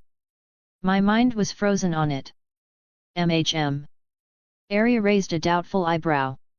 "Tell me you weren't stuck on how he burned through that shield. I'm sure you've done better." "Well, I thought of the time I turned my sword into an electro lightsaber and began mowing through the mountain clansmen ranks. Once or twice, mayhaps. The quarterfinals continued, the second fight featuring the Red Viper and the Hound. While the Hound had certainly sustained his own wounds in the team melee, he had endured and dog-walked everyone in the dueling tournament, day by day. Meanwhile, Oberyn was only a day past getting that nasty cut to the side, a lariat, and uppercut from Gregor. Though it was an intense fight, the Hound avoided getting cut in any gaps and eventually closed the gap by grasping Oberyn's spear, reeling him into a terrible headbutt and slashing his right shin. The rest from there was history, as a slower Oberyn was eventually overpowered by the Hound, who would claim victory. In the third round, I saw Rhaera approach Vala Edger before the match. They seemed to talk about something, probably relating to not pissing off any more nobles.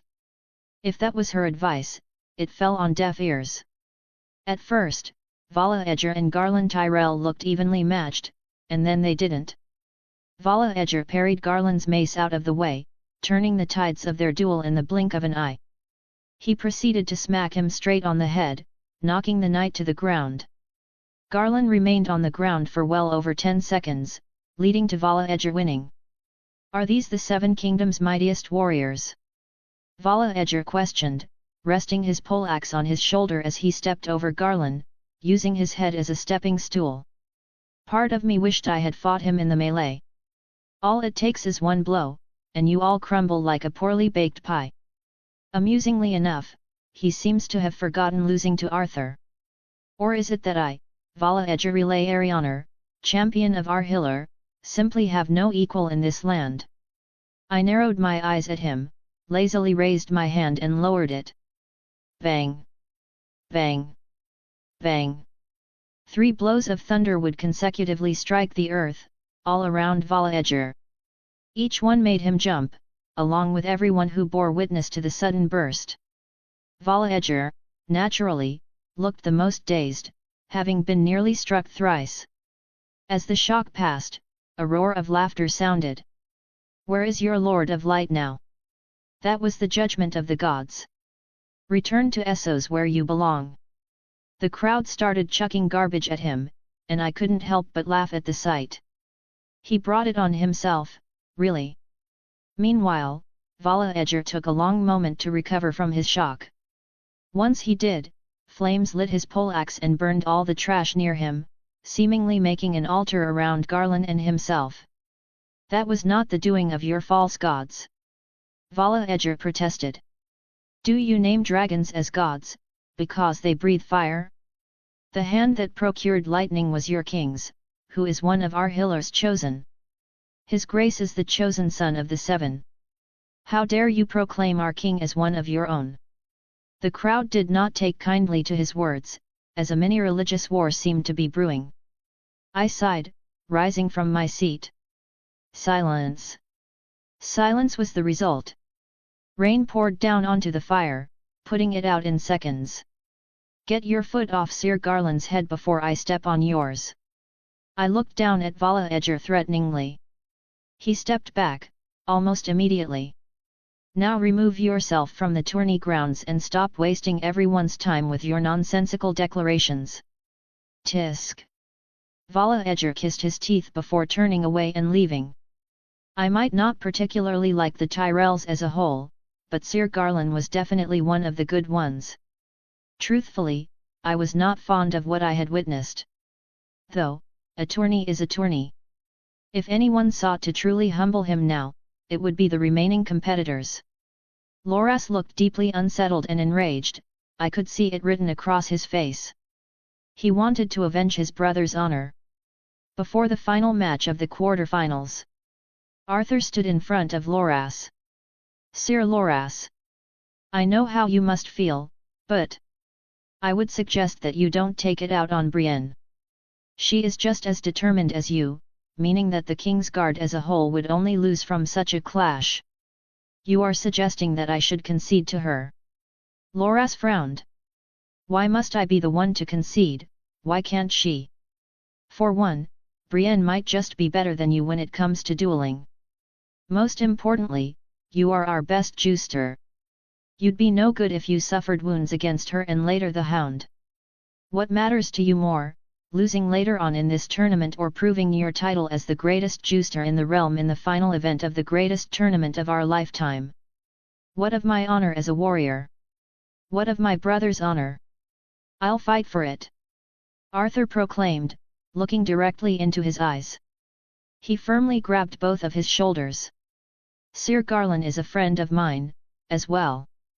We share a friendship forged in battle where I trusted him with my life, and he trusted me with his.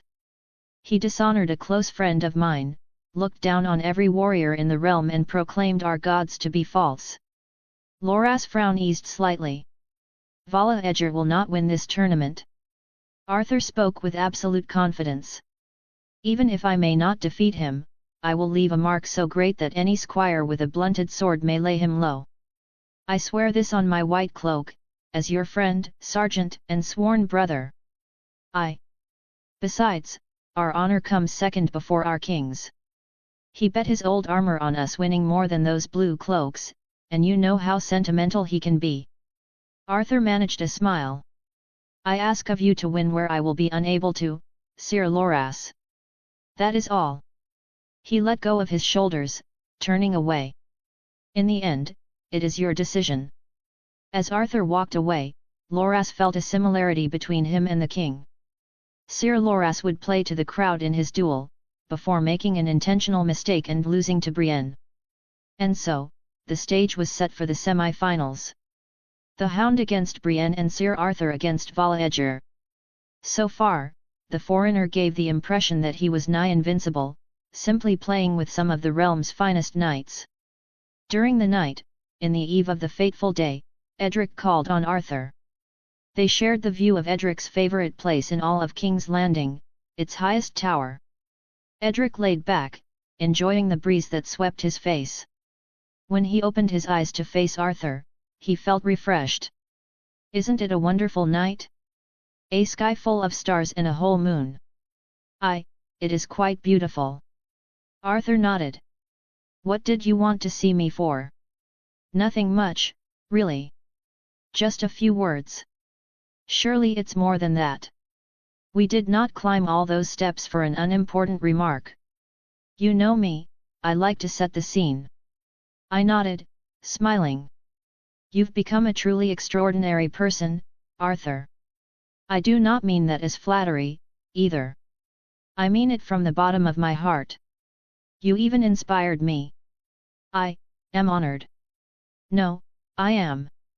I could not ask for a friend as loyal, a knight as honorable, nor a king's guard more worthy to serve me."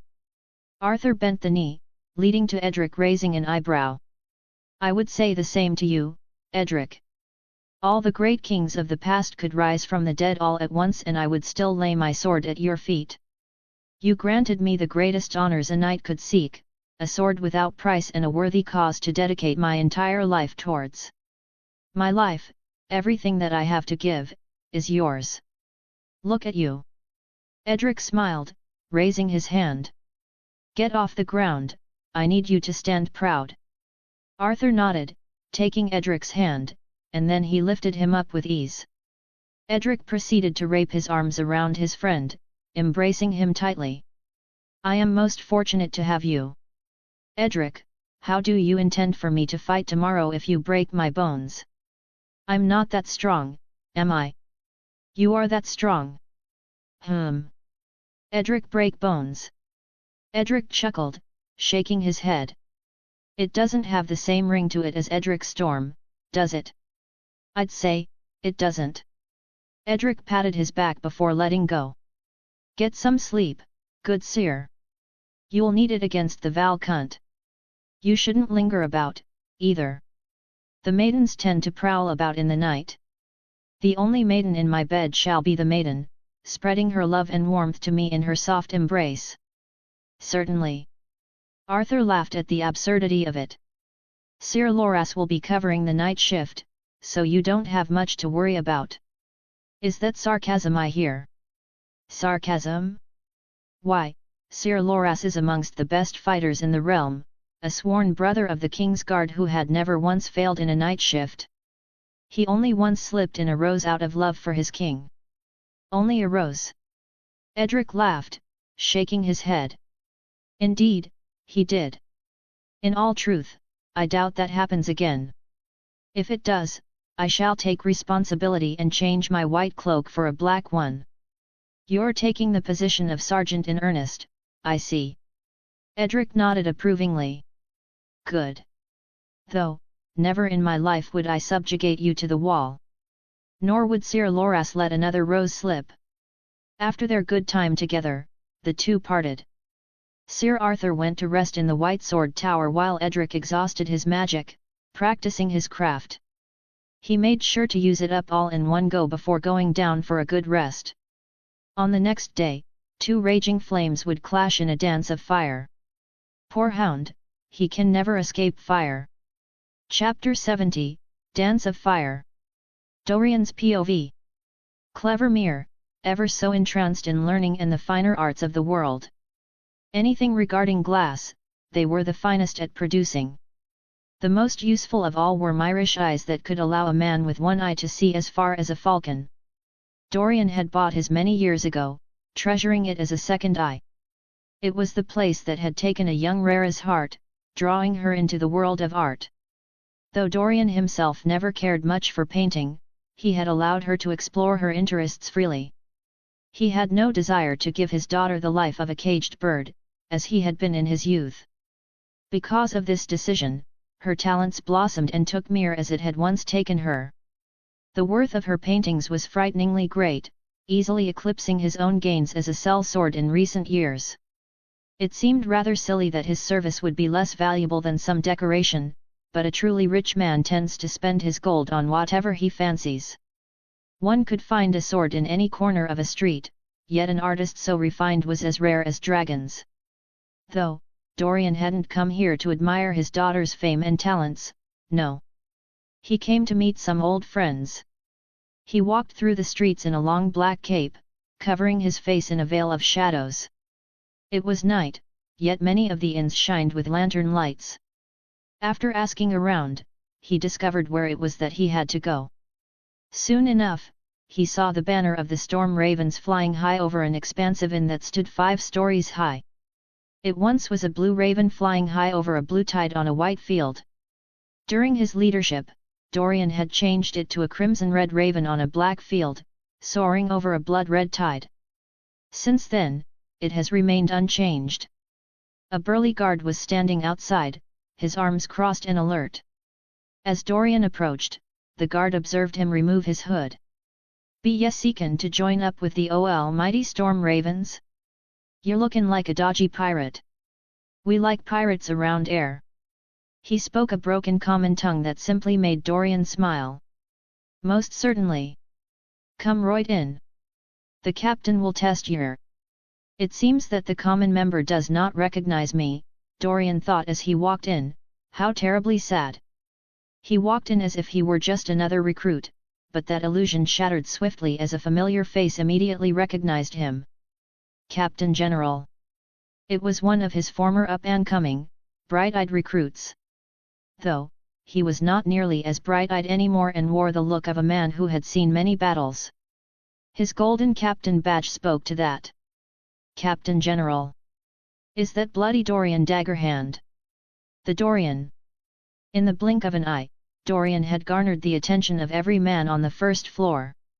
Though some had not recognized him by face, his reputation clearly stuck around well past his tenure. He looked to the side, watching a couple men run up to the next floor. This will be fun, Dorian thought. "Jace, you're a high-ranking officer now." Dorian grinned, showing his sharp teeth. "Color me impressed. I am the master of ships." "A captain."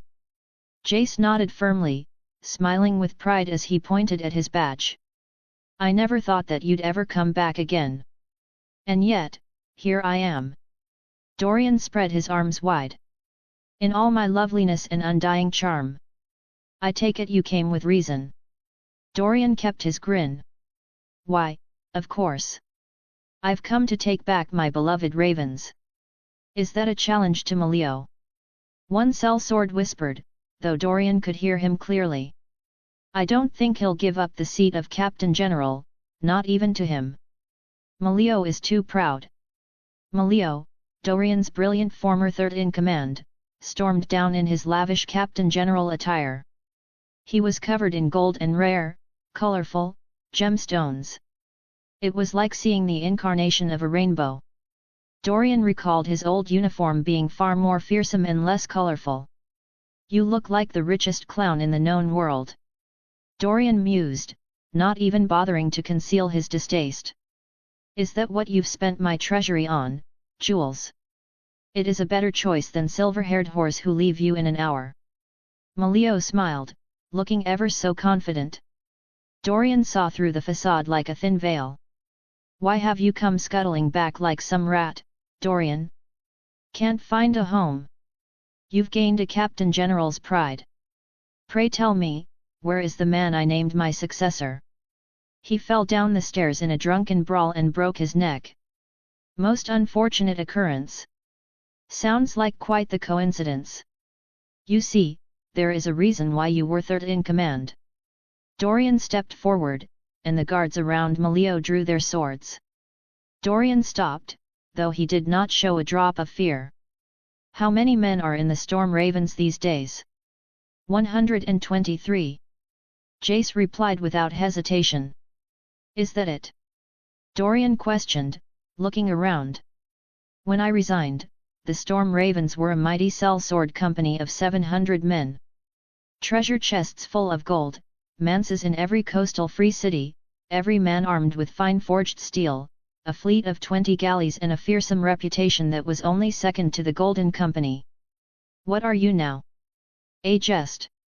The likes of the Storm Crows and Second Sons piss on you." "So?" Malio questioned. "You've come here from the grave to bring us back to your golden age." "Precisely. Surrender to me, and you can have your old position returned to you. A more fitting station for a man of your talents, we can both agree." "Keep dreaming." Malio stepped behind his men, using them as cover. "The Storm Ravens belong to me now." "Do they?" Dorian looked around and saw many eyes seeking to deny it at a moment's notice. "Forgive me, Dorian." Jace stepped to Malio's side, behind him. This made the Captain General smile. Dorian kept his grin, which unsettled the Captain General's smile. "There is nothing to forgive, Captain." Malio's eyes widened as a sword was drawn for him and stabbed deep into his chest. Blood poured out of his mouth as he gathered the strength to glance back. It had been Jace who stabbed him. "You, traitor! For the Storm Ravens!" Immediately, half the inn turned against itself as swords were drawn from one corner of the room to the next. "You dim-witted fools!" Dorian removed his cloak and tossed it into the air, revealing a figure armed to the teeth with daggers and knives.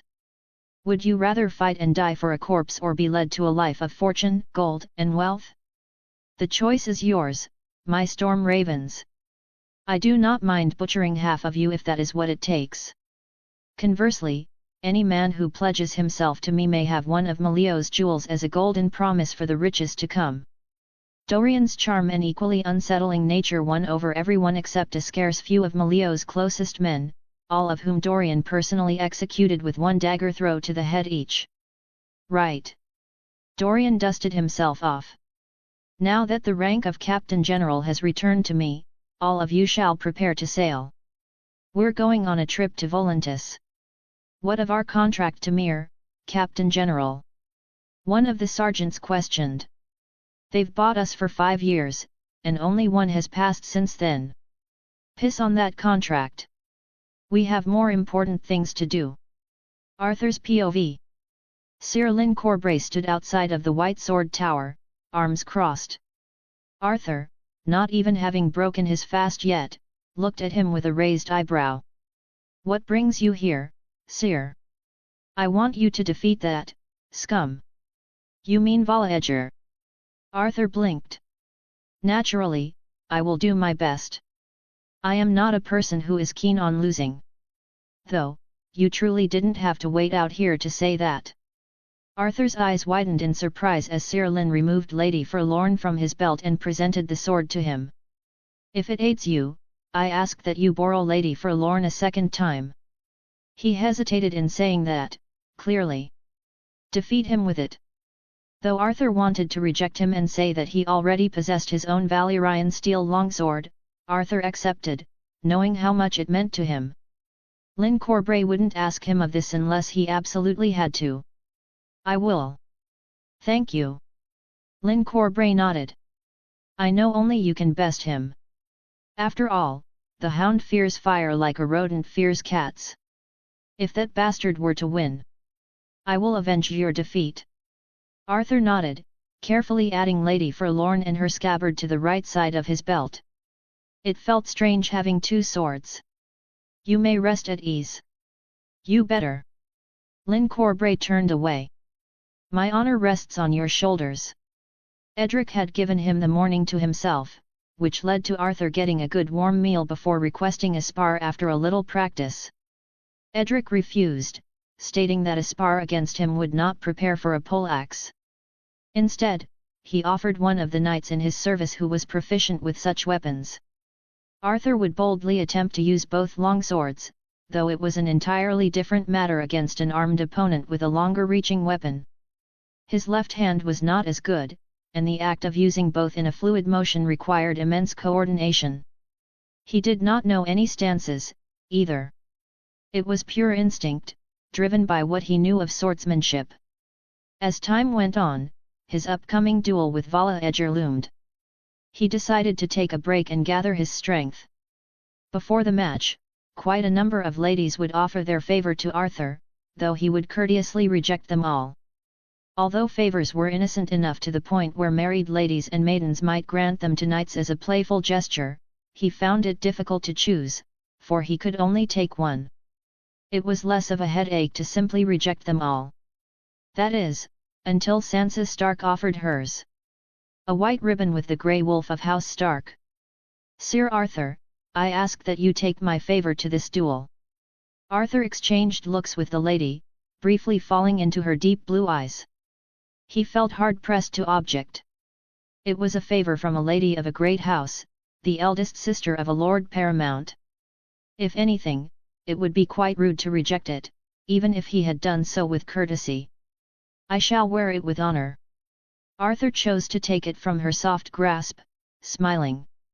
"May the gods, both old and new, guide your sword to victory." Sansa nodded with a slight smile. "May my favor also grant you protection and good fortune against your vicious foe." Arthur nodded. "I am sure it will." Though their conversation had been brief, Arthur felt as if Sansa had been more refined. He didn't ponder on the matter for too long, however, and focused on what awaited him. Brienne and the Hound would face each other first, in a match that Arthur could only call inspiring. The Hound was stronger, but Brienne was just as tenacious and refused to fall easily. It was a duel that lasted a whole 15 minutes, leaving the Hound with marks and wounds. The brawl was enjoyed by all, especially the small folk who liked fights that ended in the dirt with fists hammering at faces. After that, it was time. Arthur approached Vala Edger, who slid his poleaxe across the ground, cutting a line along the way. After they were near sword distance, he raised his poleaxe and rested it on his shoulder. The dust behind him clouded some of the crowd. "Look at you, all knightly!" Vala Edger mocked with a grin. "A sword from the weakling I humiliated and a favor from a pretty little lady. What else do you have with you on this quest, good sir? Some companions to carry your weapons and cheer your heart? All you're missing is the princess. Would that be Edric Storm?" Vala Edger suddenly chuckled as Arthur remained silent. "Oh, I see. While you mock my king, you seem to have forgotten he had you shaking in your boots like a leaf in a storm with a simple raise of his hand. It was the lightning. Or that time you conceded like a frightened child when faced with him in the melee." "Humph!" Vala Edger chuckled in jestful fashion, though he definitely looked angered by the taunt. Arthur could feel it. "Hide behind your princess all you like, but he won't be saving you today." There is no horse to fall on me. No interventions, no one to protect you. Just you and me, man to man. Our steel and nothing more. The other day, you questioned if you have no equal in this land. I did. Vala Edgar nodded. What of it? Then duel me with the sword at your side. Ridiculous. Vala Edgar laughed, shaking his head. That would be playing to your advantage. Are you saying that you are an inferior swordsman? Don't you wish to defeat me at my best? Vala Edgar questioned. Besides, I don't have Valyrian steel. Sounds like an excuse. If you wish, I could lend you mine. Why don't you try wielding those two long swords against my poleaxe? I'm sure you'll have a good time. Very well. Arthur drew Nightfall and held it in both hands. It seems to me that you believe yourself an inferior swordsman. That is understandable. Are these duels not meant to reflect battle? If I wanted to kill you, would I put down my greatest weapon to tickle you with a sword? It seems that convincing you otherwise is pointless. Let's get to the part where I beat you to the ground. As you wish. Vala Edgar dashed back and swung his poleaxe at Arthur's side with great strength and speed, forcing Arthur to block. As the two weapons clashed, Arthur felt the sheer force behind the blow. It was small wonder why he could bash into plate so easily. He had faced worse, however. Edric's swings would often feel like a blow of thunder. As Vala Edgar pushed forward, Arthur withdrew. The two would exchange attacks, with Arthur using it to measure Vala Edgar thoroughly. How far he could swing, how fast, the way he would attack. Unfortunately, he was quite unpredictable in every sense of the word. He would alternate his attacks frequently, feinting, pausing, striking slow and faster. He pushed Arthur to the defensive, using his range and covering the gaps in his armor perfectly. Yet, despite being unable to damage him, Arthur deflected and dodged every blow. They were at a stalemate. This same dance would continue on for 10 minutes until Vala Edgar caught Arthur off guard and thrust his poleaxe's pommel right into his jaw full force. It was so swift of an attack that he had scarcely seen it. He stumbled back while Vala Edgar advanced, raising his poleaxe high in the sky. He had aimed for the head. Clang! Arthur shifted his head slightly, lessening the blow. Though, he was still dazed. Vala Edgar followed up with a swing to the side of his armor, tossing him to the ground. So that's all you amount to, hey? I expected a flare of that magic trick you used. Vala Edgar stepped forward, aiming to swing down on him. I wonder, how you do it, Arthur thought, growing weary. How could you endure so much, yet keep fighting? Arthur. He heard his voice. You're embarrassing me. Not a single hit on this pompous silvery ass? Come on, get back on your feet. You made all those promises and yet this is all it amounts to? Where is your honor? Are your words meaningless? Sure enough, it was just his imagination. He managed a glance to Edric, who rose from his seat. He hadn't spoken a word. I want to win.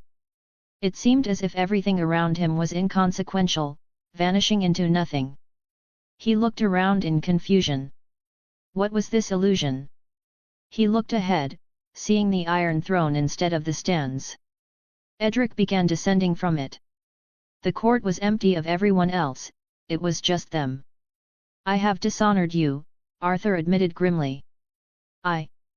You have not lost yet, nor have you won, Edric spoke as he reached him, his wild hair swirling around his golden crown. So, how have you dishonored me? The only way you can dishonor me now is by lying on the ground, waiting for it to end. You don't seek to quit, do you? No. I seek to win. Then fight. Edric offered his left hand. Stand up and fight. Let your heart rage with flame, burning away your doubts. Show him your resolve, fury, courage, and might as a warrior. Yes. Your grace. Arthur forced himself up, accepting his hand. His body erupted with newfound strength, as if he had been lit on fire. The back of his left hand momentarily glowed with a strange marking before vanishing. The illusion faded and he found himself at the very same predicament. He didn't think, he acted. Arthur rolled out of the way, sword in hand. Vala Edger only struck the earth. Looks like someone woke up. Arthur felt great pain but fought through it, glaring at his opponent. With this new surge of strength, he felt like he could do anything. And so, he left Nightfall to his right hand and drew Lady Forlorn. "You're not my little brother." Vala Edger chuckled. "You can't dual wield. Even if you could, you're not getting past my armor before I crush you." Arthur flashed forward without a word. Vala Edger swung his poleaxe to Arthur's left side, forcing him to block with his weaker hand. He did so, advancing forward. Vala Edger managed to break past the block and curl around to hit Arthur on the back, yet he kept advancing, past his defense and swung Nightfall into Valogger's plate armor. Screech! It cut through the plate like butter, along with the mail and leather beyond, making a gash across his stomach. Vala Edger dashed back in a hurry. "What in Rachler's name?" Arthur dashed forward to swing Nightfall, which glowed as dark as the night. Vala Edger chose to ignore what his eyes had witnessed, swinging his poleaxe at Arthur at the perfect time, clashing their weapons. Shhhh! Clang! Vala Edger paused in bewilderment as his poleaxe had been cut, clean through. He could not retreat fast enough, watching as Arthur dashed forward and cleaved through the center of the shaft. "What sort of fiendish blade is that?" Vala Edger rapidly retreated, as if he were running for his life. He saw the fallen Lady Forlorn and ran to her like a soulmate he dearly missed. Arthur stepped slowly, letting him take the sword. "Desperation has led you to accept my offer," Arthur remarked, pointing Nightfall at Vala Edger. He felt absolutely calm despite the fire that burned within. "We can duel on equal grounds at last, as knights." "Indeed." Vala Edger nodded, regaining his confidence. He seemed to have an endless supply of it.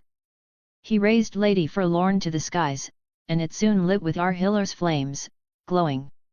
"I am Arhiller's champion, his knight, a hero who will burn through the darkness. Then we shall see whose god is mightier." "Whose god, you say?" "Your gods are 7. Vala Edger questioned. "There are 7 and 1. You've become awfully religious." "In my heart and soul, I can only acknowledge one God, the one that I see with mine own eyes. The God that hears my prayers, grants me strength when I am weak, gives me courage when I fear, protects me when I am surrounded and gives me reason as to why I live. He is the God that shoulders the weight of the realm and smites down those of ill will in his divine might. Your God gave you a flicker of a flame, my God gave me this dream. His might, his unwavering spirit, resounds with this very sword." "Nonsense! I let you speak your piece out of respect, but all I heard was mud on the wall. Then allow this sword of mine do the talking." Clang! Clang! Clang! A terrible yet beautiful sound erupted across the tourney grounds as Sir Arthur and Vala Edger clashed their Valyrian steel blades. Neither relented, neither weakened. It was a greater sight than any of the previous clashes, eclipsing Arthur's own duel against Sir Lin and Sir Lin's duel against Randall Tarley. While Arthur's blade could cut through plate like butter, Nightfall had met its match in Lady Forlorn. Vala Edger realized this and used Lady Forlorn as his trusted shield, displaying swordsmanship that Arthur never knew he possessed. They were equally matched. For a long time. 30 minutes would pass by, and not a single eye would be drawn away from the fight, entranced in the dance of flames. One black as night and the other as radiant as the sun. It seemed as if Nightfall would burn at times, drawing from Lady Forlorn's flames and thinning them. Arthur would burn through some of Valogger's armor while Vala Edger would cut through the gaps in his armor. Each wound piled onto the next.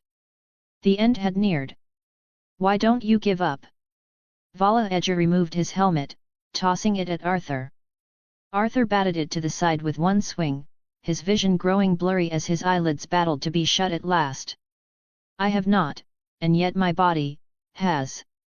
He dug nightfall into the ground, trying to stand on it. Yet, the strength in his body faded at last. Despite everything, I've lost. He fell first. No, you only fell first. Vala Edger spoke. You've beaten me, fair and true, you are the greater warrior.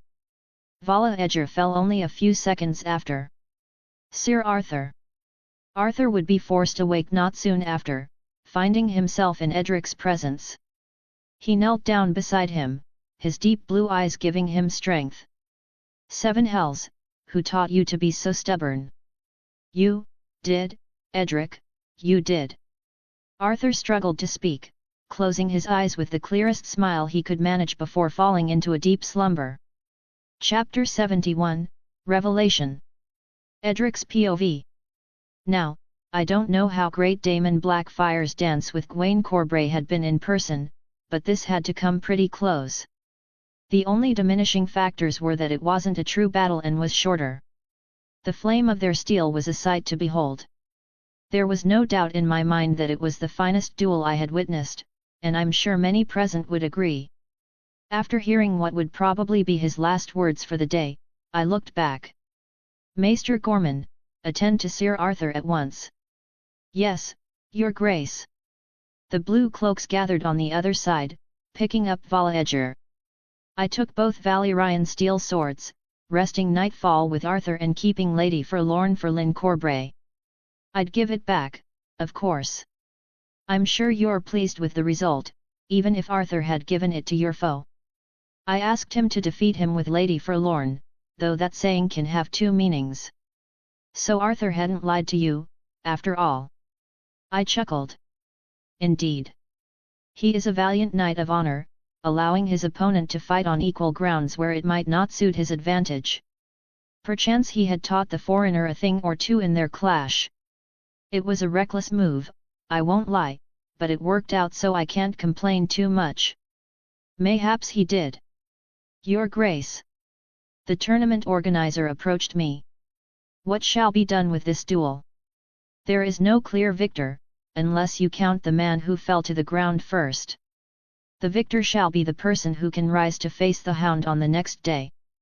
For now, it is a tie. Understood. Later in the night. So, the man who rises tomorrow shall be victor. Vala Edger looked like he had seen better days, laying in a bed beside Rera, who had patched him up. It seems that I am sleeping soundly for a day. I never took you for a man who gives up so easily. I should have lost to Sir Arthur. No. I did lose. Any duel where I am left on the ground, unable to rise, is a defeat for me. You fell second. Besides, Sir Arthur likely won't be fighting any duels for a while. Will you leave the Hound to fight Eyre in his final match of this tournament? Always one for the dramatics. You're the one talking. Rera chuckled. That speech about poorly baked pie, was it? I wanted to throw knives at you for doing something so foolish, arrogant and impulsive. Ha ha ha ha, that would have been quite the sight. Vala Edger felt pain in his stomach from laughing, though it did not dim his smile. Your corpse full of knives would have been. Half the realm will bear distaste for me entirely because of your actions. You're no stranger to winning enemies over. Vala Edger shrugged with a clueless expression. You'll be fine. You know I am a man who acts with my heart first, a heart that was writhed with anger at that time. You ought to act with your head instead. I do not regret any of my actions, however. Vala Edger closed his eyes. Our clash was as much a duel as it was an exchange of souls. I understood what drove him, what gave light to his fire. Yes, I was fighting on the wrong side all along. I don't recall him bashing your head. Once, I had thought that I was the warrior of light, the son of fire, Azor Ahai reborn, yet, on this day, I was humbled by his flames. I saw the light, the truth of the world. It was all in the fire. The Lord of Light chose to guide me when I was clouded by the darkness of my own pride. Oh, the irony of this world! Our healer's mind could only truly be known to himself. Vala Edgar laughed at himself.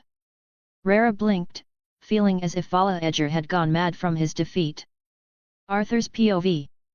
The duel with Vala Edgar had taken every bit of strength he had. There was no way in 7 hells he would be able to walk the tourney grounds anytime soon, let alone face the Hound. He had bitterly come to terms with that. Edric would come to visit, playing a part in his treatment.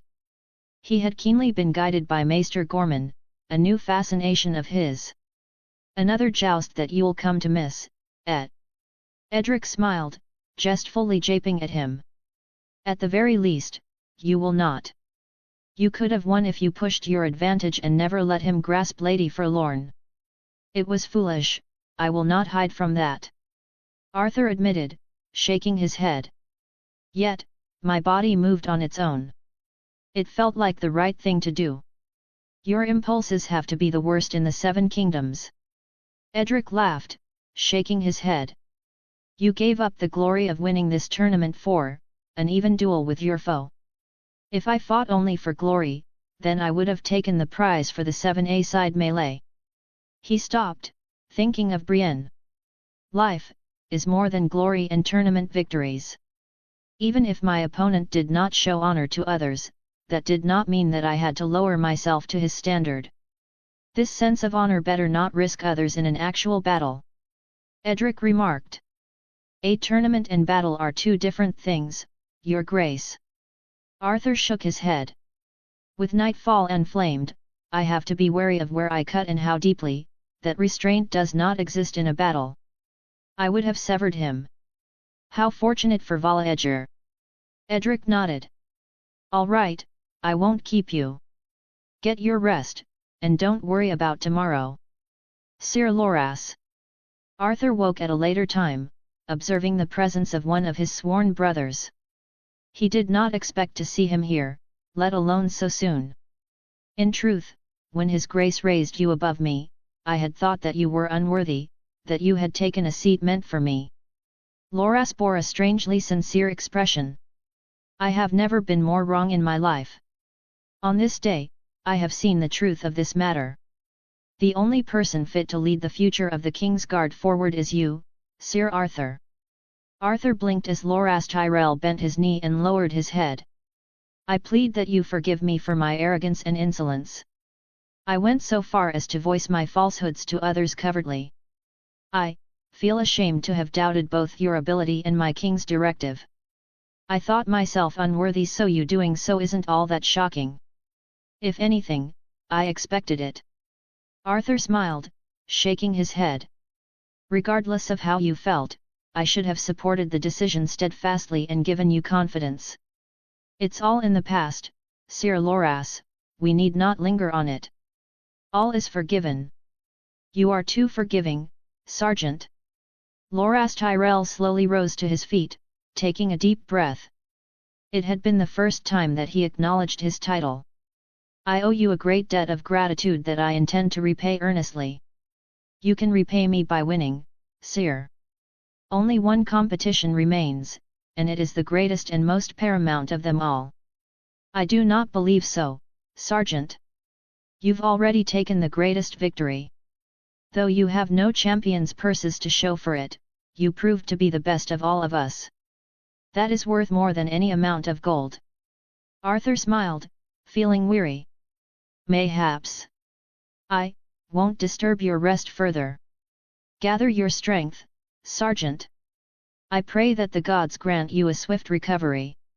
Edric's POV. It was the finals, and the Hound was locked in and ready.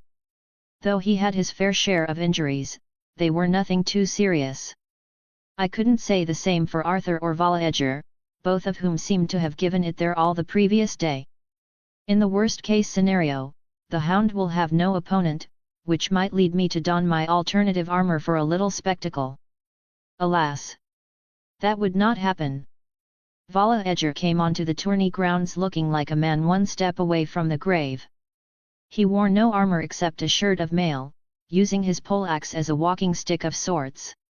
There was no way in 7 hells he was going to put up any sort of fight. He slowly turned to me, ignoring the hound. His walk was awfully slow. He stopped right before me. "Your Grace." He lowered himself to his knees, looking up at me.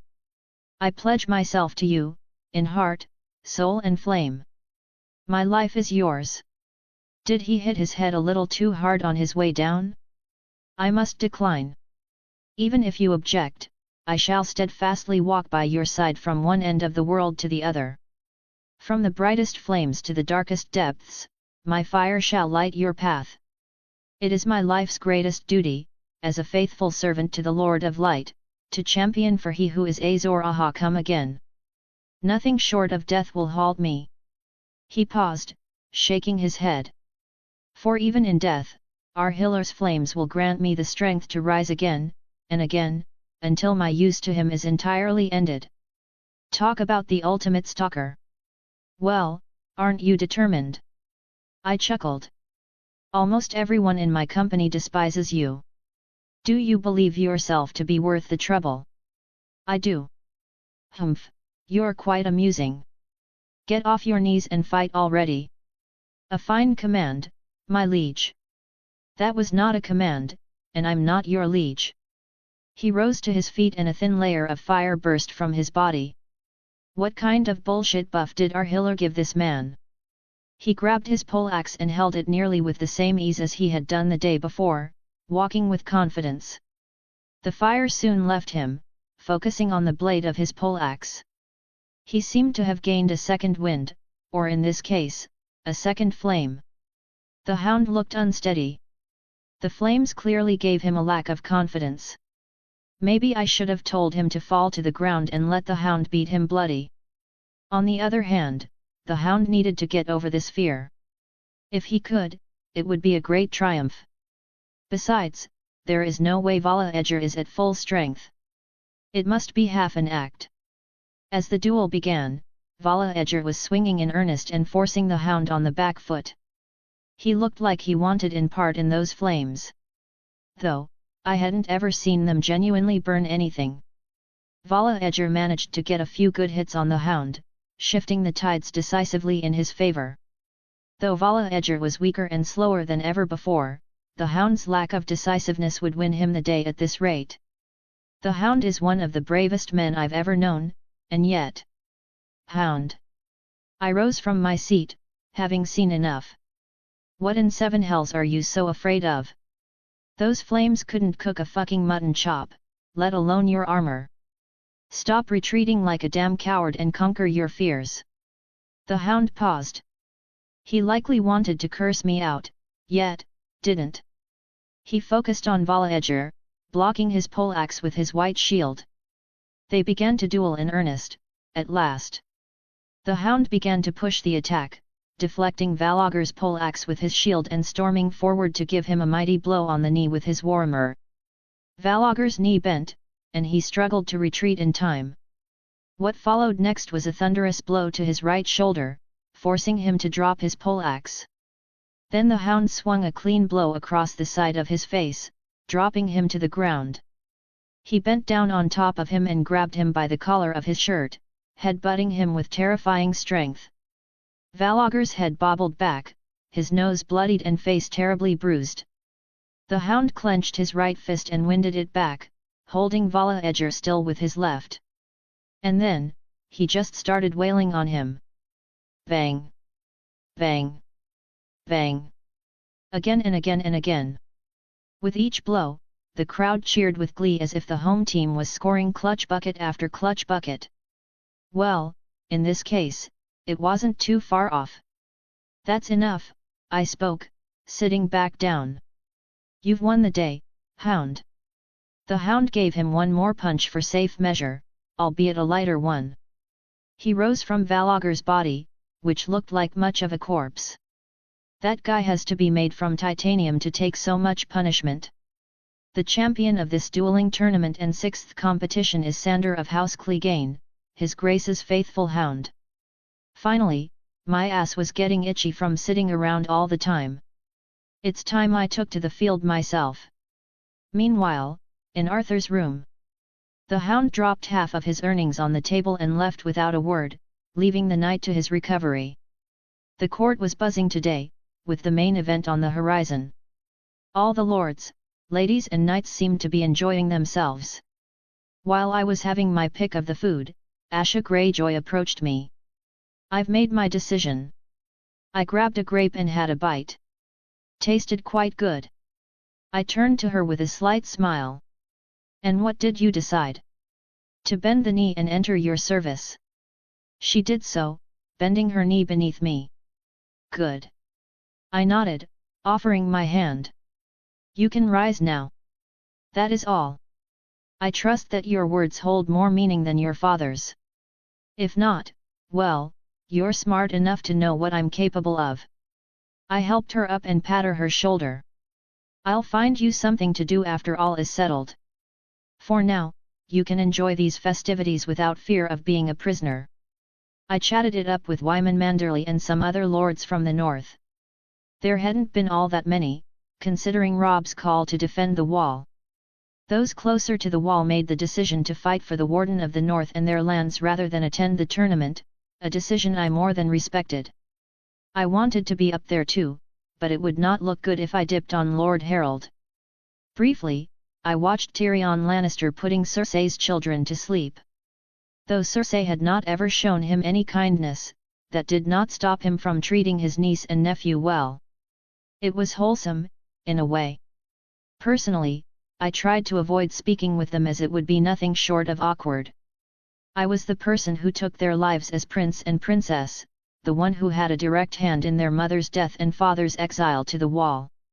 Though they were entirely innocent, they had lost so much. As such, I made sure that they were well fed, had access to proper education, clean and sizable quarters and anything else a noble child would ever need. It was a small gesture that didn't cost me much, yet it was life-changing for them. Tyrion seemed to approve greatly of my way of handling the situation. "You have a good and kind heart, Your Grace." Tyrion smiled as he approached me. "It is a small wonder why so many are eager to stand by your side. You have your father's gift, I believe. The gift to turn spared enemies into friends and fiercely loyal allies. It does not always work, this gift." I smiled, shrugging my shoulders. "Balon Greyjoy can attest to that. Balon was the greatest fool who has ruled the Iron Islands these past 100 years and his people suffered greatly for it. For the better, I'd think. The weeds must be removed to make way for the crops. Indeed, the Iron Islands wouldn't have been able to move so swiftly into a better direction if those strongly preaching of the old ways remained." I nodded. "It was a necessary sacrifice for the future. You are a truly terrifying child, Your Grace. I fear for the rest of the world when you fully mature." Tyrion waved me good night, walking off. I decided to retire to my bedchamber soon after, prepping the alternative armor Mr. Targaryen had prepped for me. I decided to try it on and it fit me like a glove. The dragon-winged helmet, the spiked black gauntlets and sabatons, a dashing crimson cape with the black dragon at its center and an entirely black breastplate. I won't lie, I looked dripped out of my mind. Even so, I preferred my armor. I am a Baratheon. I took off the helmet and put it down on my bed. Afterwards, I would remove the rest and store it in the plain of Euthymia. Raiden looked at me, wondering where I got the armor from. Suddenly, the world turned black and I found myself in a place resembling the actual plain of Euthymia, alongside Raiden Shogun. At the center of it all stood Mr. Targaryen himself, radiant flowers growing beneath him. His appearance was so silver it was practically shining. By comparison, he made Vala Edger look awfully dull.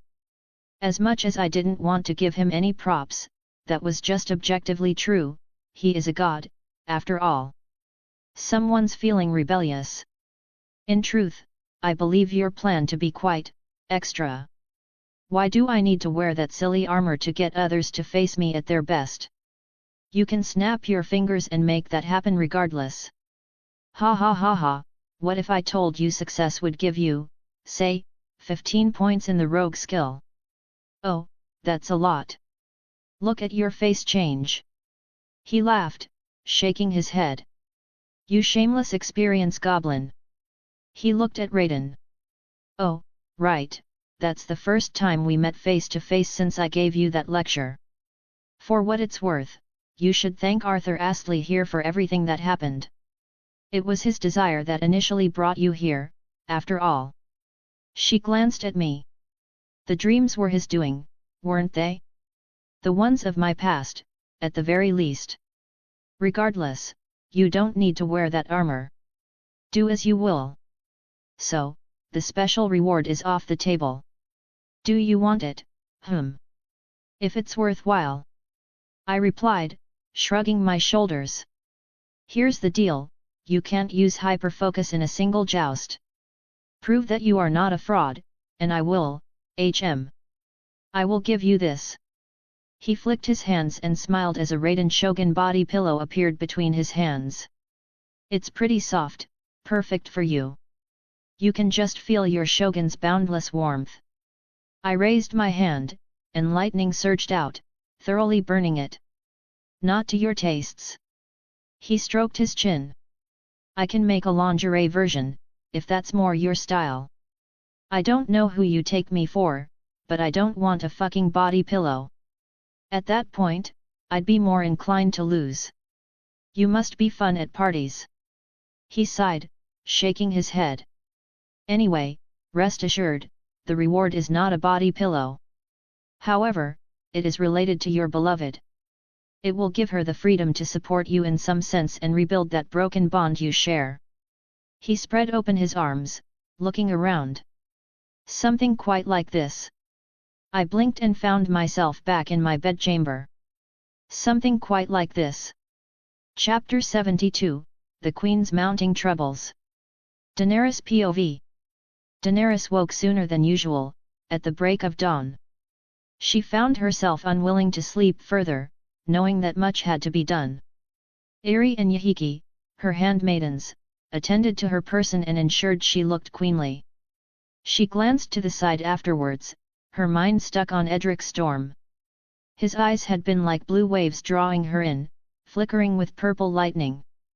Red rain rested on her table, its steel safely sheathed. She stepped forward and lightly grasped its hilt, drawing out crimson-red Valyrian steel. Though a longsword, she did not find it too heavy to swing. It had been one of Edric's conquests, a triumphant victory as Barristan had told. Khaleesi, you must be watchful of Valyrian steel. It can cut an unarmored man in half with no more than a flick of the wrist. It is known. It is known. Irri had warned her, and Yahiki confirmed afterward, yet Daenerys knew all too well. My brother said that House Targaryen once had 2 Valyrian steel swords, Blackfire and Dark Sister. Aegon the Conqueror had wielded the first, and so did all of the Targaryen kings after him, until it had been given to a bastard. It had been Aegon the Unworthy, and even Viserys, for all his love of everything Targaryen, had not been too fond of him. What of the other? Great warriors would wield Dark Sister after Aegon the Conqueror's older sister wife, Visenya, warriors like Aemon the Dragon Knight, Balon the Brave and the Rogue Prince. Both swords have been lost to House Targaryen for many years. The Blackfires had stolen Blackfire, and their descendants kept it to themselves while Dark Sister was lost to the northern ice past the wall, so Viserys had told. Her handmaidens agreed that it was a great loss, though she did not feel too strongly about it. Swords could cut down a couple dozen men, Daenerys thought, yet dragons can bend entire kingdoms. If she had to choose between her 3 dragons and those swords, the answer would be obvious. However, she did not deny that having both would be better than either. She had thought to give Red Rain to one of her own, a man of both skill and loyalty. Ser Jorah had come to mind as a prime candidate. He had been her guardian and advisor from the beginning. Yet it did not feel right to her, least of all now. Ser Barristan hadn't come to her as an enemy. She sheathed the sword and chose to take it down to the dungeons. As she did so, Daenerys thought of Edric's words. Whether it was a dream with the real him or figment of her imagination, she knew his words carried some truth. "Princess!"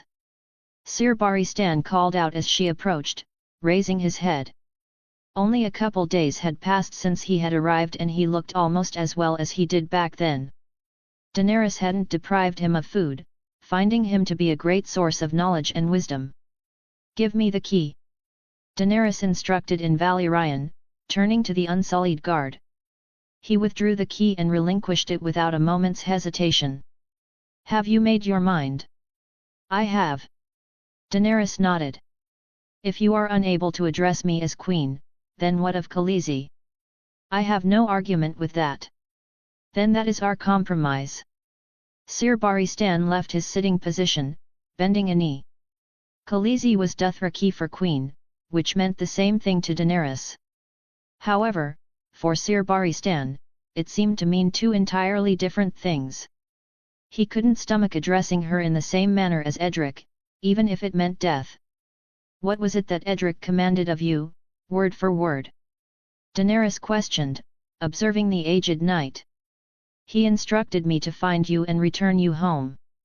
Daenerys would have found the thought amusing, had she not heard it before. "And to shield me, if I object. He commanded that I honor my oaths to the Targaryen kings of the past alongside his own, and shield you." Barristan spoke with a sincere tone, a voice of stern and unwavering honor. "I swore to him that I would return you to your rightful home. Your oath might just come true, in time, yet did your king believe that I would not bear any grudges? His grace likes to see the good in all, even where there is little to find.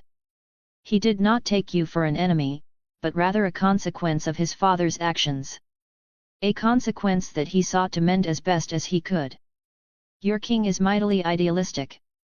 Daenerys presented him with red rain.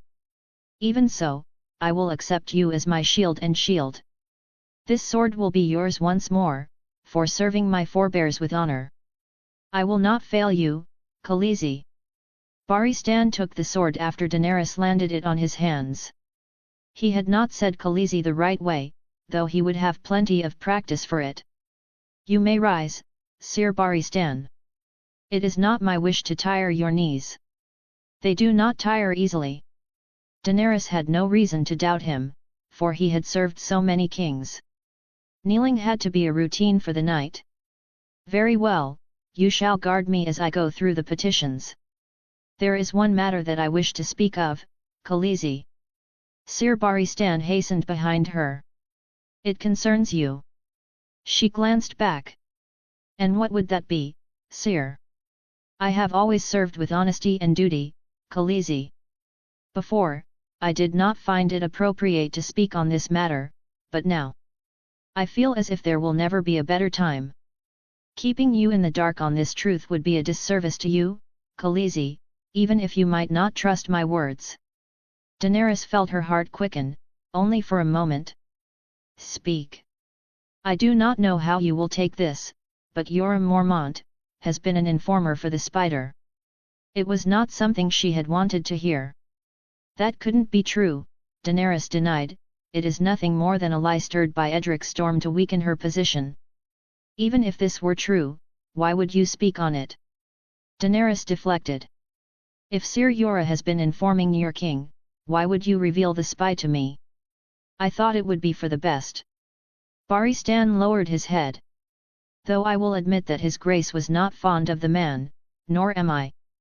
He is a disgraced lord who sold his honor, lands, and title for gold by partaking in slavery. This." Daenerys chuckled, though she felt anger, frustration, confusion, sadness, a myriad of emotions had overwhelmed her. "I must hear the truth from him." The Hall of Undying had told her that she would be thrice betrayed, once for blood, once for gold and once for love. Mirai Mazdur had been the first. Daenerys turned away and hastily walked all the way to the second highest floor of the Great Pyramid, the hall. She then called upon the man she had once considered her closest friend, her advisor, her shield, her bear. He looked on with a dutiful and enamored expression, ignorant of her fury at him. "Something has disgruntled you, your grace. Speak, and speak only the truth.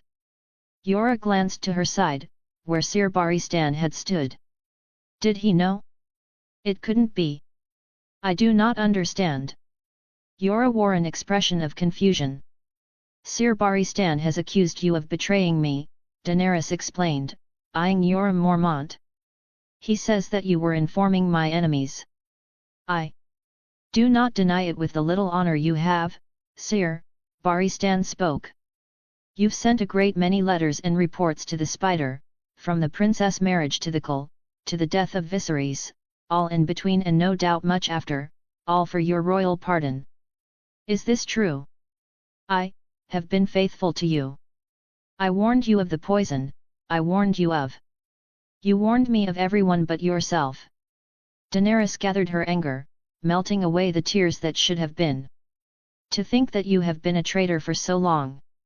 I stopped, your grace, long ago, when I fell in love with you. My last report had been in Qarth.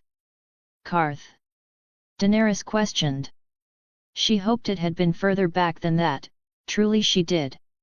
Yet, the more Yora Mormont spoke, the greater of a hole he dug for himself. Tell me, good knight, what reward was so great that you would endanger my unborn son? A royal pardon, gold. A royal pardon. Daenerys frowned as she raised herself from her high seat, feeling her blood boil. A royal pardon. Yes, but, my loyalties lie elsewhere. Even if I had not told them, someone else would have. You know it. You know that you have my heart, your grace, You dare to speak of love? Daenerys scoffed. I protected you. I fought for you. Killed for you. Kissed me, she thought, betrayed me. Forgive me, you must forgive me. Daenerys steeled her resolve, shaking her head as Yora attempted to reach her. Do not ever presume to show your face before me again nor speak my name. The unsullied guards blocked his path, pushing him back. I do not care where you go, whom you serve, only that I do not ever have to see your face again. You will have until last light to collect your things and leave Mirian. If you are seen inside the city walls by then, I will have strong Belwas twist your head off. I will. Believe that. She turned away from him. Remove this liar from my sight. Strong Belwas had taken him by the arm and dragged the knight away from the hall. The betrayal had stung deeply, she wanted to weep yet could not, she had to be strong. I am the blood of the dragon, she gathered herself. The dragon does not weep. She heard the loud cries of all her dragons from outside the Great Pyramid, of rage. Their roars made it sound as if they would soar down and tear Yora to pieces once he showed himself. Mayhaps that would not be the worst outcome. She thought for a moment, sighing as she sat back down, sinking into her seat. He's gone, now. My father and mother, my brothers, Sir Willem Darry, Drogo who was my son and Stars, his son who died inside of me, and now Sir Yora. The queen has a good heart, Daario remarked, brandishing one of his daggers. But that one is more dangerous than all the Osniks and Miros rolled into one. You need not even speak the words, my radiance. Only give the tiniest nod, and your Daario should fetch you back his ugly head. Leave him be. Daenerys decided against it. The scales are balanced now. Today, she still has an endless number of petitions to hear.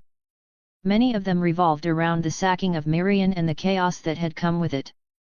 Most sought their gold returned, which was easy enough to reject, but there were more troubling stories. One boy, younger than herself, had come up speaking of how 2 slaves rose up against his family and killed his father and older brother. His voice broke as he went on, speaking of how both slaves raped and killed his mother. One of the slaves had taken the house for himself while the other joined her as a soldier. The boy wanted both hanged. Daenerys, conflicted, had no choice but to deny him. She had declared a blanket pardon for all crimes committed during the sack, nor would she punish slaves for rising against their masters. The boy had charged her, yet he had slipped on his talker before going far. She had decided to forgive him, yet, seeing the rage in his eyes, she knew that the harpy had found another son. More came, speaking of how her dragons had devoured their animals, and she chose to repay them with their worth in gold. Alas, one man remained still. It was the Black One. It came down from the sky and. No, Dany felt a shiver. No, no. They were not the bones of sheep. They were that of a child. After an entire day of rulings, she looked towards the sky and thought. It felt as if the entire world was slowly crumbling down, bit by bit. Humor me, who between us sits the Iron Throne while the other is on the other side of the known world making a poor attempt at ruling some slaver cities. She recalled Edric Storm's words of contempt. And what would you do if you ruled Mirian, Edric Storm? Would your arrows and warhammer find the sons of the harpy? Would you even free the slaves or continue their enslavement, becoming the master of masters? What would you do with 3 dragons who can set your people on fire at a whim? I am a dragon in a pit of snakes, as you are a black hare surrounded by white rabbits. You have your uncles, the Starks, the loyalty of so many lords, while I am surrounded by enemies in a foreign land. And yet, if I cannot rule a city, how can I hope to rule 7 kingdoms? Chapter 73, Queen of Love and Beauty. Edric's POV. The lists were looking just right, so I had ensured. My squires helped with the armor. And I had the time to ask if their achievements in the melee. Dallin said that they did nothing notable, while Ragnar boasted that he had been on par with a knight. We fought all night long, and I only lost because of that bastard Blue Cloak's arrows. He started firing at me from afar, there was nothing that I could do.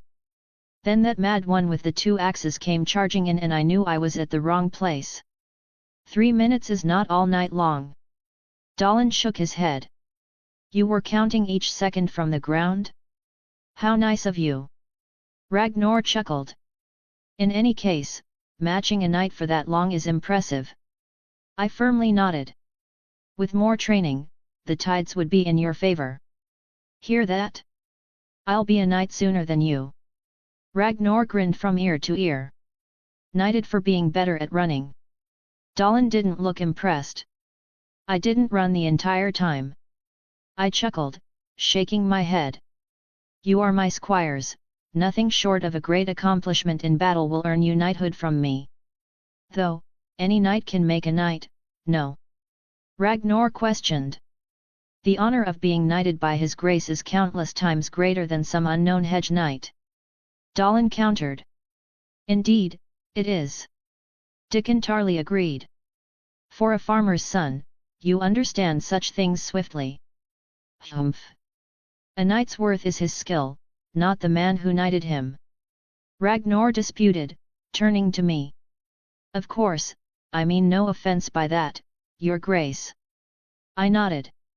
Ragnar, you wish to be known for your own deeds rather than the man who was knighted by the king.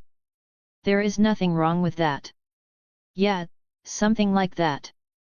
I couldn't put it better himself. He nodded twice over. Speaking of, who knighted you, your grace? The Kingslayer. Dickon Tarley spoke for me. At the age of 110, his grace became the youngest knight the realm had ever known. Kingslayer. Ragnar scratched his hair. Who is that? You'll see him at the wall. I smiled, turning away. The joust shall be starting soon. Use it as experience. Yes, your grace. Would you honor me by wearing my favor once more, your grace? Marjorie offered right as the joust was about to begin. She smiled sweetly, as she always did. It served you well before. Aren't you quite greedy, Lady Marjorie? Arianne scoffed. He already wore yours in one event. For that matter, you shouldn't even be here. I'm afraid that his grace already has won lady's favor. Arya cheekfully smiled, as if she had triumphed over them. Mine own, his beloved betrothed. You would do well not to waste his time further on this matter. I chuckled, showing the handkerchief she had given me. Arya speaks the truth. I see. Arianne smiled, shrugging her shoulders. How lovely of a gesture. The knightly king and his future queen.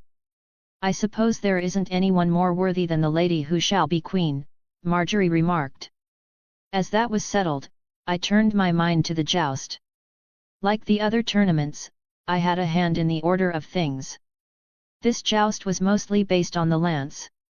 The first rounds would be one-tilt affairs, which would weed out the worst of the bunch. I played part-time referee when it came to tilts where neither fell, deciding the victor based on who did better. I tried to be as fair as possible, naturally. Luck would play a greater factor, opening way for some to advance where they would have otherwise lost. On the rare occasion that both jousters fell each other, a duel on foot would follow. Since I was on the end of the lists, I had the pleasure of seeing most of it unfold. 226 men, and 2 women, would ride on the tourney grounds today, a myriad of banners soaring in the wind. Half of them I scarcely recognized. Sir Loras would effortlessly put Taylor on his rump, as if he was pushing a toddler to the ground. Renly managed to fell a squire, Lord Harold then took down one of his Vale Knights, and all participating Kingsguard won their tilts. Rhea knocked down Brienne, who did not seem all that experienced with the lance. After many hours of sitting about, it was my turn to put on a show. With my hyperfocus locked behind bars, I still had a few cards to play. Namely, my physical strength and endurance. No one else could match me in a combination of both. My riding was quite great, too, the only part I lacked when it came to justing was the lancing part. I'll need to maximize my strengths, minimizing the severity of that flaw. My first opponent would be a hedge knight, who I knocked to the ground in a single tilt.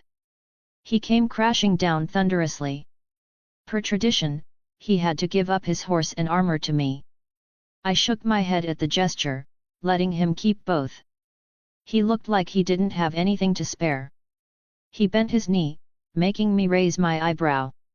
"Allow me to serve you, Your Grace. I don't need gold or silver, so long as you grant me food and drink, I shall make do." "So quick to pledge yourself, is this some plot or is riding alongside me so appealing? I suppose fighting in battles is the finest way to make your name, never mind the loot that could come from it. I accept your pledge of fealty." I nodded.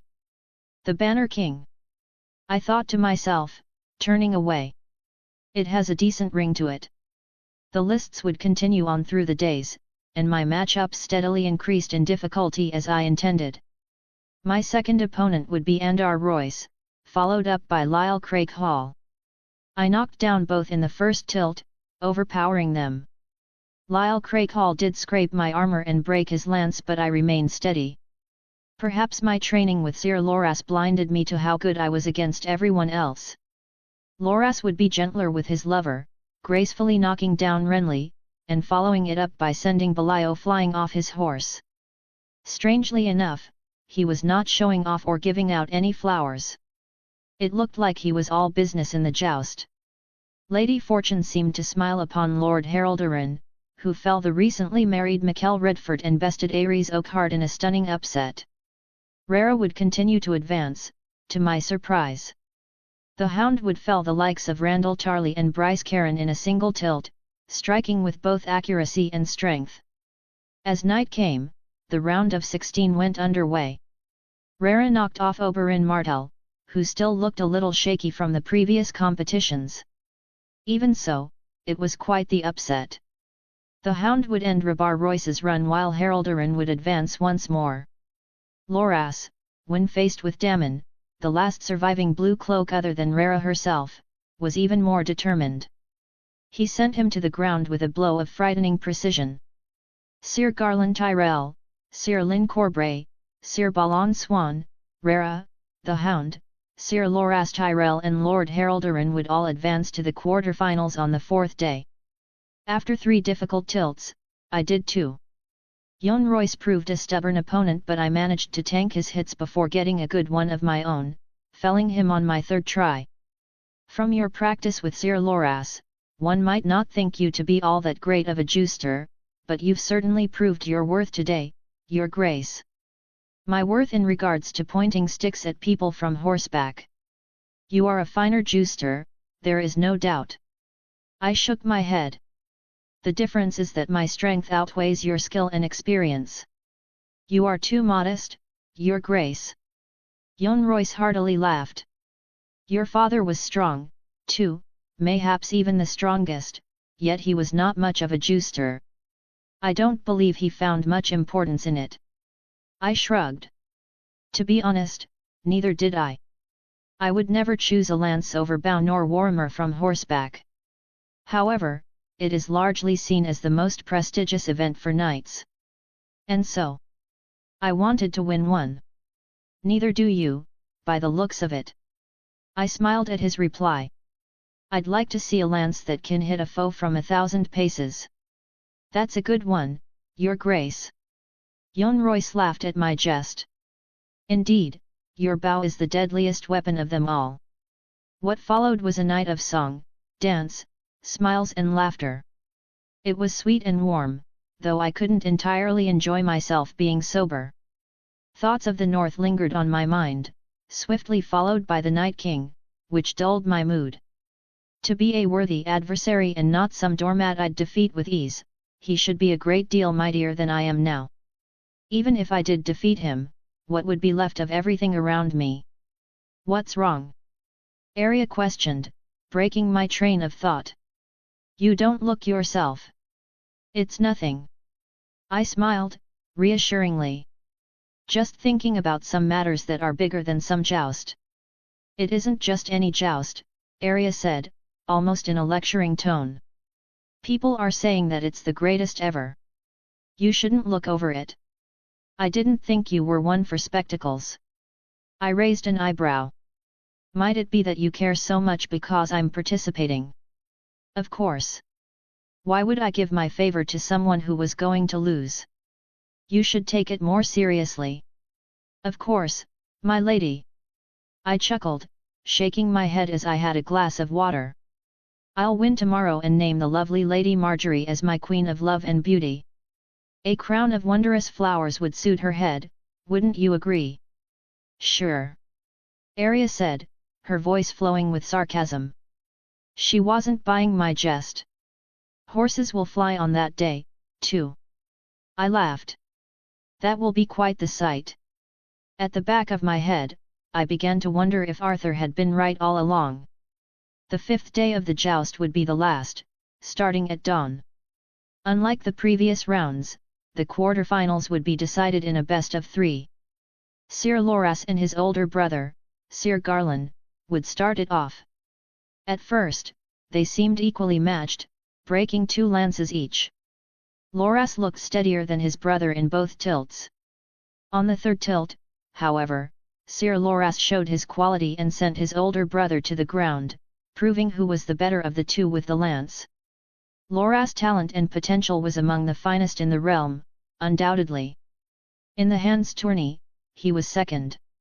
He conceded to the Hound because he was grateful as he shielded him from the mountain's rampage. It had been a year and 3 months since then, and he looked completely unstoppable. How in 7 hells was I going to beat him? As king, I could ask him to take a dive, and he'd be oath-bound to follow my command, but that would be egregiously fraudulent.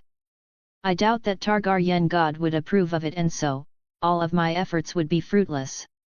While he didn't specify I couldn't use magic, it probably fell in the same category of unspoken rules. If I wanted to win that reward, I'd have to beat him as a juster.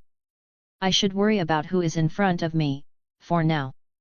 It was Rhaera, who left a trail of shamed men in her tourney run. Sandor Clegane would fell Lyn Corbray in all 3 tilts, while Haroldarin upset Sir Balon Swan, a knight of my king's guard. His wife-to-be's favor really was doing him favors, it seems. Before long, my turn came. I climbed atop my black war destrier as Dickon Tarley readied my lance. He raised it towards me, and I grasped it firmly. With my free hand, I stroked my destrier's mane before taking my shield from Dallin. The stallion was as fierce as it was loyal, having accompanied me through every battle since the rebellion broke out. 3 more rounds. Rara's choice of mounts seemed different. I felt that something was off. The bell rung and I hurried my destrier forward, aiming my lance for Rara's chest. Our mounts thundered at great speeds and my destrier seemed to act out, stopping abruptly and rising. I tried to rein him in, but then came Rara's lance, scraping my left side before riding off. I began to fall, lower and lower. My life flashed before my eyes. No. I clung to my steed, grasping its reins with all my strength and pushing it down. I had been only inches away from losing grip and falling to my demise. Thankfully, my saddle had been firm and Rara's blow wasn't strong enough to throw me off. I rode forward to the other side, taking a deep breath and processing exactly what had happened. That wicked witch, she used a mare in heat, a card straight out of Loras' playbook. I looked down on my destrier, lightly smacking him on the head with my gauntlet. You better not be gooning over that mare. I frowned, shaking my head. If you act up once more, I'll ship you to Mirian as Drogon's Monday barbecue. And if we win it all, you can have a harem of mares or whatever. You get what I mean? Maybe, since I was on my way to becoming a green seer, this horse could understand me. The horse looked at me and nodded firmly, as if he understood what I had said to him. Good. This time, my destrier remained firm as stone. With that, I was able to target Rara properly and grazed her shoulder. She hit me on the chest, too, but it was nothing that could take me down. In the third tilt, I'd get a proper hit and send her to the ground. Given that the second tilt was a tie and the third one was a more decisive victory in my favor, I was declared the winner. I'd ride towards Rara afterwards. It seems as if that mask is all but mine. Congratulations. Rara didn't seem too bothered by it. I shall give it to you after this joust comes to an end. You could sound a bit more upset by the loss. I chuckled. It was a fun game, while it lasted. Rara nodded. You and your men rose to the occasion where it mattered most. Mayhaps mine could learn a thing or two from yours. I like to think they learned from each other. A single dominant force will grow weaker without a worthy rival to push it forward, to greater heights. I am honored that you consider my blue cloaks as rivals to your esteemed King's Guard. I would be lying if I had said otherwise. I admitted. You are right, I suppose. Now, the question remains, will it be you or Sir Loras?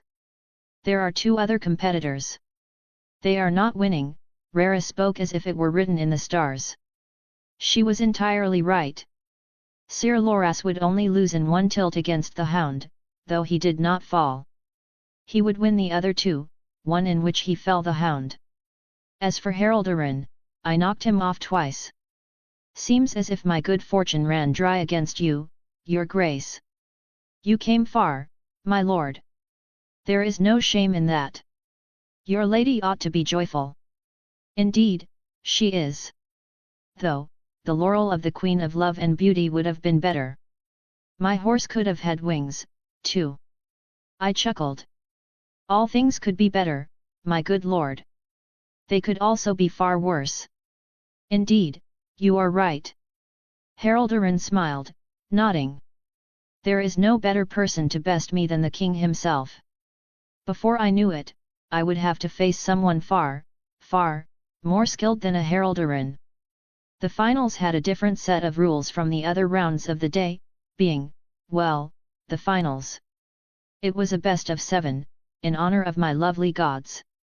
Being careless was not an option, I had to treat every round as if it were the last. Maximize my strengths. I took a deep breath, gathering myself. What was I so scared of, Loras? What a joke. I want to win. I need to win. I am stronger, tougher, smarter, better. I am better. The glory, the gold, the prestige, the honor, the reward, all of it, is mine alone to win. And I will win it all. After hyping myself up, I felt like 7 Loras couldn't beat me. Area's POV. Edric charged forth, his black cape and golden crown stag edged onto it catching the sun's radiance. Sir Loras would hurry his horse at the same time, with both lances meeting in the middle. Arya felt her heart quicken as their lances broke against each other's armor. Edric's had only grazed the side of Loras' breastplate, while Loras was a clean blow that almost struck him off his horse. They both rode onward, to the other side, and took new blunted lances. "You can't lose, you can't," Arya thought, half in disbelief that she cared so much for a joust and the other half wishing that Edric put Loras on his rump in every tilt. The next two were less brutal, with Loras winning less decisively. Edric would perform even better in the next 3 tilts, seemingly improving with each exchange. Sir Loras couldn't quite hit him hard enough while Edric simply lacked precision. It was a matter of whether or not Edric would get a true strike on Loras before Loras' blows became too much for him. In the 7th and final tilt, Edric struck true, breaking his lance and forcing Sir Loras on his back. As the night clung on, Arya's heart skipped a beat. He had been so close. What would the tourney organizer decide? The two rode to opposite sides, awaiting the result. In light of these 7 splendid tilts, I must award the victory to none other than His Grace, Edric Storm of the House. No. A voice like thunder interrupted the judge. It hadn't been Sir Loras, who had been denied victory, but rather Edric himself. This sudden roar caught everyone unawares. "Your Grace! The champion shall be the one who remains standing," Edric announced, grabbing a fresh lance from his squire. "Neither of us have fallen. Therefore, there is no victor between us yet." Arya was too stunned to speak. Edric can be so unbelievable stubborn, she thought to herself. Why can't he happily take the victory as it is? Yet, this act gained the praise of the entire crowd. Small folk and highborn alike cheered gleefully at the prospect of more tilts between their king and Sir Loras to decide a proper, undisputed champion. They rode to meet each other for the 8th time, each breaking a lance. Several, a dozen. More and more tilts would go by as the two continued breaking lances and swapping sides. Edric's lance grew in precision as he improved and grew level with his opponent, yet Loras' blows continued to strike true. It suddenly became a matter of who was more durable. That answer would come in the 24th tilt. They met in the center of the tourney grounds, for the 24th and last time. Loras' lance struck first, breaking against Edric's lower chest. He lost himself. But only for a moment. Edric firmed his lance and struck true with thunderous strength. Crack! His lance broke against Loras' breastplate, and his hold yielded at last as he came tumbling down to the ground for the first time. Arya almost couldn't believe it, yet she had seen how a more focused Edric bested Loras each time in practice. This time, he had shown his best, which eclipsed Loras' best. He used his endurance and strength to the fullest, outlasting Sir Loras and improving with each tilt until he struck him just right when he was at his weakest. It was a decisive, calculated victory. Arya realized that Edric's decision to keep the joust going wasn't a hole he had dug for himself, but rather, a tunnel to absolute victory he had mined from the very first tilt. He left no doubt, no room to speculate. He was the champion of the joust. Edric removed his helmet, tossing it to Dickon Tarley who treasured it like Valyrian steel. His wild black hair flowed free, revealing a face full of sweat. He showed a confident smile, riding towards Sir Loras and exchanging words with him. As His Grace had decreed, the champion of his great joust would be the last competitor that remained standing. The judge ruled. As such, I hereby proclaim Edric Storm of the House Baratheon, King of the Andals, the Rhoynar, and the First Men, Lord of the 7 Kingdoms and Protector of the Realm, as the champion of this great tournament's joust. Once Edric finished talking to Loras, he turned to the center where one of his prizes, the champion's favor, awaited him. It was a wondrous wreath of purple and golden flowers. He took it, and half of the world seemed to hold its breath. It was one of the greatest honors a lady could earn, the so-called Queen of Love and Beauty. gaining it from any knight, let alone a king who had paved his way and earned absolute victory, left all the ladies praying and dreaming. Everywhere Edric looked, he was met with the sweetest of hopeful smiles, winks and blowed kisses. No doubt, that honor was a prospect that her older sister would gush at. Even though she wanted to mock them all, she found herself just as anxious. She wanted it to fall into her lap, Arya couldn't deny it. She wanted Edric to dedicate his victory to her and show the entire realm that their betrothal wasn't just duty and honor. That it was something he truly wished to realize, rather than something imposed upon him. He could choose anyone he wished today, she knew. No one in the world could stop Edric when he was determined to do something. He slowly rode past the crowd, a wave of cheers following his wake. He rode past Arya and Martell, briefly stopped at Marjorie and smiled. Arya had half a mind to throw a rock at him. It almost looked like he'd do it until she realized he was only playing to the crowd. Then, he'd finally stop at Sansa, who sat next to her. "Sansa, you look lovely today," he remarked with a charming smile. "How did you find my performance?" "It was brilliant." Sansa gave him a smile. "It looks like my favor turned you from a half-baked juicer to a champion." Arya erupted, grinning slightly. "Look at you, all red and flustered." Edric chuckled, shaking his head as he deflected her jest. "You're adorable." "What?" Arya blushed as she denied, shaking her head. "I'm not red. You are one of the reasons why I fought on so stubbornly." He smiled, grasping her heart with just a couple of words. "The sight of your smile has made it all worthwhile." Arya strangely felt too embarrassed to reply. Sansa sat silently, knowing what would follow. "As I am champion, this wreath, and all that comes with it, rightfully belongs to only you." He raised his lance, which carried the wreath of flowers, and laid it on her lap. He had returned her favor with one of his own, the champion's favor. In the blink of an eye, the dishonor of his previous misdeed with Marjorie washed away with the greatest honor in the realm. For that night, she would reign as the Queen of Love and Beauty. Chapter 74, Night of Song. Edric's POV. Returning to the Red Keep with a horde of admirers certainly was something.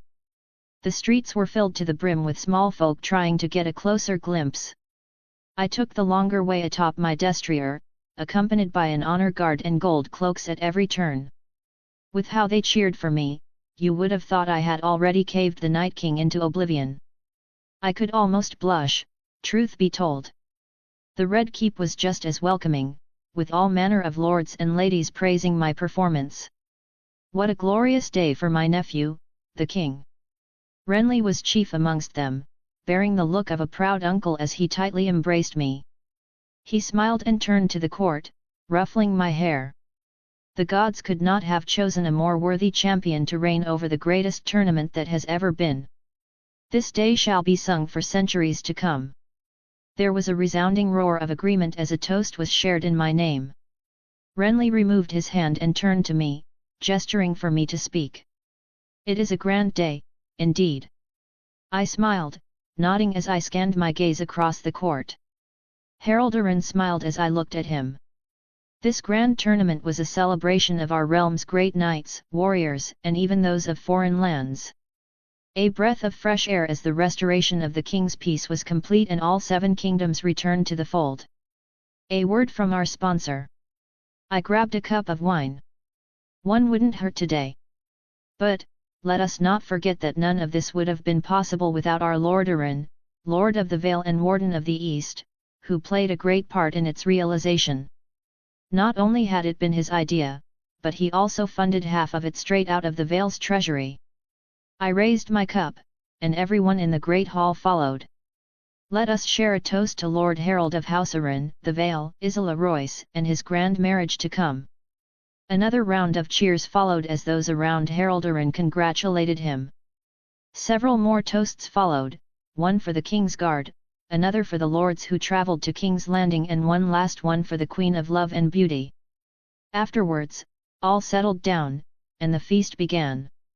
I wasn't eating too gracefully, my stomach becoming an endless void that took every plate of food in sight. Arya had been glowing, all smiles and joyous laughter. I had never seen her so happy, to think that a wreath of flowers could mean so much.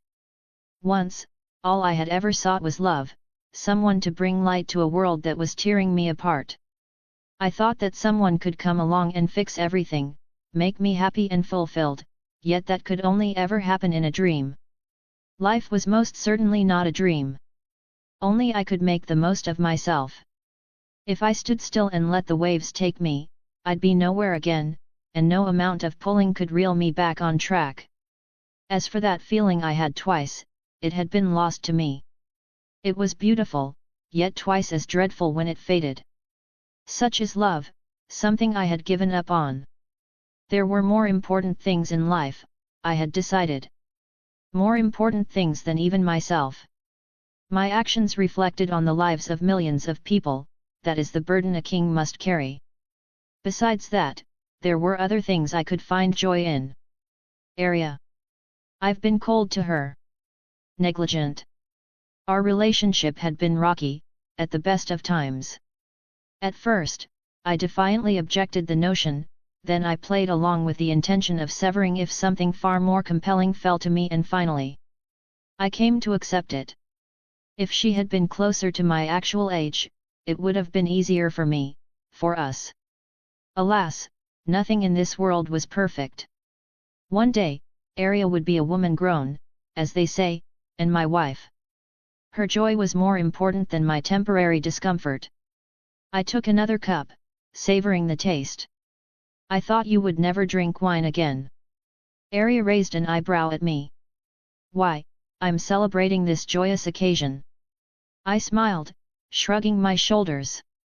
Besides, I have a high tolerance for such things. A few cups of this weak wine won't do much more than brighten my mood. Now Stag's Fury, on the other hand. I finished the cup and placed it down, looking at Arya. The wreath fit her head almost perfectly, a mix of flowers in my two favorite colors, purple and gold. I would have gotten one with blue winter roses instead, but they didn't have any in King's Landing. No idea how that Rhaegar Targaryen got his hands on them from Harrenhal. To his credit, he must have planned way ahead, or it might be something that happened because the plot wanted it to. It would not look good if the king couldn't stomach more than water, is that right? Arya added. That's another point, I suppose. I nodded. It's like leading your men into battle. If I don't drink, then why should they? It dulls the celebration, in a way. But, if matters do get out of hand, I have my trusted hound to bark everyone away. Trust me, he's the finest man around for that duty. He scares all the ladies away. I don't doubt that. Arya had a bite of her food. You could also guard my bedchamber with your little needle, I added, chuckling. I have faith in you. She replied, smiling. Enough not to watch under your bed. How fitting for the future queen to be named the Queen of Love and Beauty by the triumphant king, who bested all the challengers in his path. Mikkel Redford approached with a smile alongside his newlywed wife. I nodded, turning to him. It is something you'd hear in a song, no? Indeed, your grace. I heard rumors that you were not fond of your betrothal before. Maya Stone, now Redford, remarked as she looked at Arya.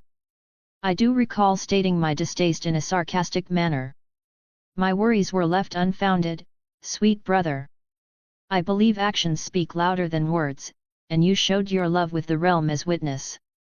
She had not said it in a non-mocking manner, being completely sincere. We hope to attend your marriage when it comes. Mikkel Redford bowed his head courteously. If you would have us, of course. Pfft. I laughed. Why would I deny my brother by law? You are welcome to my court whenever you fancy. I thank you for your hospitality. It will be a day of endless joy and love, I am sure. Maya turned to me, ruffling my hair. No one is more worthy of love than my sweet brother. Don't say it like that, Maya. I chuckled, shaking my head. It's far too embarrassing. I only speak the truth. Maya retreated, looking towards her husband. Am I wrong? His Grace has a giant-sized heart of gold, he will find love wherever he walks. Micah smiled, affirming. His Grace and Lady Arya Stark look joyous on this day, and I have no doubt that joy will blossom into a profound bond of love as the years go by. How poetic! I chuckled, glancing at Maya. Have you turned Sir Mikkel into a singer? Amusingly enough, it is one of his newest interests.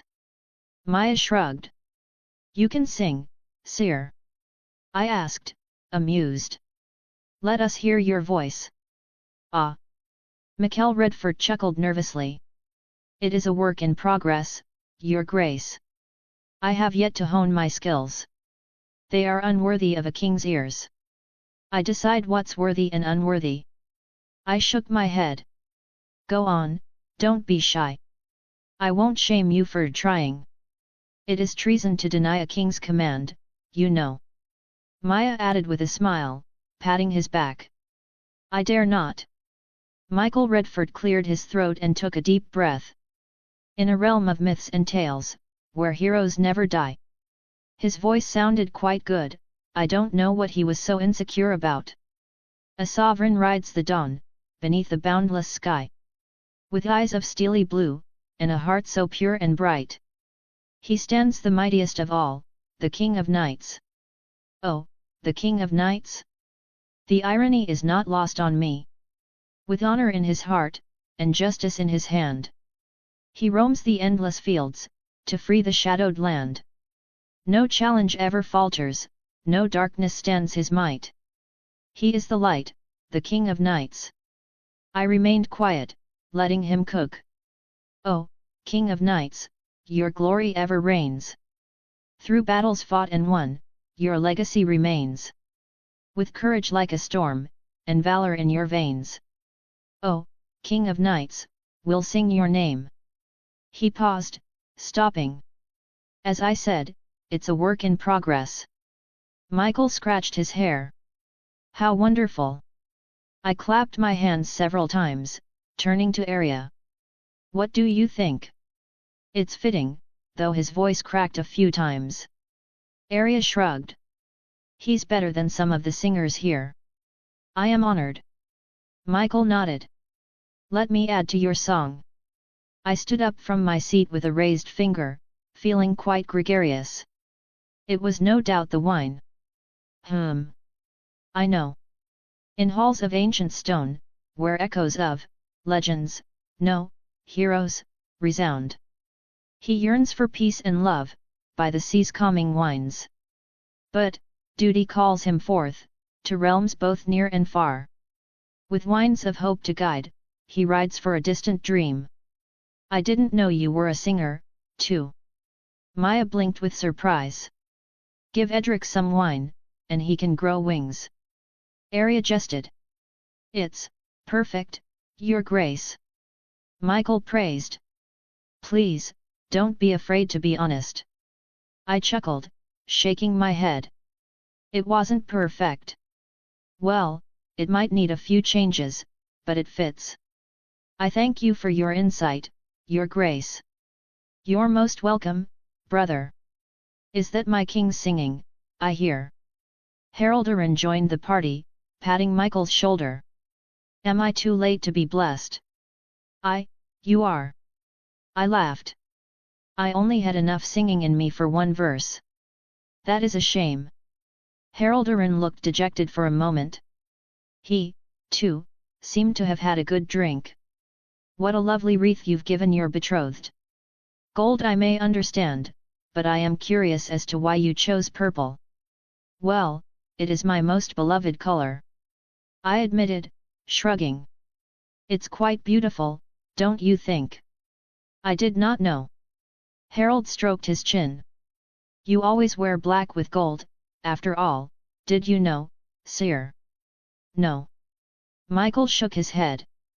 Neither did I, Arya added. Ah, I've thought of a gift for your name day already, Your Grace. Haroldarin smiled, his blue eyes lighting up. I shall bring you the most brilliant of purple doublets known to the world.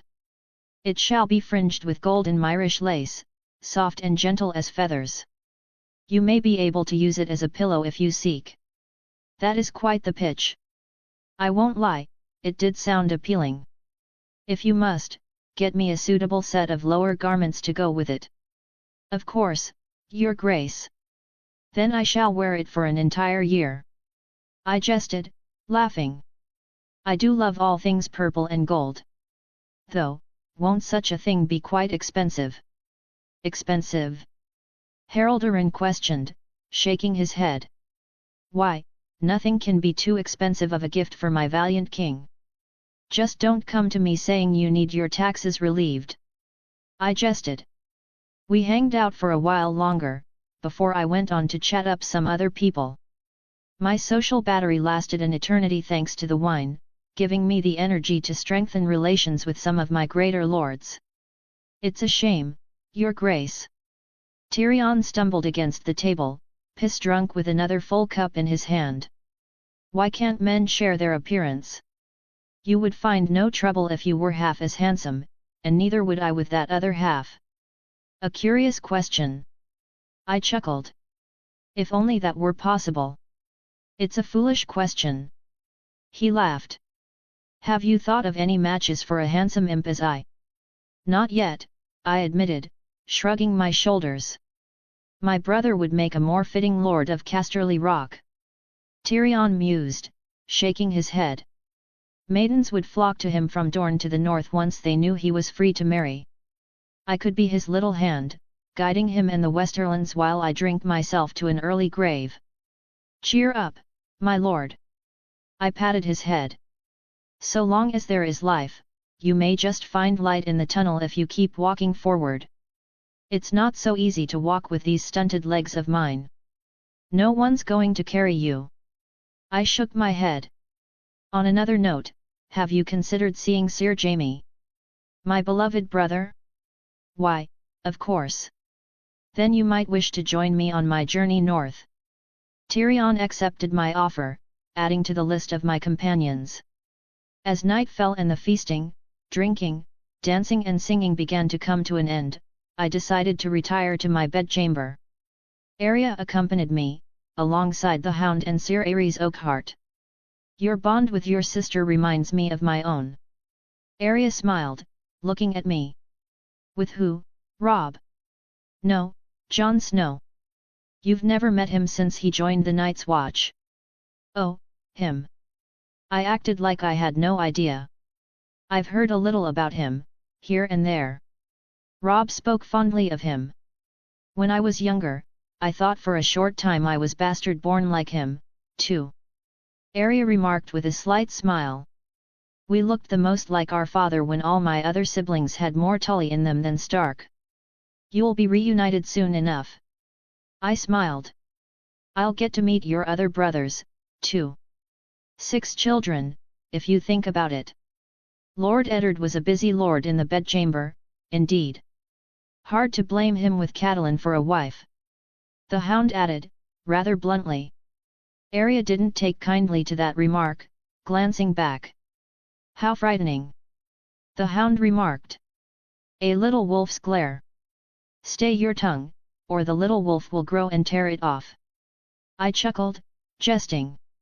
If you had said the same, I doubt she would have looked that way. It would be quite inappropriate for me to speak of my future mother in such a way, I spoke, finally reaching my bedchamber. Right. Sir Aerys, if you would escort my lady. Yes, Your Grace. How many children do you think would be ideal? Arya questioned. A dynasty of 100 sons, yes, that would be ideal. I boasted, though it was a jest.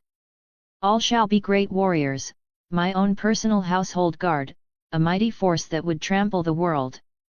100. Arya raised an eyebrow. When you become queen, Edric's bed shall be your new home. The Hound added, jesting.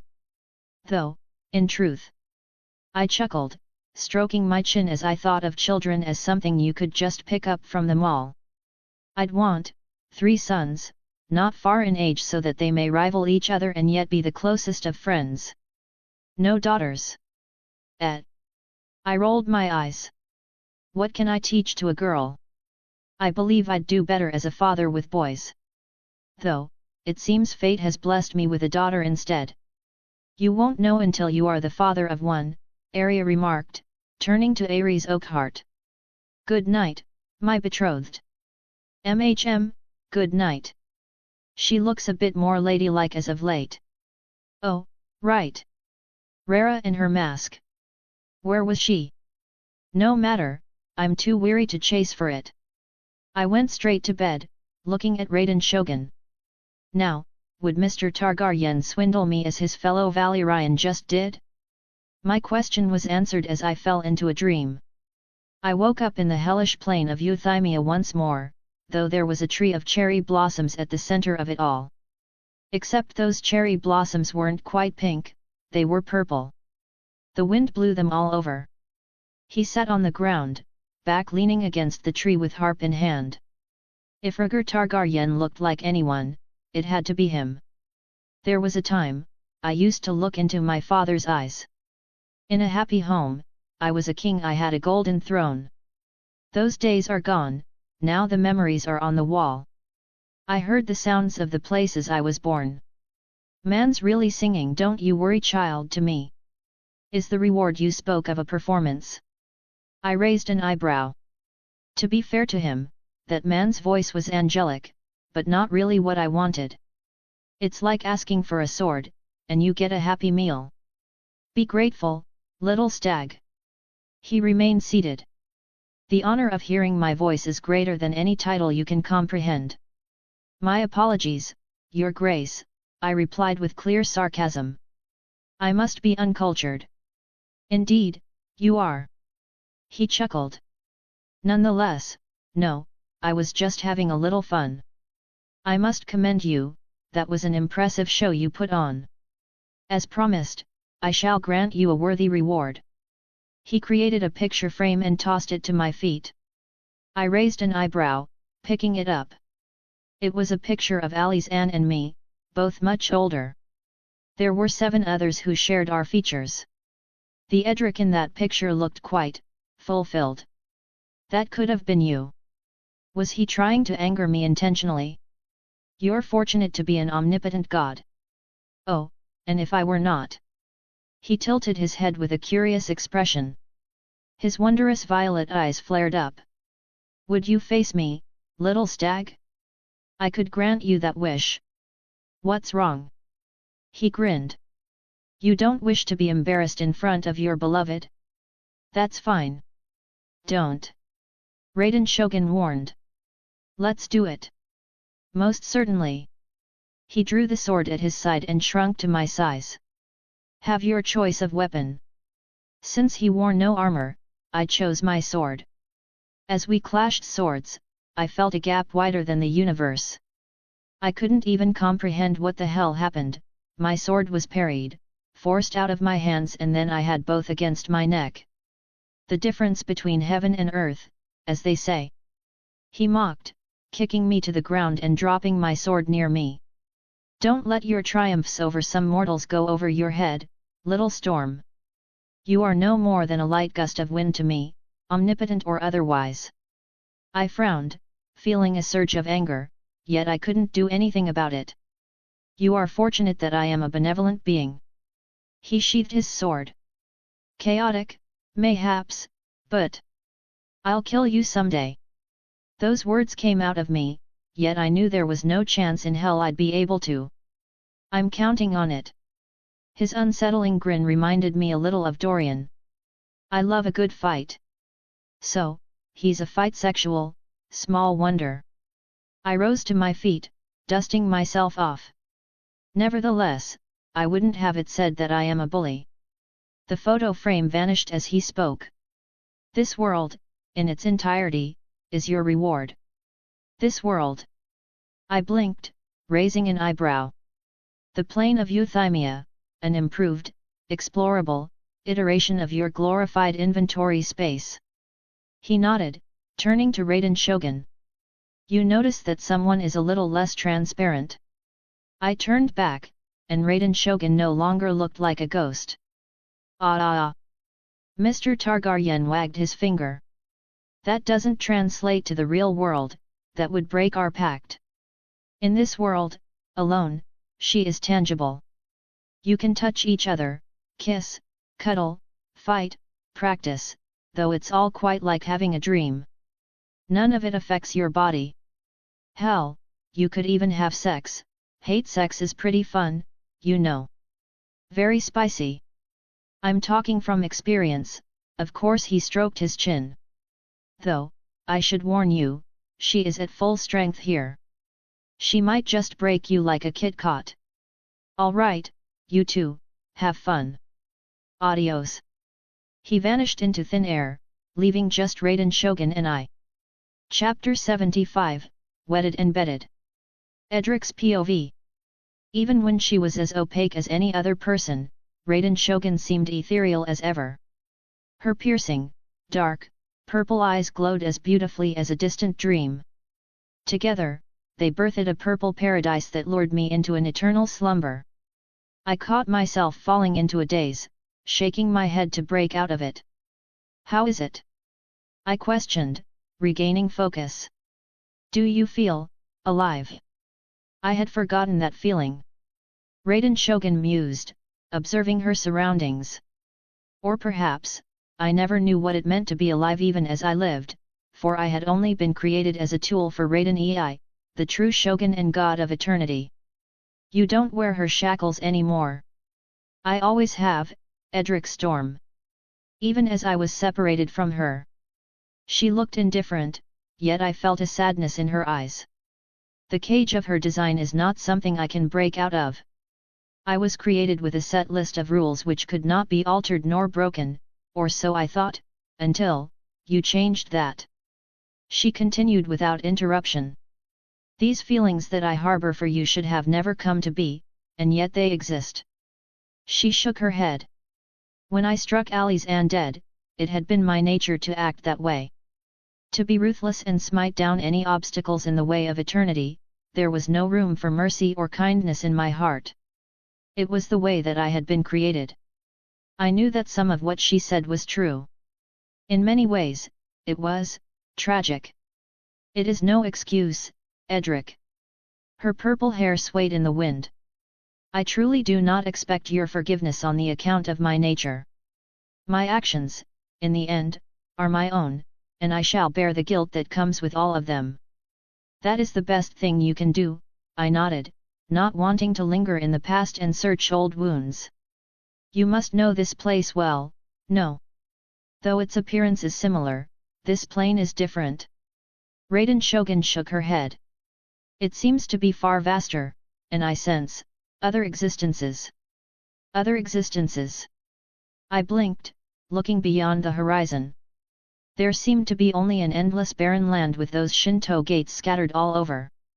A wasteland toned in grey, black, and red. I suppose exploring couldn't hurt. No. Raiden Shogun shook her head. We shall stay here. I raised an eyebrow. A sword of lightning materialized in her hand. A physical sword that glowed with divinity. She pointed her sword to the side, where a messy hill of countless weapons stood behind me. There were other things, too, like gold dragons, water skins, and the black fire-styled armor. It didn't take me long to realize that these were all the things I had stored up. Take your weapon of choice. Are we sparring? Don't you feel any sense of humiliation? You were bested by that god even when he lowered himself to your level of strength. Not only were you bested, you did not even last a moment. She pointed her blade at me. Will you be so quick to accept defeat against your Night King? I'm sure one is far inferior to the other, I remarked, choosing to draw the sword at my side. Then you should not take a fight you cannot win. She countered. Do you seek triumph, or are you content with defeat? You should know the answer to that. Then prove it. I stepped forward with an overhead swing, which she blocked with ease. It was strange, clashing with someone stronger than me. It was like me attacking some malnourished peasant, except I was the malnourished peasant against a god. She pushed me back and flashed forward with deadly speed. She went for the head. Using hyperfocus, I managed to escape the attack with only a small cut on the cheek. Or so I thought. In less than an instant, a terrible gash across my entire body was cut, which was followed by several more slashes all over. Though it was supposed to be a dream, I felt all the pain that came with it. I fell to the ground, powerless, as the surge of lightning paralyzed me. Lightning strikes twice, she told me, tilting her head slightly. Would you wish to learn how to do that? I groaned slightly, watching the gash close on itself. It did not take long for me to get back on my feet. Looks like my healing factor here was on a whole different plane. You know, that's one way to advertise a move, almost kill the person you intend to teach, I remarked. You cannot die here, she countered. I noticed. I looked at my sword. So, how do I perform that? We start with the basics first. What do you consider your greatest advantage in a duel? Hyperfocus, if I had to choose, or lightning if we're including magic. Indeed, they are great tools at your disposal. She nodded in agreement. Alas, there is one that you looked over. It's written all over your banners everywhere you look. Fury. With fury comes your true strength. She nodded. It is then that the skies shift in your favor, when rain falls, wind surges, and lightning erupts ever so easily. Anger gives rise to your physical attributes as well, making you swifter and each blow mightier. It is fury that heightens your prowess in battle, whether physical, spiritual or elemental. Fury can lead to irrational decisions, however, I argued. It can be as much of a disadvantage as it is a strength. Unless I can control it. Precisely, if you can erupt in a frenzy at will, yet be able to channel that fury with absolute focus, then you would know no equal in your plane. You would act decisively, without much time for thought, yet not irrationally. The perfect warrior. Mastering both forms of battle instincts and using them simultaneously, of course, this was something I had already experienced in part yet haven't been able to replicate. I suppose you're hinting at my rampage in Mistwood. You are right. Fury is in your blood, yet your mindset in battle is to be strategic and calculating, therefore suppressing its effects rather than using both in tandem. She raised her sword effortlessly. For the time that we do have until you wake, try erupting in fury. It was easier said than done, finding that balance. I stopped counting how many times she kicked my ass around. Either I wasn't angry enough or that anger blinded me. Though, I was starting to learn to better fight her blows. You've adapted to my attacks somewhat, she remarked. Your movements are sharper as well. Good, you shouldn't waste your energy on any unnecessary actions. She really was taking the whole teacher role in earnest. I appreciated it, of course. It was the one way she could support me as she had no power over the outside world. Being the original source of my magic, someone who had a great deal more experience and an observer of my every fight, she knew far better than I did in many aspects. At this rate, it won't be too long until I surpass you. I japed, engulfing my sword in lightning. You are still 1,000 years too young to make such declarations. No way, she humbled me with a line you'd hear in a CN. I'm an early bloomer. She smiled slightly. Shall I shatter your confidence once more? I'm afraid that isn't feasible. Resolve and confidence was not much different from fury, so I found. If I lacked in both, I'd be weaker. I needed to believe I was on par to stand my ground for even a moment. Delusion of greatness, till you make it up there. I woke up feeling like absolute shit, which wasn't too shocking. After the adrenaline and wine wore off, all the soreness from Loras' blows came out of hiding. I decided to walk it off. I asked him before our match to perform at his best, making a jestful remark that I'd send him to the wall if he didn't. I was paying the price for it today, though it wasn't anything I couldn't handle. After 14 days of tournaments, competitions, and feasting, Haraldur's wedding began at last. All the lords had been in attendance at the procession, riding to the September of Baelor steadily. Harald wore his best drip while his wife-to-be wore a fine white gown. Jon Royce would walk his daughter over to the groom, removing his house's cloak so that Harald could drape an Aran cloak of his own over her. This act signified the passing of protection from father to husband. They would kiss and make their vows, before the High Septon declared them to be one flesh, one heart, one soul, now and forever. Considering it was a match I made as consolation for Jon Royce and his daughter, it seems to be going more than well. The leap from the fourth son of a lord to the Lord Paramount is no small thing, while Harald gets legitimacy by marrying the daughter of the old and powerful House Royce. The Court of the Vale seems to be taken by him, too. Sweet Robin was an insignificant price to pay for such a result. Another night of feasting followed, where Haraldurn and Isola Royce cut open the wedding pie from which a dozen birds sprouted. It was a strange tradition. What if the birds shit inside of the cake? I ain't eating that, respectfully. After having my fill from the feast, I went on my routine of chatting around. The first was the man of the hour himself. I have you to thank for all of this, Your Grace. Harald modestly lowered his head. His lips curled into a charming smile. In your honor, I'd wish to name my firstborn son Edric. That is a great honor, indeed. I nodded, smiling. May the gods grant you that son sooner than late. As we have their chosen son's blessing, it will not be long. Isola Royce added, looking at her husband with glittering eyes. How endearing, bar any accidents, they will have many children, I'm sure. That was my idea. Maya approached, pouting slightly. Wasn't it, Michael? He was not too far behind. Indeed, we also sought to name our firstborn son Edric. Something tells me the number of babies being named Edric will skyrocket. There can never be too many Edrics. I laughed, shaking my head. Name them away. How about a competition, Sir Michael? Haraldurn proposed, looking certain of himself. Whoever has a son first, claims that honor.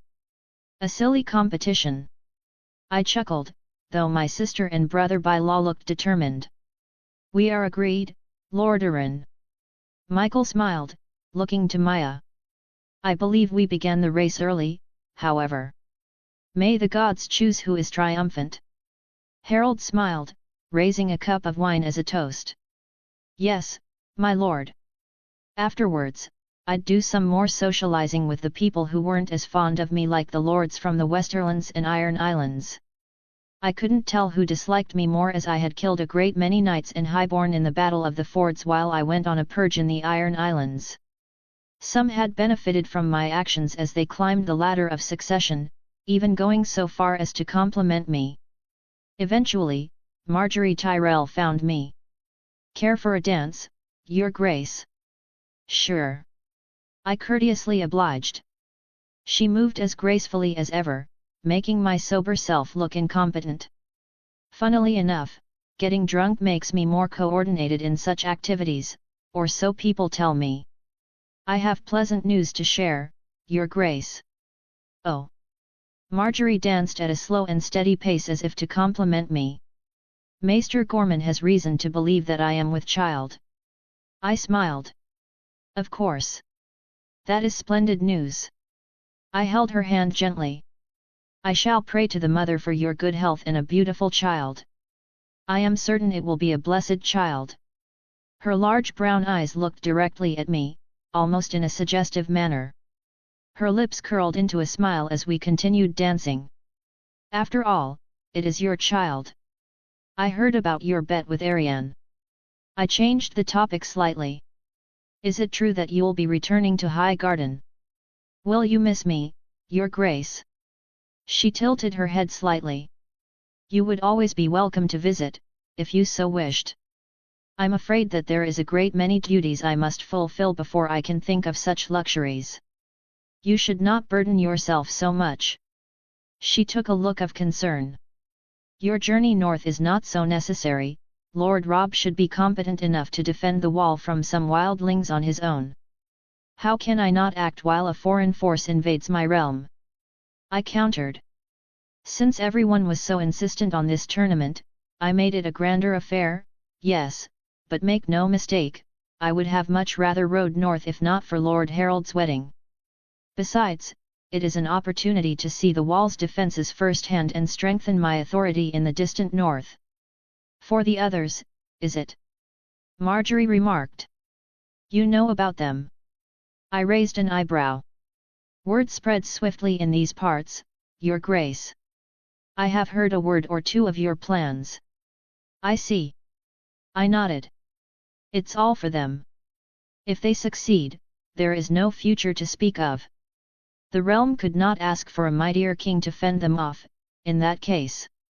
After we finished, I wished her well and decided to kick the newlyweds into action. May I have everyone's attention? Be silent, the king is speaking. One of my knights shouted with a booming voice. A group of men slammed their cups in response to my request, silencing all the noise. Lord Arryn and his wife have said their vows, we have feasted, danced, and sung in their name. There is but one thing left to do, my lords and ladies. To bed. To bed. To bed. Like hungry dogs that found a fresh bone to pick, the entire hall erupted, mostly the men.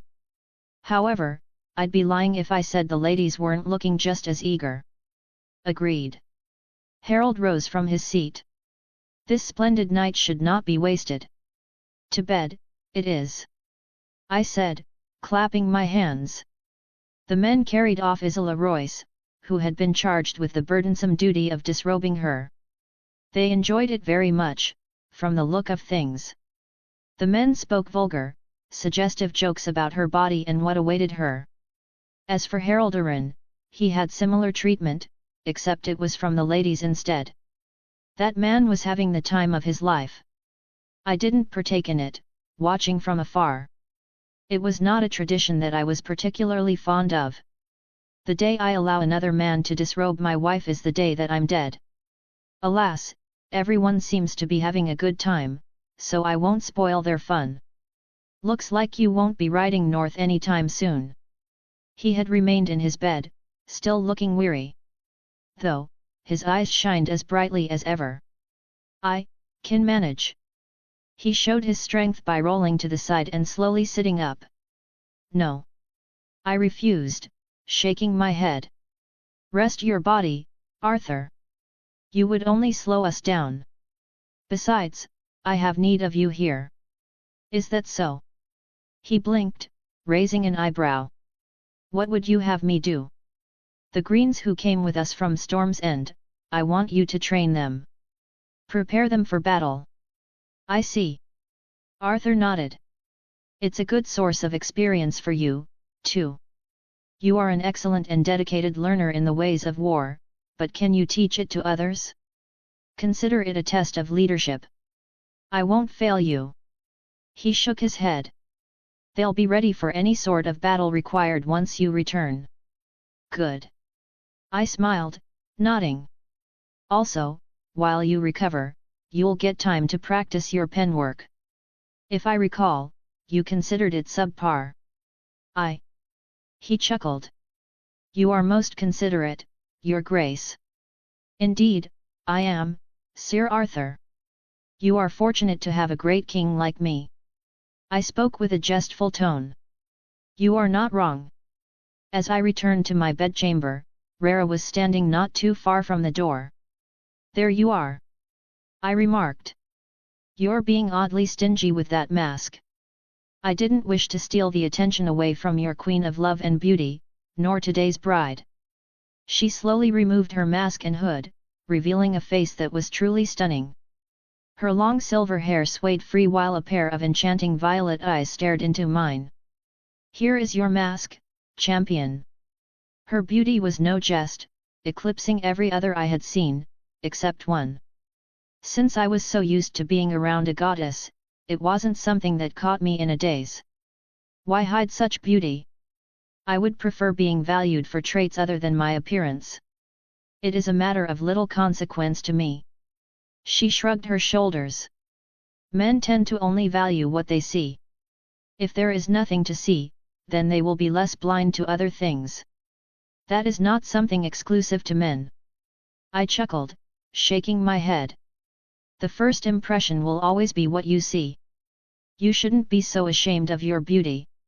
It's a gift that makes many things easier. I'm sure you know.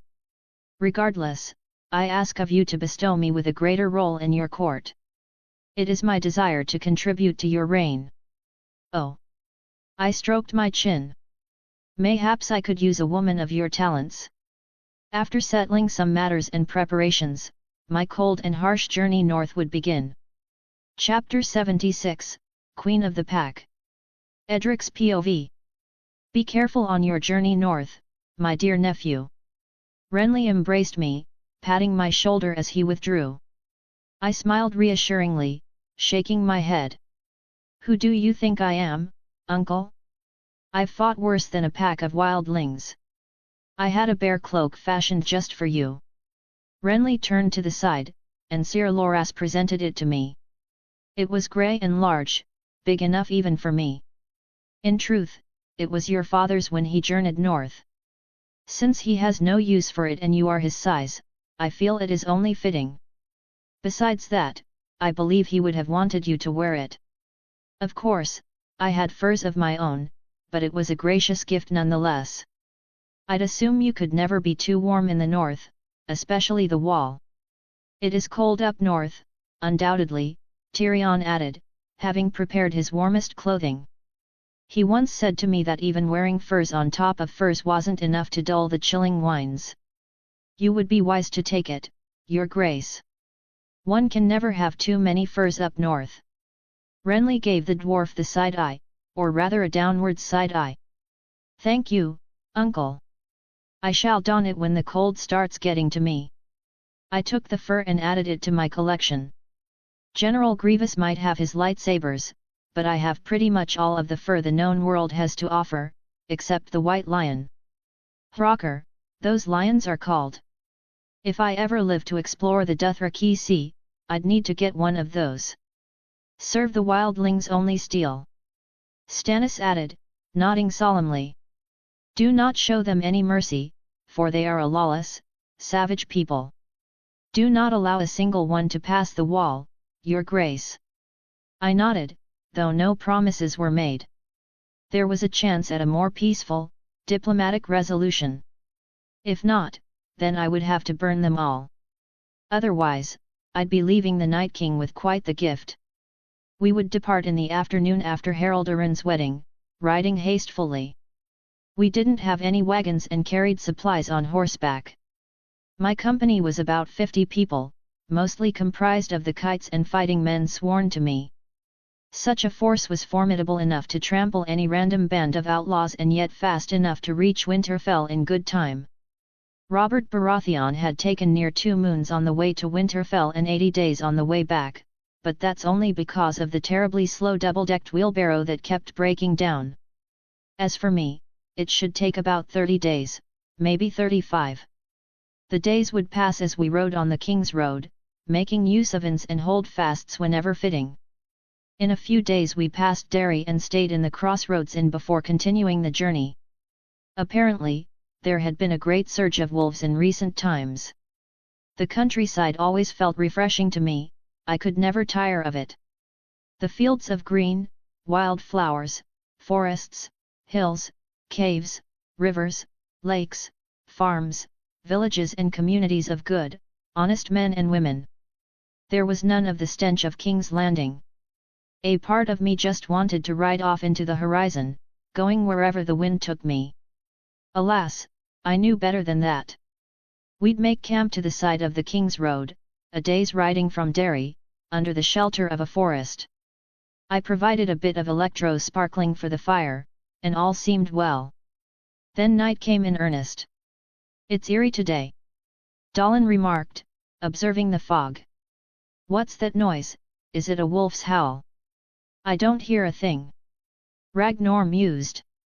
The innkeeper told you that story of the monstrous she-wolf and her pack of hundreds of wolves, and now you've begun imagining things, Dallin? Stop worrying about it.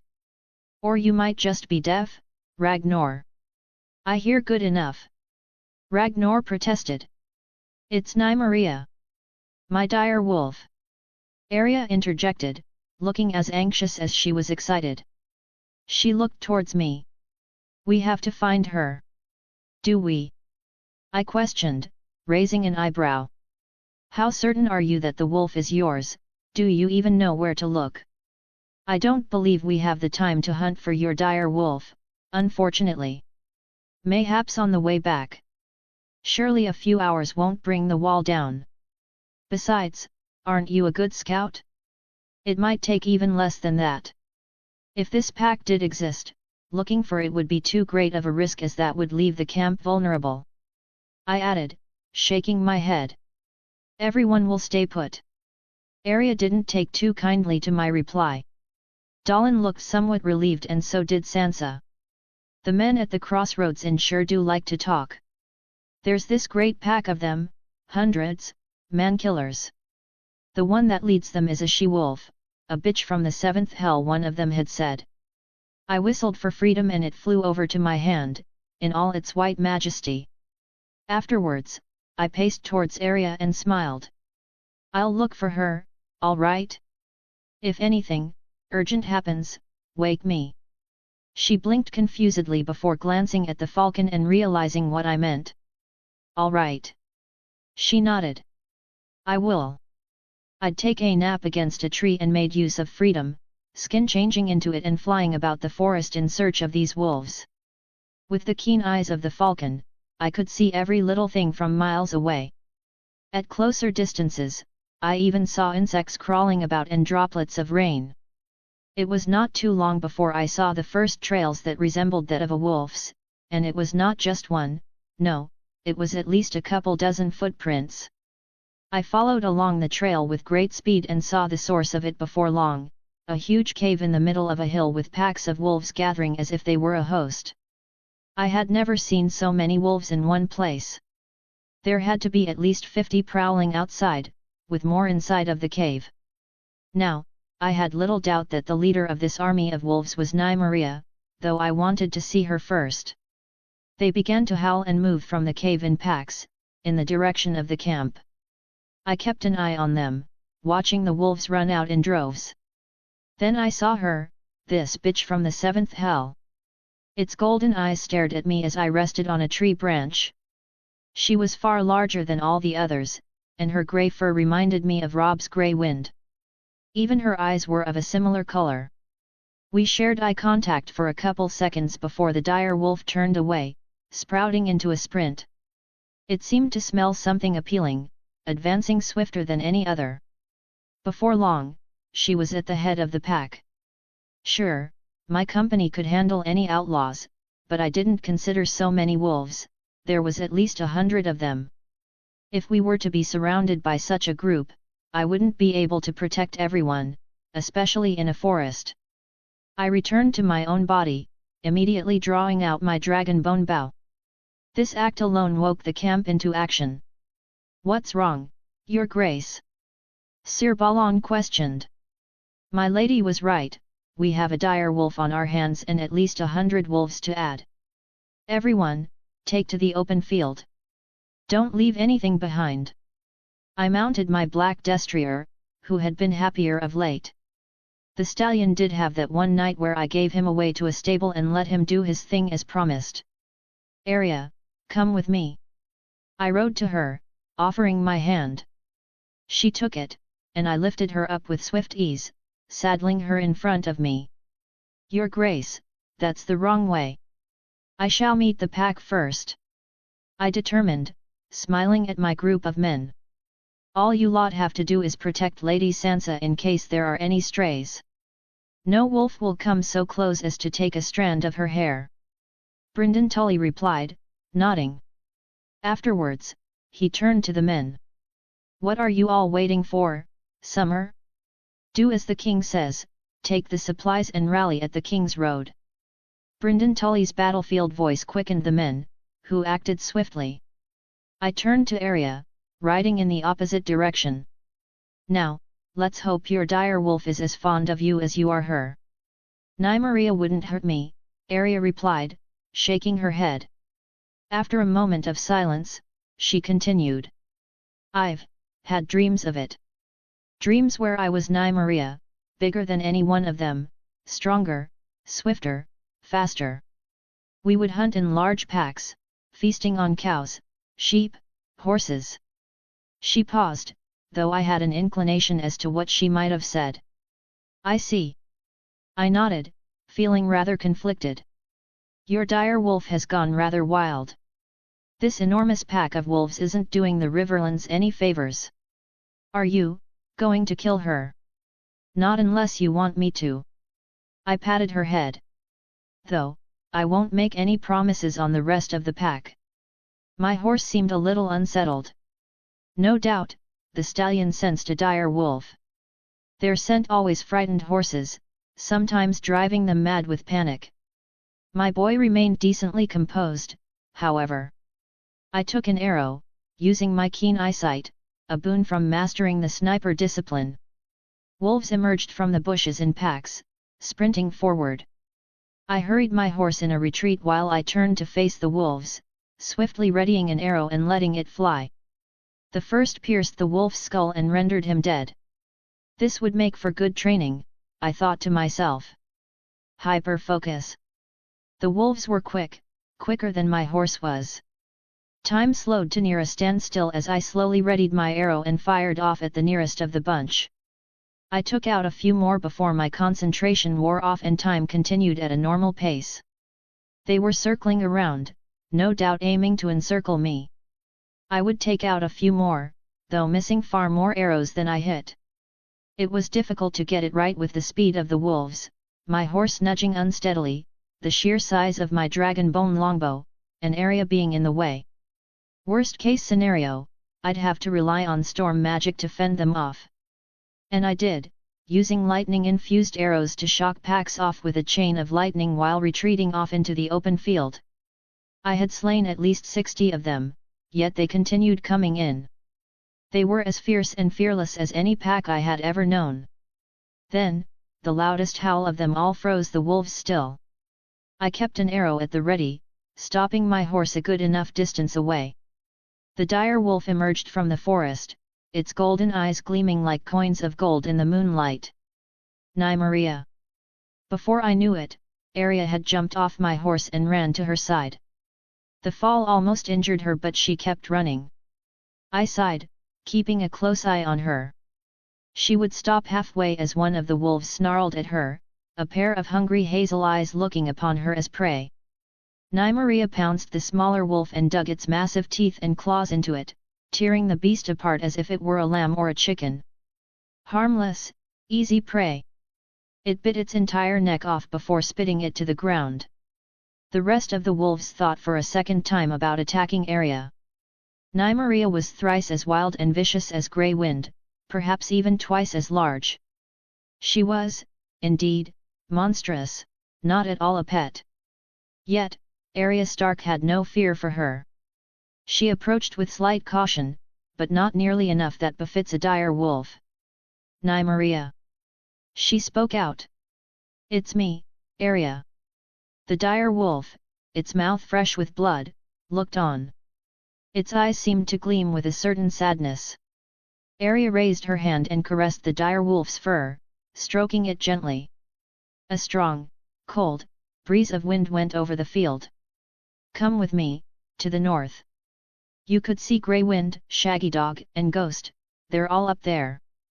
Nymeria would step back, glaring at me.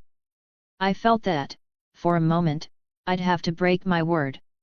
She looked away and turned to her pack, walking back to the forest. Arya remained still, her brown hair swaying with the wind. She lowered her hand, looking at the retreating pack. I put down my bow and returned the arrow into its quiver, riding towards her slowly. I had half a mind to slay them all, so that these wolves wouldn't cause anyone further trouble. Yet, knowing what the dire wolf meant to Arya, I didn't. Well? I questioned. You found her. We did. Arya turned to me, teary-eyed. Despite her sadness, she managed to smile. Nymeria, she found her home. Her new brothers and sisters, maybe even children, and so many of them, too. That, she did. It's not like her to come back to me. She shook her head. It will never be the same as it was, and that's okay. She's happier that way. She took a deep breath, letting go. It's where she truly belongs. For some reason, that struck a chord in my heart. I did not know the beast, yet I felt so strongly about what I had seen. The dire wolf had found her family and couldn't return to the way things used to be. Nymeria is wild, untamed, and free, like the girl who once adopted her. She had become a leader amongst her kind and would never truly fit Arya's life the way she would have wanted. Let's go back to the others. I offered my hand and Arya took it. That would be for the best. You'll need some rest after that battle. Me? I scoffed. I could have slain them all without breaking a sweat. But you did break a sweat. That was the rain. Right. She chuckled, wiping her eyes. Help me up already. Of course, my lady. I lifted her up on my horse and we returned to the others together.